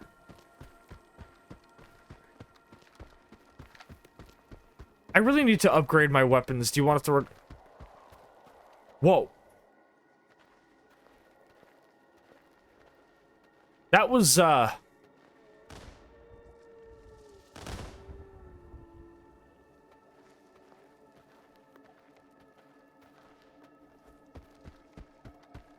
was certainly something to behold. Wildlife be wilding. We get a shout out for Cylon, our really cool homie who does a shit ton of dope-ass 3D modeling. Maybe don't go through that. Wasn't planning on it. Certainly wasn't planning on it. Richter joked about throwing grenades in anomalies at the beginning. Also, Lex the Legend, quote-unquote, tells you that you can do that. And you can call him on it and be like, that is literally the biggest load of horseshit I've ever heard. Thank you, Angel. Yeah, Sylam's super fucking talented, really cool, and very helpful. Always good to see you in the chat, homie. How you doing tonight? Is it? Yes, it actually is. That is legitimately the reason.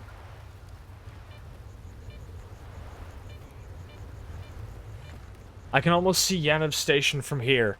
That used to be Zulu's old tower. Nobody lives in it now. We're just stopping here for a detour.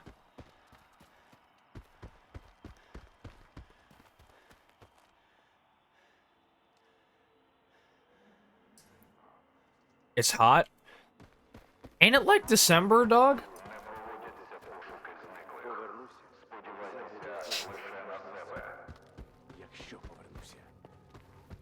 Oh, right, you can't even... For some reason, I can't even go in his tower. Damn, bro. Bro's name is Kiev. Wait! Cylime, you're a Kiwi? I'm so sorry, I thought you were from Liverpool.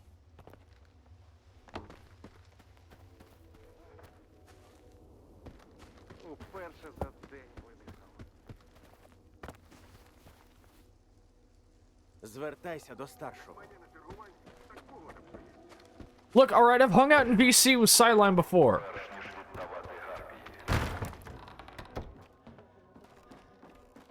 Hey, what's up, buddy? You mind if I take some of this shit? Oh, there's nothing to take. He doesn't care. Bone Setter! Good to see you're still working here. Щоб твоє тіло не опинилося на моєму столі. А от огляд провести сюди. He sells a detector and he does sell a jellyfish. Не That's fucked up. Look, alright, I could have sworn that Cylime had like a Liverpool or like a London accent, okay? Моє ім'я Нор. Я тут за головного. Раніше станцію ділили долг та воля. А тепер все під контролем корпуса дьогтя. Тому тут порядок. Tell me about Yaniv. Розкажи мені про Янів. Янів найбезпечніше Yeah, see? місце в See? околі. I knew it. Далі Because I was like, тільки Cylime had a mostly like Корпус English дьогтя accent слідкує за тим, when I щоб last talked to жодна them. муха не пролетіла у Прип'ять без дозволу. Якщо тебе в списках немає, то поки шлях. So Degtyarev, like, heavily vets people for going into Pripyat. Curious. Wait. Why is there a hostel out here?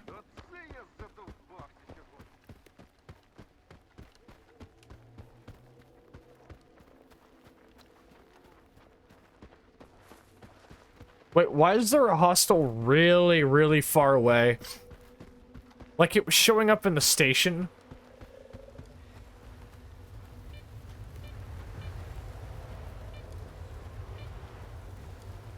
Like I have left the station. And the red diamond is still on the fucking thing. How far out is this guy? I think that's just a bug. That T hits the spot, by the way. That's the controller on its way to fuck up. Oh my god. Aloha! Aloha!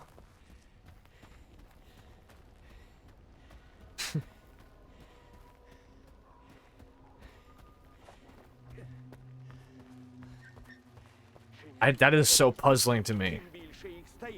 Hey, wait a minute.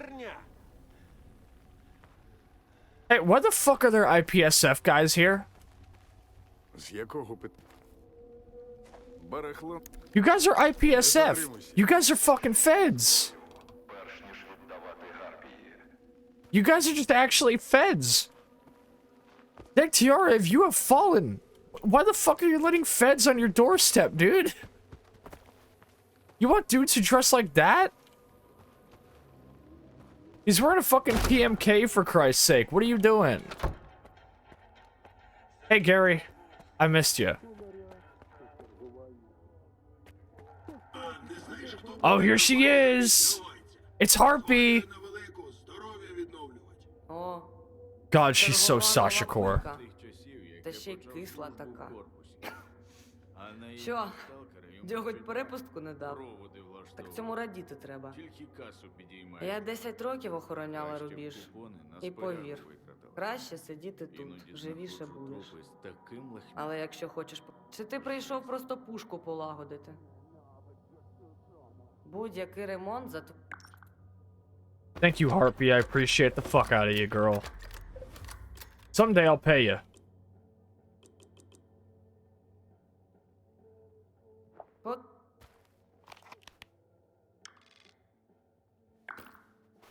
викидав. Her and the lady in the Malachite base. Кажеш, у тебе є робота? Ну, дай роздивлюся, на що ти годишся. Угу. Гаразд. Ось що для тебе є.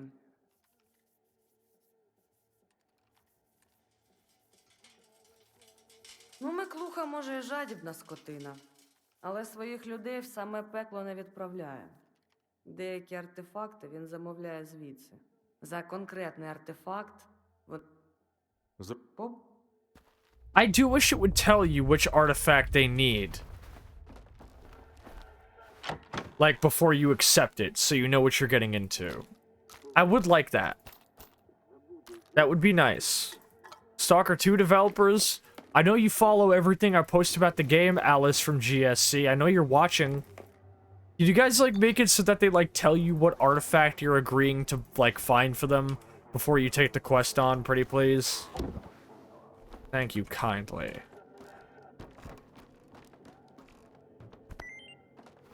Здається, раніше я тебе тут не бачив.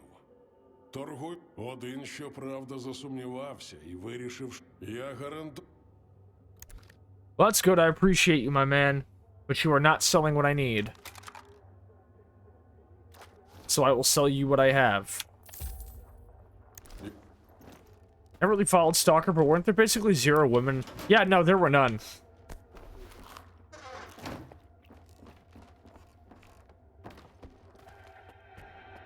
Until Stalker 2, I was the first.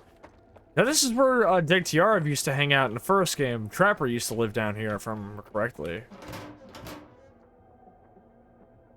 I've not had them on stream, but Alice from GSC does, like, basically like everything that anybody tweets about Stalker 2. And, I actually messaged him and asked him why that car crash sound plays when you walk in that bridge in the Red Forest. He's like, try checking under the bridge. I was like, holy shit, you're right. So I've never had a GSC dev on stream. We have had a bona fide Ukrainian come by and hang out for a little bit a couple of weeks ago. That was sick. But yeah, no, me and Kelly were kind of the only Russians, or the only women in Stalker. Used to just be me and Sascha for years. Yeah. And now I guess Rains and Muller. A Ukrainian friend of mine basically said as such, Slavic women are not crazy enough to go into the zone. And see, this still tracks. This still tracks. Because, this still tracks because I'm only part Russian. Well, born in Russia, sure, but half Bulgarian and half Komi. So, and on top of that, I was also socialized Italian. So, I literally am like, I don't even fit the bill of a Slavic woman entirely. Yeah, I was born in the Komi Republic to a Komi mother and a Bulgarian father, okay? Adopted and brought to America and raised by an Italian mother and a Polish father. What's a Slavic woman? What's a Slavic woman?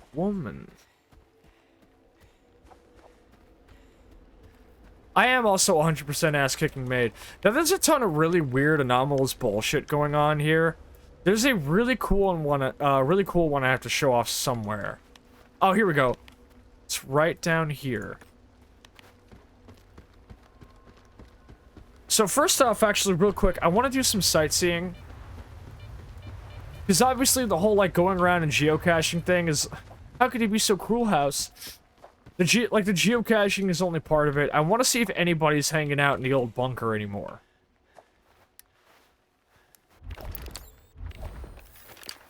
Nah. It looks to me like Ozerski and,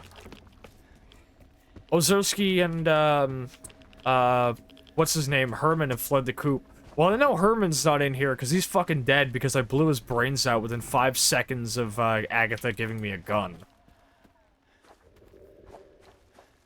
Kind of disappointing that the place is, like, basically uninhabited. Wait. Did you hear that? Wait.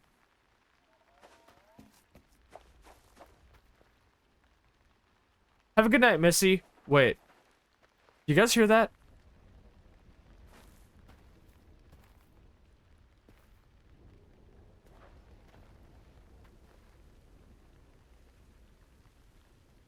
Wait.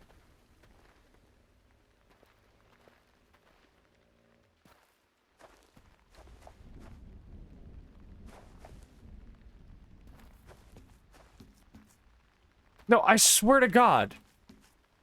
I was hearing a sound from inside the bunker.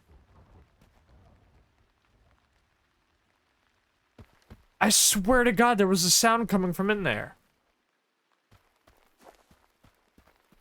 Yeah, also, why did Automod pick up Egghead? That's true, they aren't really safe to be in anymore. But, I swear to God, I swear I heard sound like, what sounded like some kind of, like, distorted radio sound or something.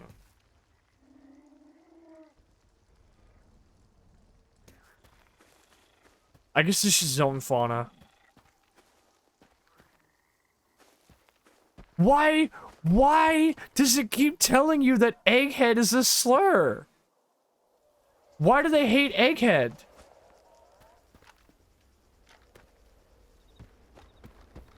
Anyway, I have business to attend to. One Piece spoilers?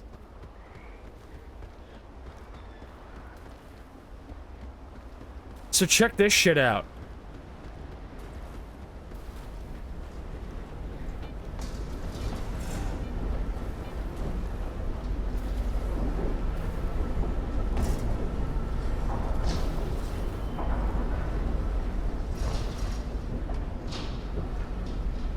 And the fact that we keep allowing it.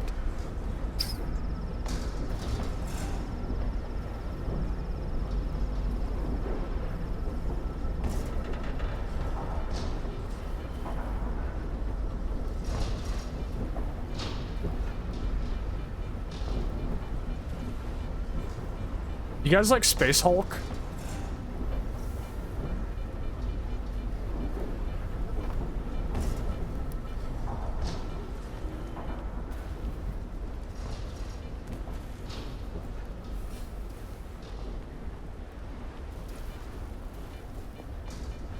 Like, I don't even think there's anything you can actually do here. It's just kind of like this.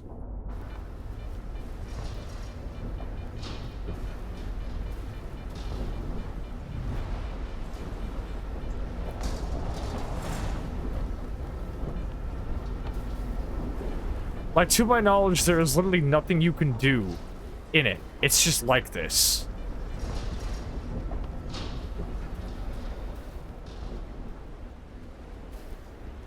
Free train bandage, probably not secondhand. Probably.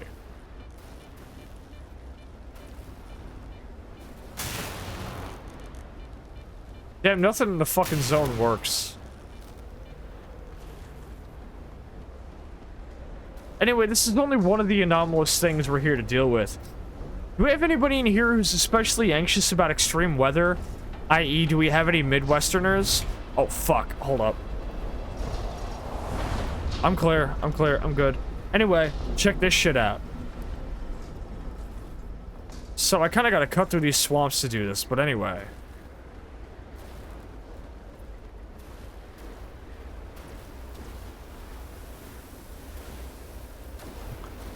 You know how they say if it doesn't look like the tornado's moving, it's probably moving towards you?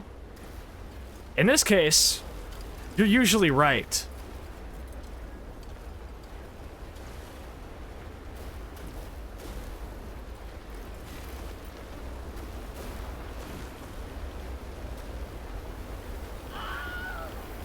Up.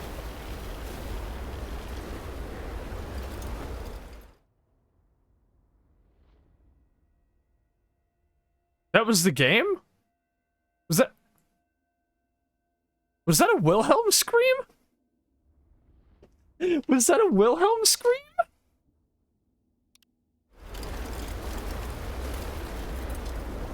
PDA of a stalker who fell from the sky.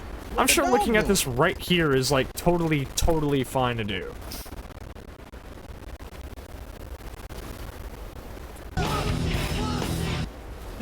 Why is there a damn tornado here? What's next, a tsunami? At least it's not raining fire, thank goodness. Quit whining. Wherever you got anomalies, you also got artifacts, right? Yeah, I get it. I should check it out, but it's giving me the creeps. I'll try sneaking into the center. It looks calmer there. I'll message you when I'm done. Hey, how's it going? Hey, you holding up okay? Oh, I love that happened. I love that bro just falls out of the sky making a fucking Wilhelm scream. Anyway, we got business to attend to.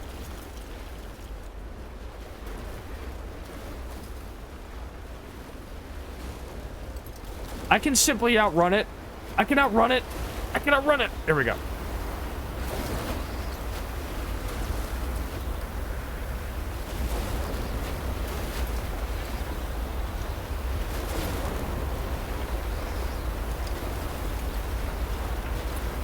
Alright, watch this shit.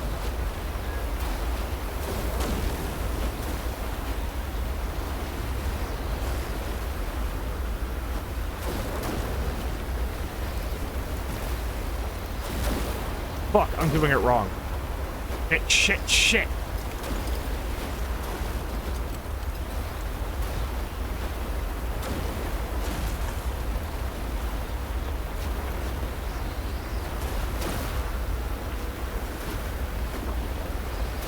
I'm doing it. I'm doing it. Yes. Come on.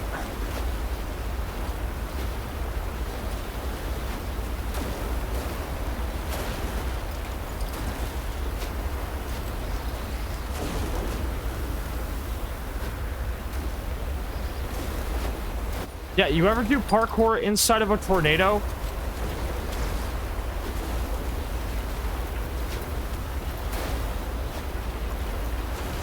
If not, can you say you've even lived? Now, here's what we need to do. We need to make this quick.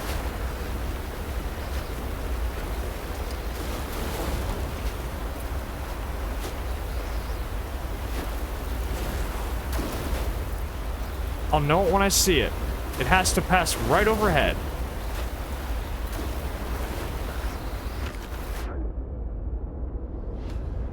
Okay, so what you're supposed to do... What you're supposed to do is when you get all the way up there, there's supposed to be a bolt hovering. And you climb that little thing, and then you grab it out of the air. It is quite a little thing. But it also takes a lot of work to do. So hold up. And also, it is very, very loud. Not for nothing.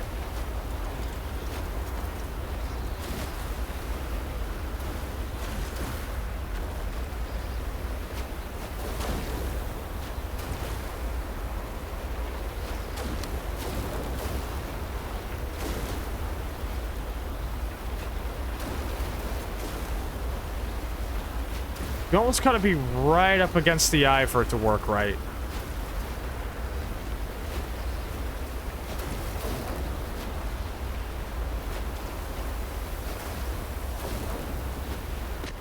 Oh, I did it too early. It probably is an intentional Morrowind reference. But yes, so you do have to, like, climb... You have to climb that fucking crane arm and then grab the bolt out of the air as the tornado passes overhead. But you have to do it at the right time, because, like, the whole point is you doing all of the platforming inside the tornado. Which is so fucking dope.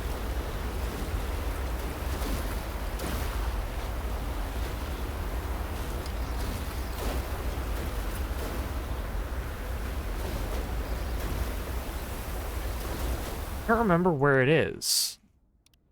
It's supposed to be floating. It's supposed to be floating. So if I get up there right in time, it's supposed to be, like, right out of reach, I think. And then you're supposed to drop down into the thing in the middle. So hold up.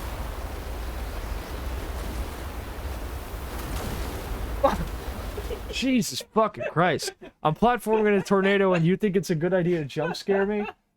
That's fucked up. That's fucked up. That's fucked up. That's fucked up, dude. Wow. I made noises and I didn't hear shit because I'm inside of a tornado. Oh man, I can't believe my wife didn't hear me when she was inside of a storm. That's crazy. What do you mean that's my... What? That is bullshit. Anyway, hi, hon. Oh, hold on a second. My wife has to go to bed.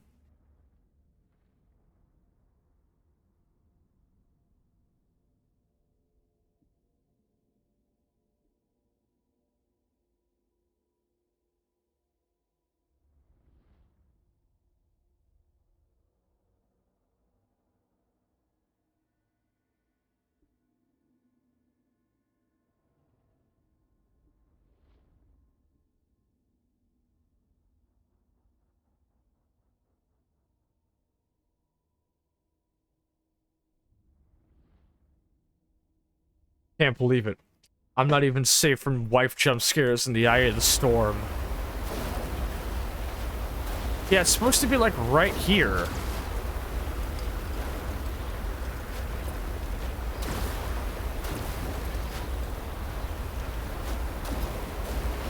The fuck is it?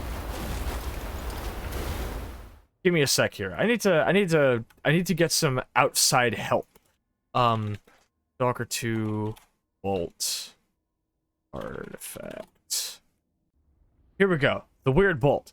I'll know what it looks like because it's like, so you know how the nut we found in the fire tornado was icy? This one is glowing hot. So I climb the thingy here.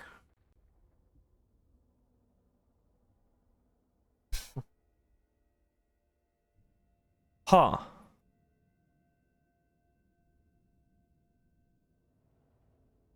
Screw them together. All the patent page white woman jump scares. Woo! Okay, so I'll know it when I see it. It looks like a nice big red bolt. Screwing the red hot bolt and the icy nut together sounds like a terrifying idea, but I'm gonna be honest, if me and Angel were ever actually in the zone, we would do it.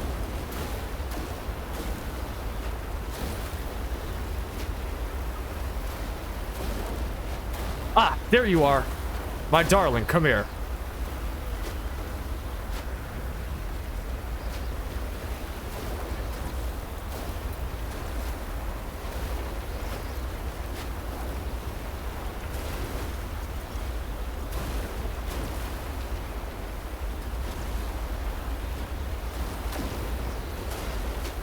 Fuck me.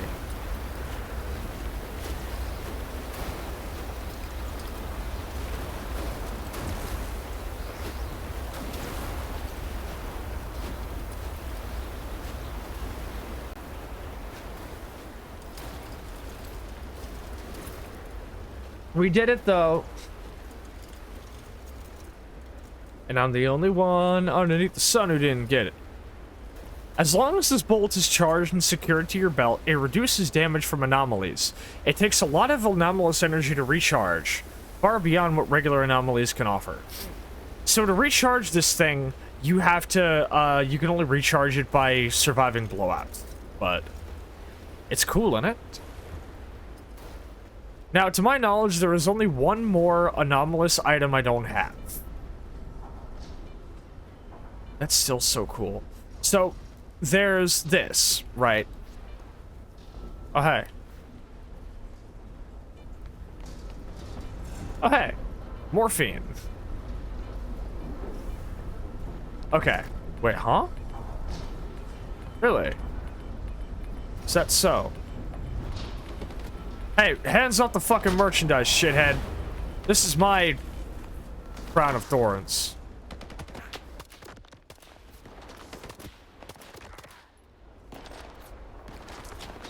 Maybe I should have saved. Anyway, I'm gonna go grab the last anomalous item, and then we'll probably call it a night. Because that'll be a good end to the zone sightseeing. You need to wind down for the night? No, yeah, that's super fair. It's definitely getting late. We're getting into the wee hours now, so I'm gonna go do the last anomalous item, and then we'll probably call it there. I think it's a good time to call it now. Didn't even deal that much damage to my shit, so I can probably just take the guide straight on over to the burnt forest. The Burnt Forest, we haven't really gotten to see much of. There's a lot of sightseeing to do there, so I think next week we'll probably just do more sightseeing and find more cool shit. I'm just happy we managed to finally get to the cooling towers, because the cooling towers is a mad fucking cool place. No pun intended, obviously, but...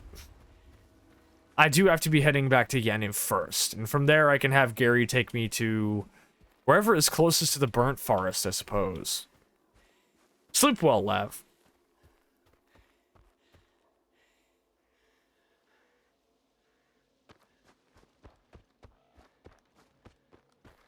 Because the fog in the Burnt Forest is like... I like how a lot of the anomalous areas in this game are kind of like varied in tone. Right. Where you've got the two different tornadoes, which are like obviously mainly like environmental platforming puzzles. You've got the Bulba, which is just this weird gravitational thing and kind of like learning how to like duck around between things that block its influence. But then the other three are kind of horror focused because you've got the Poppy Field, which is like there are no enemies or anything, but you are stumbling around in a giant poppy field that keeps putting you to sleep. And the way that these like clouds of poppies keep flying around through the field. Damn, he's got the heels on the ground and all. He's practiced this shit. But, so, like, the way that, like, the clouds of poppy petals, like, fly through the air, crash into the side of the building, to try and, like, get you. It's so cool. But, he is posted the fuck up. Wait. What's the closest area to the Burnt Forest? And then, yeah, so the Poppy Field is more horror-focused. And then over in Zatan, right? Over in Zatan, you've got the Wandering Lights, which, during the daytime, just feels like a kind of cursed area. Where, like, you hear a Psy influence, but there doesn't appear to be anything it's coming from. But during the night, ghosts wander it. And there's a bottle of, like, weird anomalous water. But the last one, the Fog, is also kind of horror. I'm not gonna spoil it yet. But we do have quite a trip to get there. Because we can either... we can't get there through the garbage, so we would probably have to go from Rostock, travel straight down to the chemical plant in there. It's gonna be quite a trip. It's gonna be quite a trip. You know... maybe this might not be the play for tonight. Because the Fog is quite a ways away, and when we do actually get there, we do have to, like, do the environmental puzzle.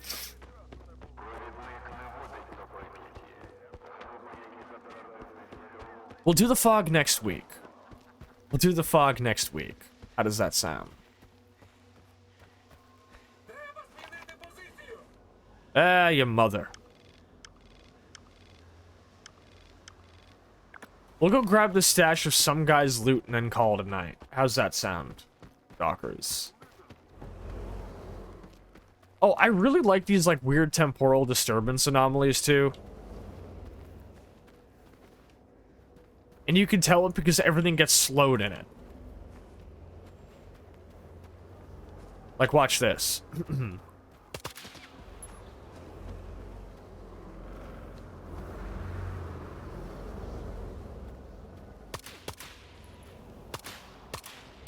Wait.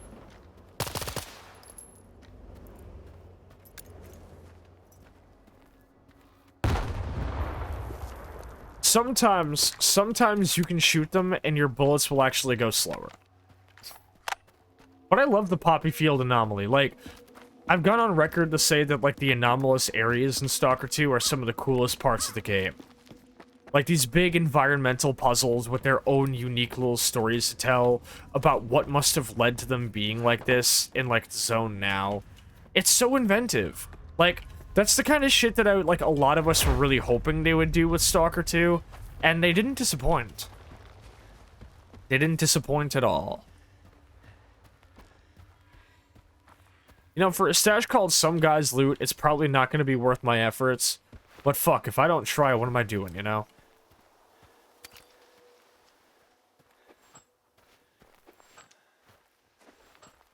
Excuse me. There we go. Aha! I smell an environmental puzzle. Locked door. No points of entry give us a look at the door itself. Okay. Sometimes it's like, am I dealing with an environmental puzzle, or is this just a place I'm not supposed to come to in the story yet, kind of thing? Aha! Also locked. But... crafty gal like me...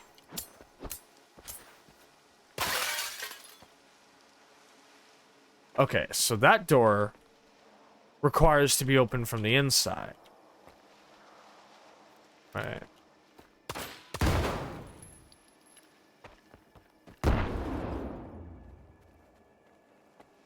That probably didn't do anything, but...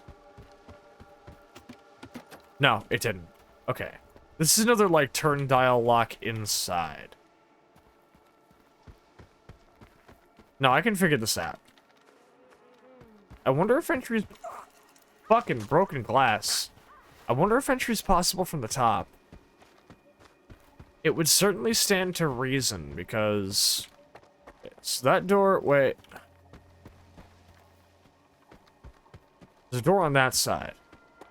This door in here leads to a different part of the interior. Let me see.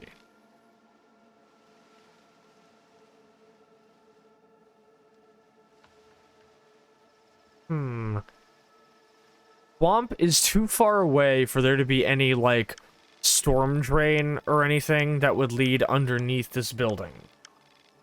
Is it just that, or... Is it just that it's been ages since I played the originals, or the general anomaly feels, like, way smaller into... No, there are some pretty bigger ones. There are some fairly big ones.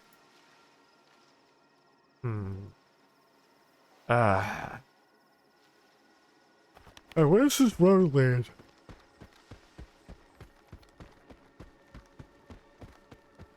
No, because I'm curious, because, like... How would one enter this house? Ouch! The fucking broken glass every time.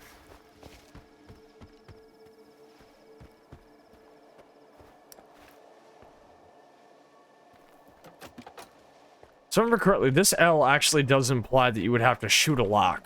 But the problem is that the only angles from which you could shoot the lock are obscured. So... I would have to get a little bit craft. Fucking broken glass. Have a good night, Kumtussis, and thank you so much for stopping by. I am always happy to see you on Stalker Tuesdays, as I am to see you any other day. Rest well, good homie. UCHC for life.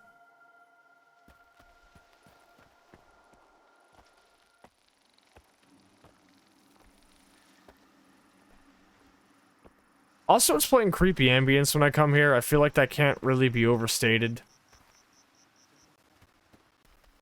Wait a minute. I have an inkling of an idea. Now, this could be a red herring. But you notice, these don't lead anywhere else. These don't lead anywhere else. These only lead to this house. So, hold on.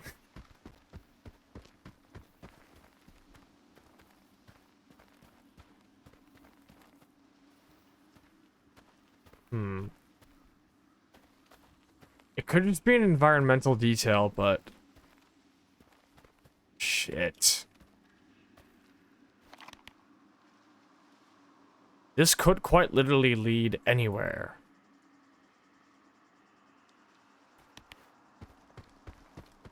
Because it just was curious to me.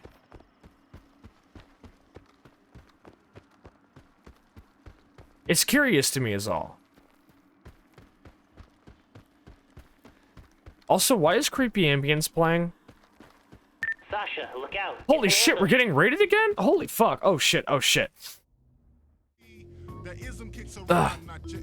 Hi everybody, welcome on in. Nightmare, you son of a bitch. I knew something was up when I saw you in chat earlier tonight. I was like, hold up, this bro has something cooking, okay? Alright. Thank you so much for the raid. Thank you for bringing your people in on here. I promise they're in good hands. Welcome on in, new raiders. I am too much Sascha, the Chernobyl battle maid. I cook, I clean, I kill, and when I'm not doing any of those things, I'm playing spooky shooty games here on Twitch. I play Stalker Tuesday, or... It's getting late. I play Stalker every Tuesday, and tonight I am playing Stalker 2 on Stalker Tuesday. To anybody in my chat who is not already following Nightmare Nexus, I know I already gave this motherfucker a shout out earlier in the stream, but if it's worth doing once, it's worth doing it again. Nightmare Nexus is a fantastic homie. Love getting to yap with him about shit. He's fucking cool as hell. Love everything he does on stream. Bro's mad creative. We respect that motherfucker. How are you all doing tonight? Your late fees are due. Well, I got bad news for you, dog. You got the wrong maid, because I haven't rented anything from a video store in over a decade. Well, there was that one copy of Leatherbound Dykes from Hell 3, but, I'm not bringing that back in. I'm not bringing that back. Bing chilling. That's the good shit. That's the good shit. That's the good shit. Alright, with pleasantries dispensed, let's get back to it then, shall we? I'm actually trying to solve an environmental puzzle. Had to be right in the middle of the fucking, Dead Rising music, too. Okay, so I have to keep reminding myself to not step in the broken glass. You know what? It's the holidays, you can keep that. Yeah, I appreciate that. Eyes on you, Bloodhound. Watch it. Trelter Skelter, that's a dope fucking name. Okay, so I'm trying to figure out how to get into this house. I don't think it's a story-related house, but... Wait. Maybe this can... Hey, Sascha, be careful. Looks like someone's following you. Thank you for the follow as well, Lord Lucius. No, don't worry, Kelly, you're all good. You're also asleep, Kelly. Yeah, See, I'm just trying to figure out how to get into this house. And I'm not getting a whole lot of success here. Because there's only 2 points of entry. One of them is locked with, I believe, like a key lock. And the other is locked by way of a padlock. Which I do not have any means of destroying. There doesn't appear to be any means of getting on top of the house. So... she sat up in bed for that. That is not what's supposed to happen.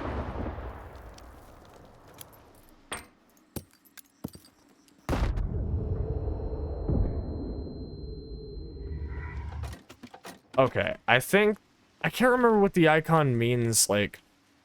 Ugh, God. I can't remember what the icon means, so, like, that's a door that I actually... Huh? Oh, shit, hold up. Oh, you can right-click to do that. Uh-oh. It seems my escapades might have attracted some, unsavory folks. Give me a second, I got this.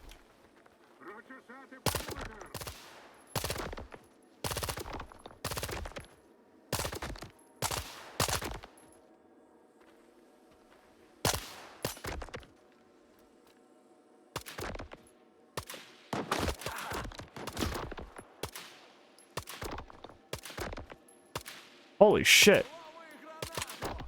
Where do you get off having that much fucking health, bro?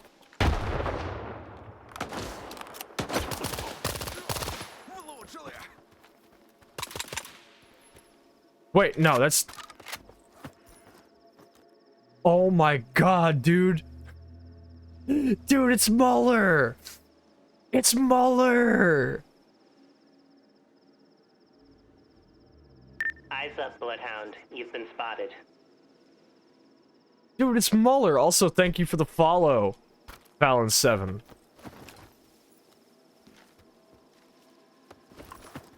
Oh, that makes sense. I guess some fucking feds decided they wanted the smoke. That's fine. Okay, I'm still puzzled about this house, though. What do I do?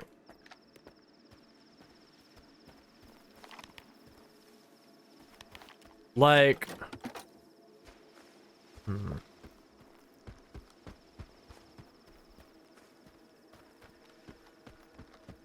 I would wager I'm probably not supposed to go in there right now. That's fine. I can tell when I'm not wanted. I had other business to attend to anyway. Romance the door. I tried that already. That was before you guys raided.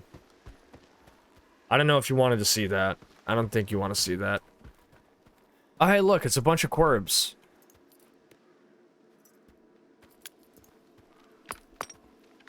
That was not enough. Hey, wait a minute. I remember this location in Call of Pripyat.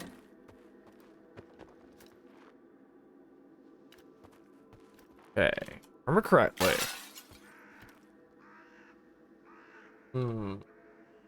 Door? Oh, it's blocked. It's just straight up blocked. Hey. Corvids are too powerful. We have a lot of Corvids up in my chat these days, and they are terrifying presences. Now, I remember this location. This location is prevalent to a quest in Call of Pripyat. There is a stash full of shit down... Let me see if I remember the look. There you are. Can't fool me. I played these games way too fucking much to forget things like this. It's right over there.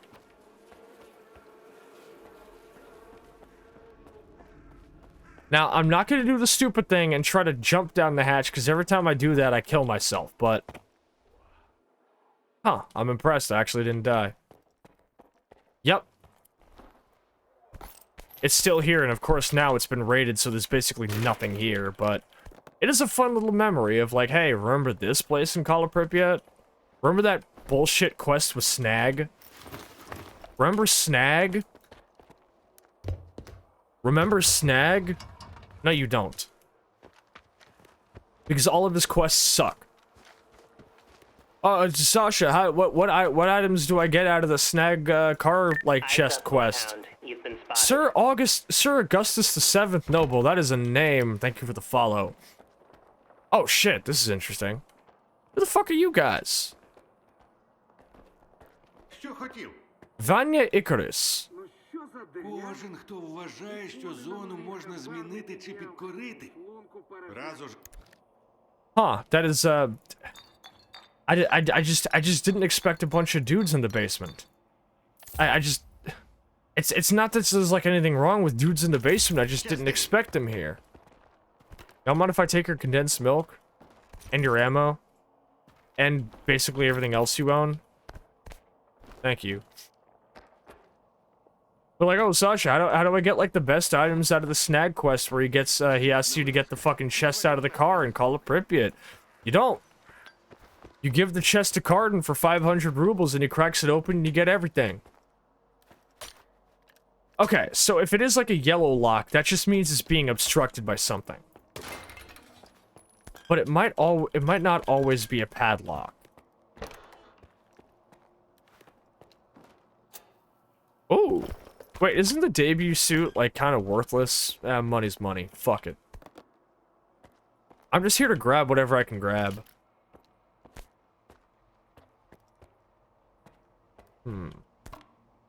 Food. Shit ton of tourist delight. Somebody's stash with fucking nothing in it. Typical. I'm still confused about that house, though. I'm still confused about the fact that it plays, like, spooky ambient music when I'm near it, despite the fact that nothing appears to be happening. Those two doors are still puzzling me. So, like, one of them has to be something I can just fucking open, right? Like, I wouldn't have to, like, find a key or nothing, because, like... I'm like expending all of my brain power on, like, my Sascha solves an environmental puzzle thing. But it's not terribly well signposted if this is, like, a place that maybe I should just come back in later in the story, or, like, what, you know? Because... Wait, okay, out of curiosity, let me just try something. If this doesn't work, I tried. Holy shit, I got it in one go. Well, the good news is I somehow managed to thread the needle on that grenade. The bad news is it was completely pointless. So I can't climb up on this tank and then use the fence to jump on the roof. That option's out the window. It's too far from the train to do anything. I tried checking those power lines. Those are a red herring. They don't do anything. This really is kind of confusing. Like, what? I feel like I would know if anything else possibly led me in there, but I... And it doesn't look like there's any other way of getting inside.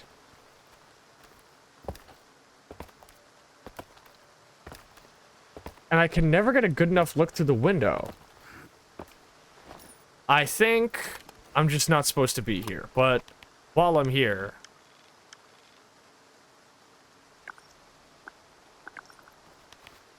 Might as well mark it up. Maybe I'll come back here later. Even if I don't, it's good to have that saved. So, what to do now? I guess I could just run my ass back to the bar. God, the conjoined wagons are so cool. Yeah, fuck it. Guess I'll just make my way back to the bar, yap about whatever on the way there, and then call it a night when I get there. Sightseeing in the zone is still exciting. Especially when whatever the fuck happened to this Lotta is happening.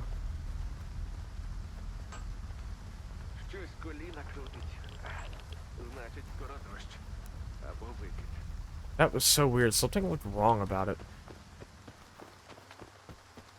Now, when I say something looked wrong about it, I don't mean like a game thing. I mean like something anomalous was going on with that shit, you know what I'm saying? So...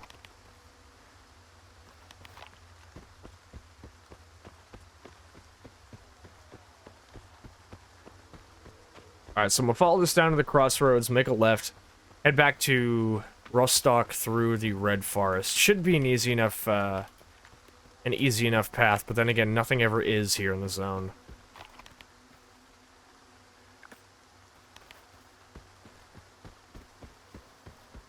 I'm gonna be tossing and turning in my sleep thinking about that house. What the fuck is in there?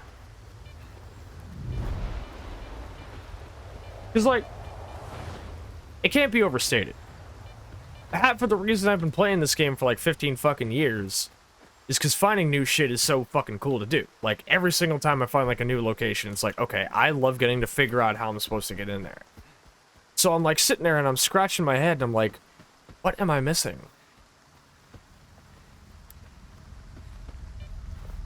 I'm sure it'll make itself known in time.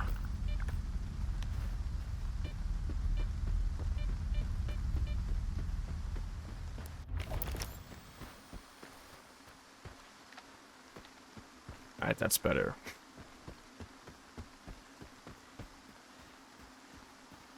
Next order of business, probably start outfitting myself more with the Karad, or not the Karad, the Dnipro, because it's basically just like the better version of the 4221.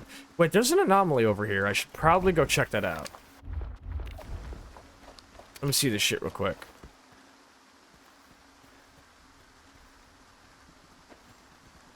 See, it doesn't look like there's gonna be anything useful in there, but you never know.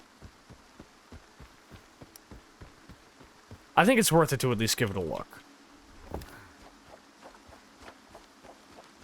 Watch, there's like 5 bloodsuckers in here instead. That's how my luck's been going tonight. It's been a whole lot of bullshit. Alright. Luck be a devil's mushroom tonight.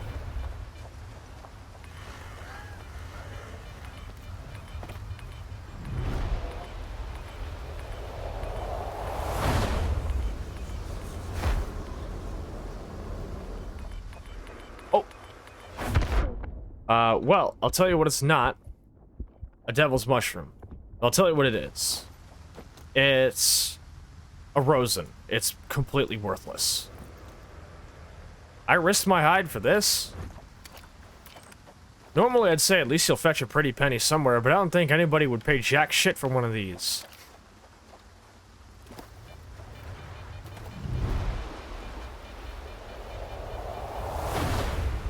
Bro pulls up on me and says, hey Sasha, want to buy this rosin off me? How about you lick my ass and balls? No.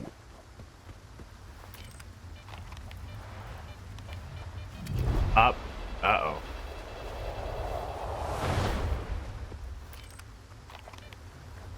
It's a lot harder to get out of the,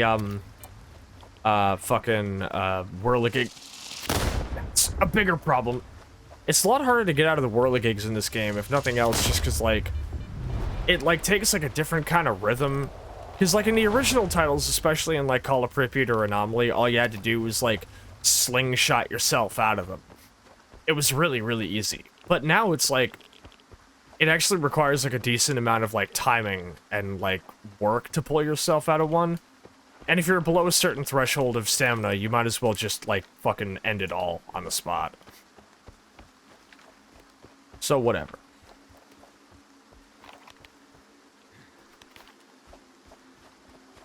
Now, I never did do that quest with the guys in the mine shaft. I'm sure they're fine. I don't think they need my help right now. Sin's not even canon anyway. What?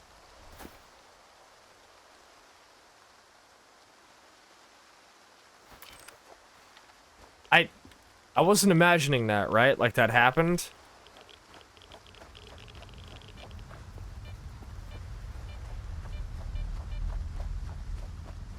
I've never been able to, like, perfectly reproduce what makes, like, anomalies just, like, slingshot you across the fucking land like that.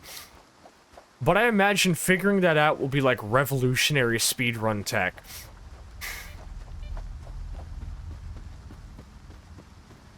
Like, yo, dude, check this out, right?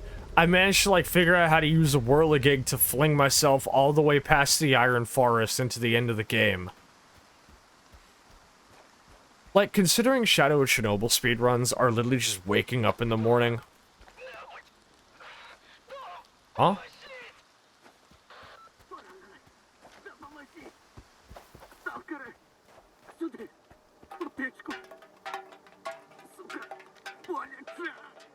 I'll bet it does.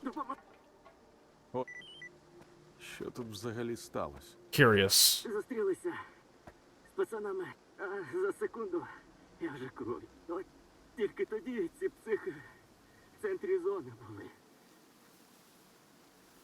Доп. Так. Huh, well. Дякую. Що врятував. Well, alright then. Можеш чекнути. Wait, this one was upgraded? Ми на обмін притягли. Хапай, що хочеш. А я звалю. Як окуну. Bro sounds kind of shook. Though, to be fair, he kind of has every reason to be, because, like, it looks like all of his homies kind of got, like, really, really badly run up on, so what are you gonna do?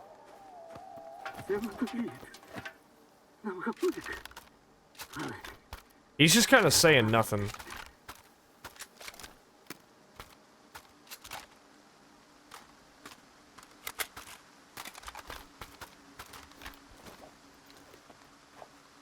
I do appreciate all the extra gear, though, homie. Anyway.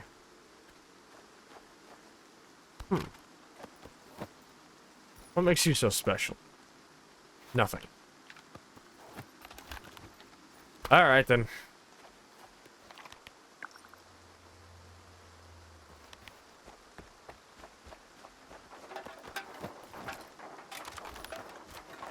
Well, I didn't get half of what I wanted, but, like, fuck it. I guess, like, I have something to sell. Today's not completely at a loss. Get back, toss a couple artifacts, what's-his-name's way, call it an evening. Figure out who to raid out to. We cold chillin'. Get me some good rest, wake up just in time to start getting ready for Christmas Eve. What are y'all's Christmas plans, this year? Because, I gotta say, I'm keeping it pretty fucking sparing this year. I'm, busy, overwhelmed, and exhausted as hell, so... we don't even have space in this apartment for a tree, so we just kind of been keeping it on the down low. We are gonna make us a nice dinner, though. Yeah, we're gonna get us, like, a nice, like a London broil or, like, top roast. We're gonna make us a nice little, like, you know, like, small, like, you know, like, two-person roast. Probably make up some either mashed or baked potatoes. I could think up some way to make some potatoes. My goal is to not cry this Christmas.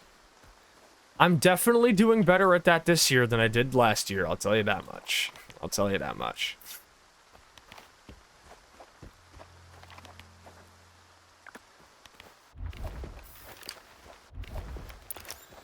Because, like, obviously the only people I'm really doing a gift exchange with right now are my wife.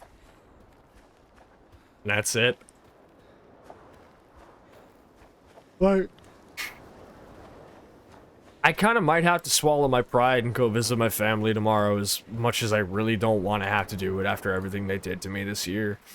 So, like, I'm not really trying to do that, but, like, you know, this might be the last time I ever get to see my grandmother. So, I'm gonna do it. I'm just kind of pissed because, like, my mom told me, like, oh yeah, you can let your wife come along. And then she just kind of, like, ran back on that after, like, an hour and said, actually, don't.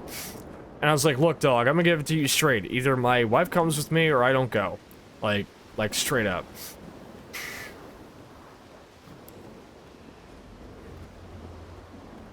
So it's like, I might go, but, like, only to see my grandmother.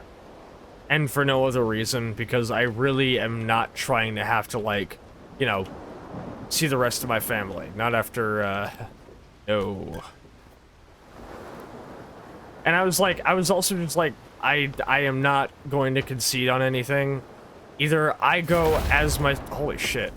Either I go as, like, me, or I don't go. So it's like, I'm not going as, like, my pre-transition self I kept pretending to be for, like, most of the time I knew this family. I'll go, and then I'll just, you know, like, fucking say hi or whatever, and then I'm out. Real quick shit, you know? Aha!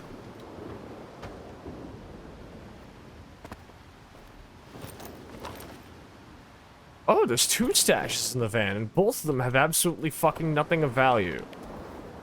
Wait, there's more? Wait, how is there more? How many stashes are in this van, bro? Wait, I should, I actually have use for these things right now.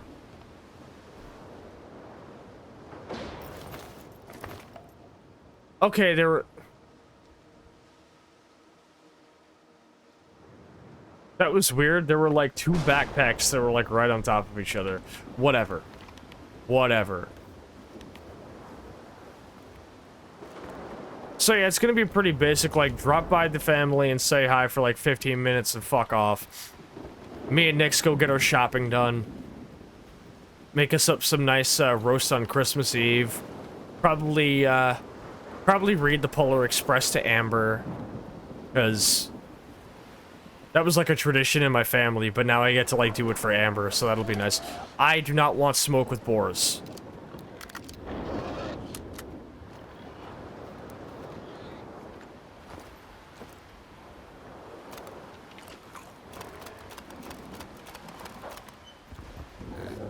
I really don't want smoke with Boris, dude.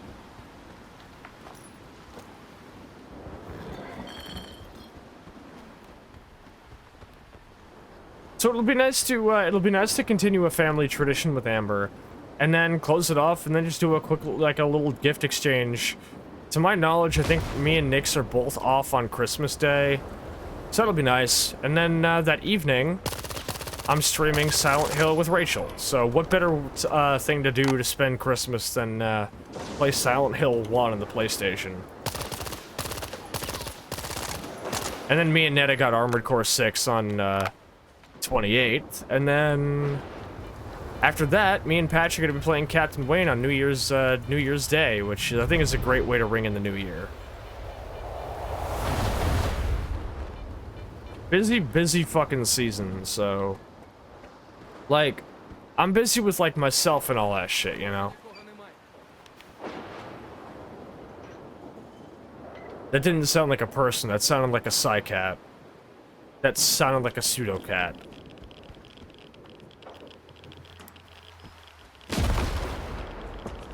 I swear to God, that was a pseudo-cat.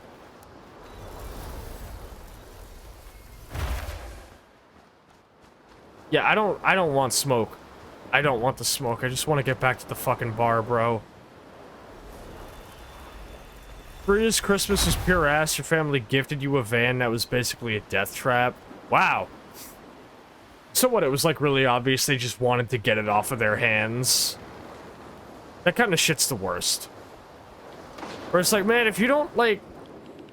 if you just, like, don't want to get me something, then just, like, don't get a person something, you know? Like, it's okay. Like, people know not to get mad if you, like, you know, don't want to do that. But it's like, maybe you should, like... Thank you for the Hydret redeemed, soul. Give me a second here. Finally back at the bar, and it feels like it's been a fucking decade since I came and left.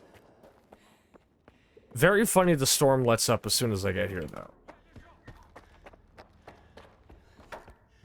Is that guy still waiting at the door? Oh, thank Christ he left. Sure. What's up, Screw? Oh, I got issues, alright.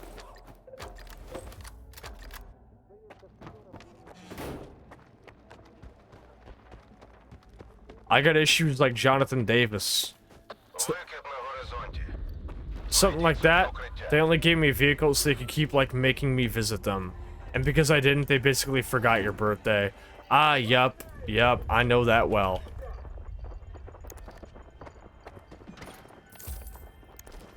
Marry me, Birch. What?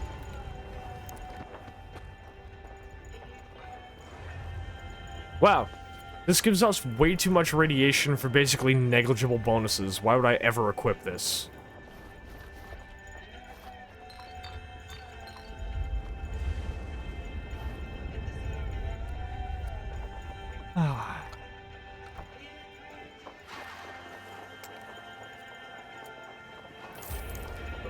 Well, I recouped my costs, at least.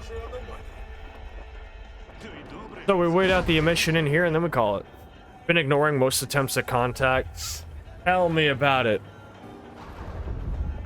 Like, Angel knows, but I basically told my family that, I've made it very clear where I stand with my not my biological family, but my adoptive family, you know. Because I still haven't been able to make contact with my biological family, and I hope one day I'm able to. But, as it stands, yeah, I'm not terribly interested in, reconnecting with my adoptive family. I've done my time. I've done my time with them. I'm good. I'm actually having Angel hold me to it, where, once I get this whole, like, little, like, you know, like, Christmas stop by out of the way, I'm essentially just not really going to be, yeah, I've done my time and I want out.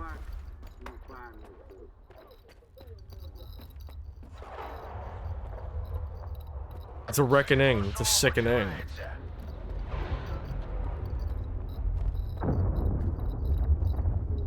But I'm having Angel hold me to it, where it's gonna be like, alright, just block your family after this, you know?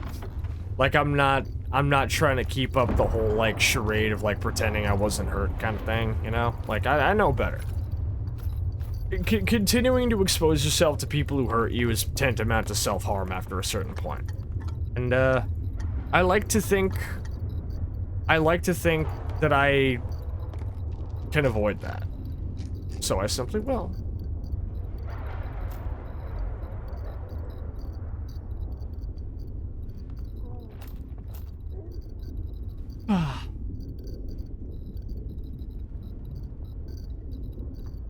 I'm glad we see eye to eye on that, Angel, because it really is kind of true.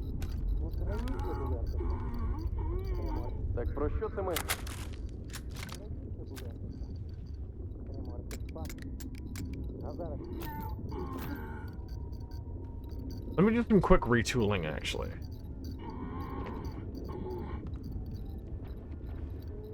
What I'm looking for is my Dnipro.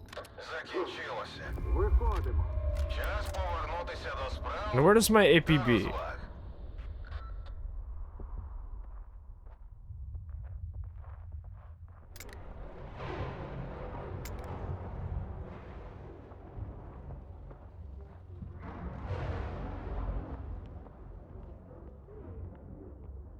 Sound suppressor for pistol caliber weapon. Curious. That's not what I want, though. Here we go. Pistol suppressor. And I can also put this sight onto the APB.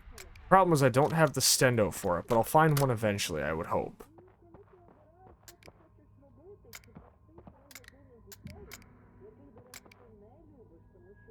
Get myself all kitted out and shit. It's especially tantamount to self-harm when, like, said family kind of tries to, like,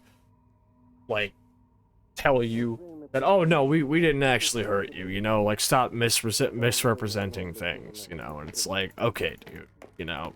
Okay. So, whatever. Here we go. I do kind of prefer the coupled mags, but the stendo is a little bit more useful.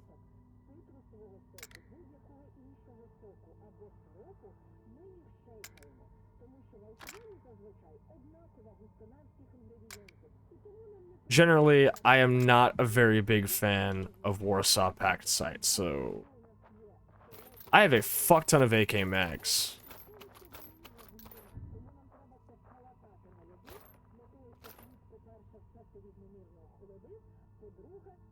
Here we go.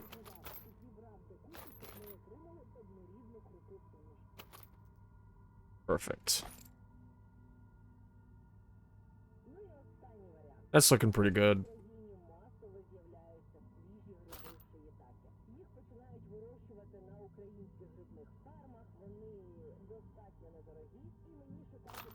Perfect. And now, real quick, for the sake of making sure all my shit is uniform, you need a laser. The fuck you mean you can't do this? Well, yeah, guess who's going back to the Fort 221 because the Dnipro can't be upgraded by this guy yet. That's okay. Get out of my inventory. I'll pick you back up again later, darling. Trust me, I will.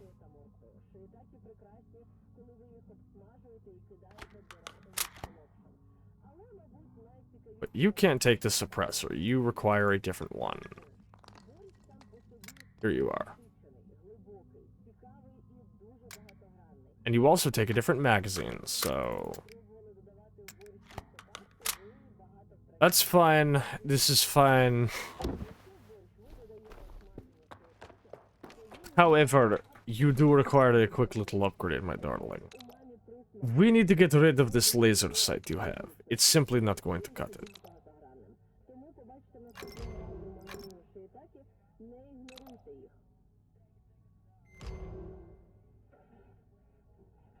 Much better. I personally prefer the tactical one over the light one, but what do I know? A scope mount for 7,000 fucking rubles, what? Apparently I'm made out of fucking money, but whatever.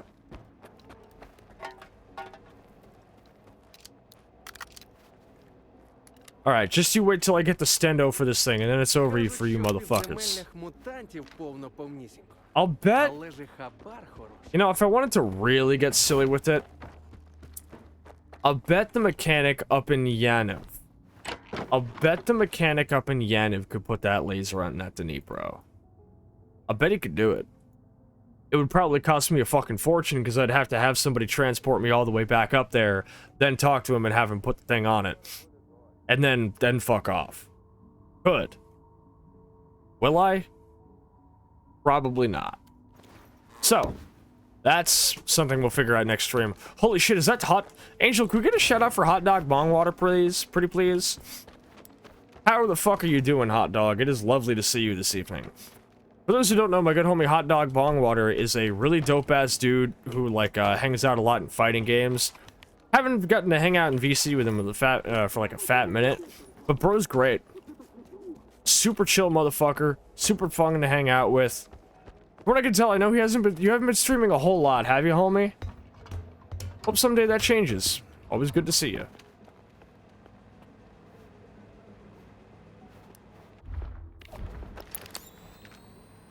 Don't really Discord anymore. That's fair, you've been living it up in the real life, honestly. And you know what? I respect the fuck out of that. You've been out there touching grass, going to cons, doing whatever. You know what, Hot Dog? You know what, Hot Dog? I might have you do a thing. I might have you help out with the thing sometime. You might dig this. So I'm branching out to homies who go to conventions and like outings and shit, like tourneys and all that. Some point, if I have any homies who are like currently going to conventions, so what I'm gonna do is I'm going to send them I will send them a cosplay outfit and have them go to a convention and pretend to be me. Like MF Doom and like Earl Sweatshirt type shit. I will just straight up like send a motherfucker like a paid for cosplay outfit and be like, all right, go to a convention and just pretend to be me for like a day. Hand out these stickers and patches. And people be like, what the fuck, you're not Sasha. They'll be like, yeah, nah. If somebody accuses you of not being me, just go, oh. There's a Tekken player that's really good that dresses up as MF Doom. Hey. Hot dog? All caps when you spell the man name. All caps when you spell the man name. Come on, let's see it.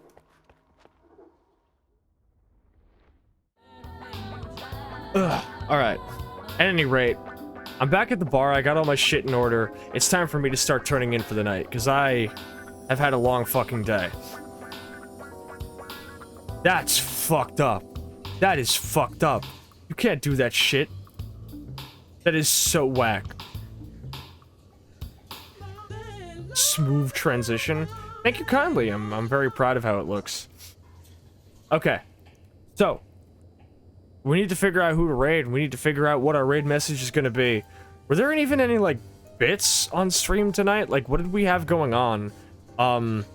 Like, everything went by so fucking fast. There was, like, the Gloomtuber banter in the beginning. Then there was all of the, like, sightseeing banter later on. Did we even have any, like... And we were already just talking about how we feel about Afro Man, so having it be Deck My Balls doesn't feel right. Can we still... You know, can we reclaim Deck My Balls? Can we reclaim Deck My Balls? Okay, I'm not gonna lie, that is pretty cool. Okay, is it possible? Is it possible to reclaim Deck My Balls? Bloomtube Adventures sounds like a song name. Yeah. That's like the new Jamie Page song. We can cover it maybe, but yeah. So how about we reclaim, how about we reclaim Deck My Balls as like our raid message? Who the fuck are we gonna raid tonight, huh? Let me see what we got. Let me see what we got. Who's on deck for tonight, huh?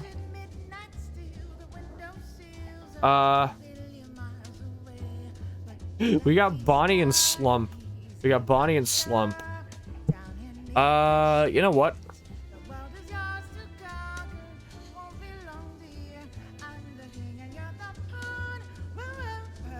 You know what? Let's raid Bonnie. Slumpy. Slumpy. We love Slumpy. Yeah, you know what? Let's raid Slumpy. Let's raid Slumpy with the Deck My Balls. This is completely insane. The perpetually zooted cat with like giant titties. We're gonna raid it with Deck My Balls. Alright, so hold on. Well, let's see what this cat is up to. Let's see what this fucking creature is doing for a sec. Give me a moment. Give me a moment.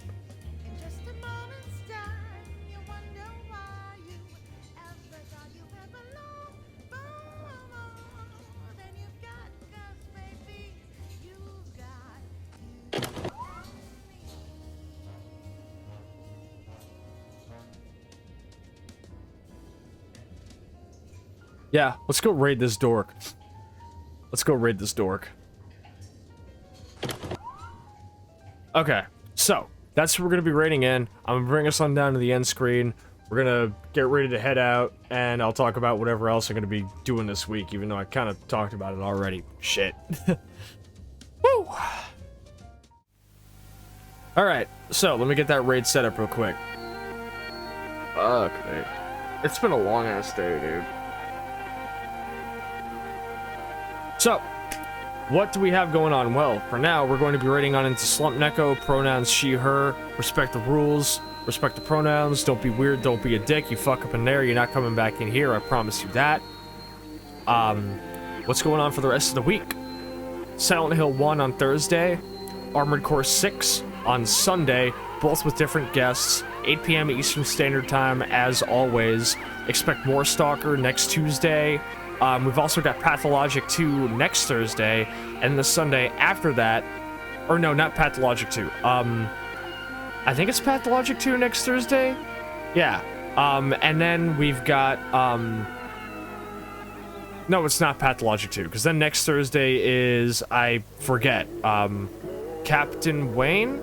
I don't fucking know. Anyway, go check my Blue Sky if you want to see what I'm getting up to these days, or join our Discord server with !Discord and come hang out with the Hate Crew. We got game nights, movie nights, listening parties, you fucking name it. We get up to all kinds of shit. If you want to support us, come on down and try, you know, tipping in on some merch or the Ko-Fi, whichever one you prefer. That's going to be it for tonight. Be good to yourselves, be safe out there. Pripyat City Hate Crew for life. Merry Christmas, Happy Hanukkah, you know what it is. Let's get it.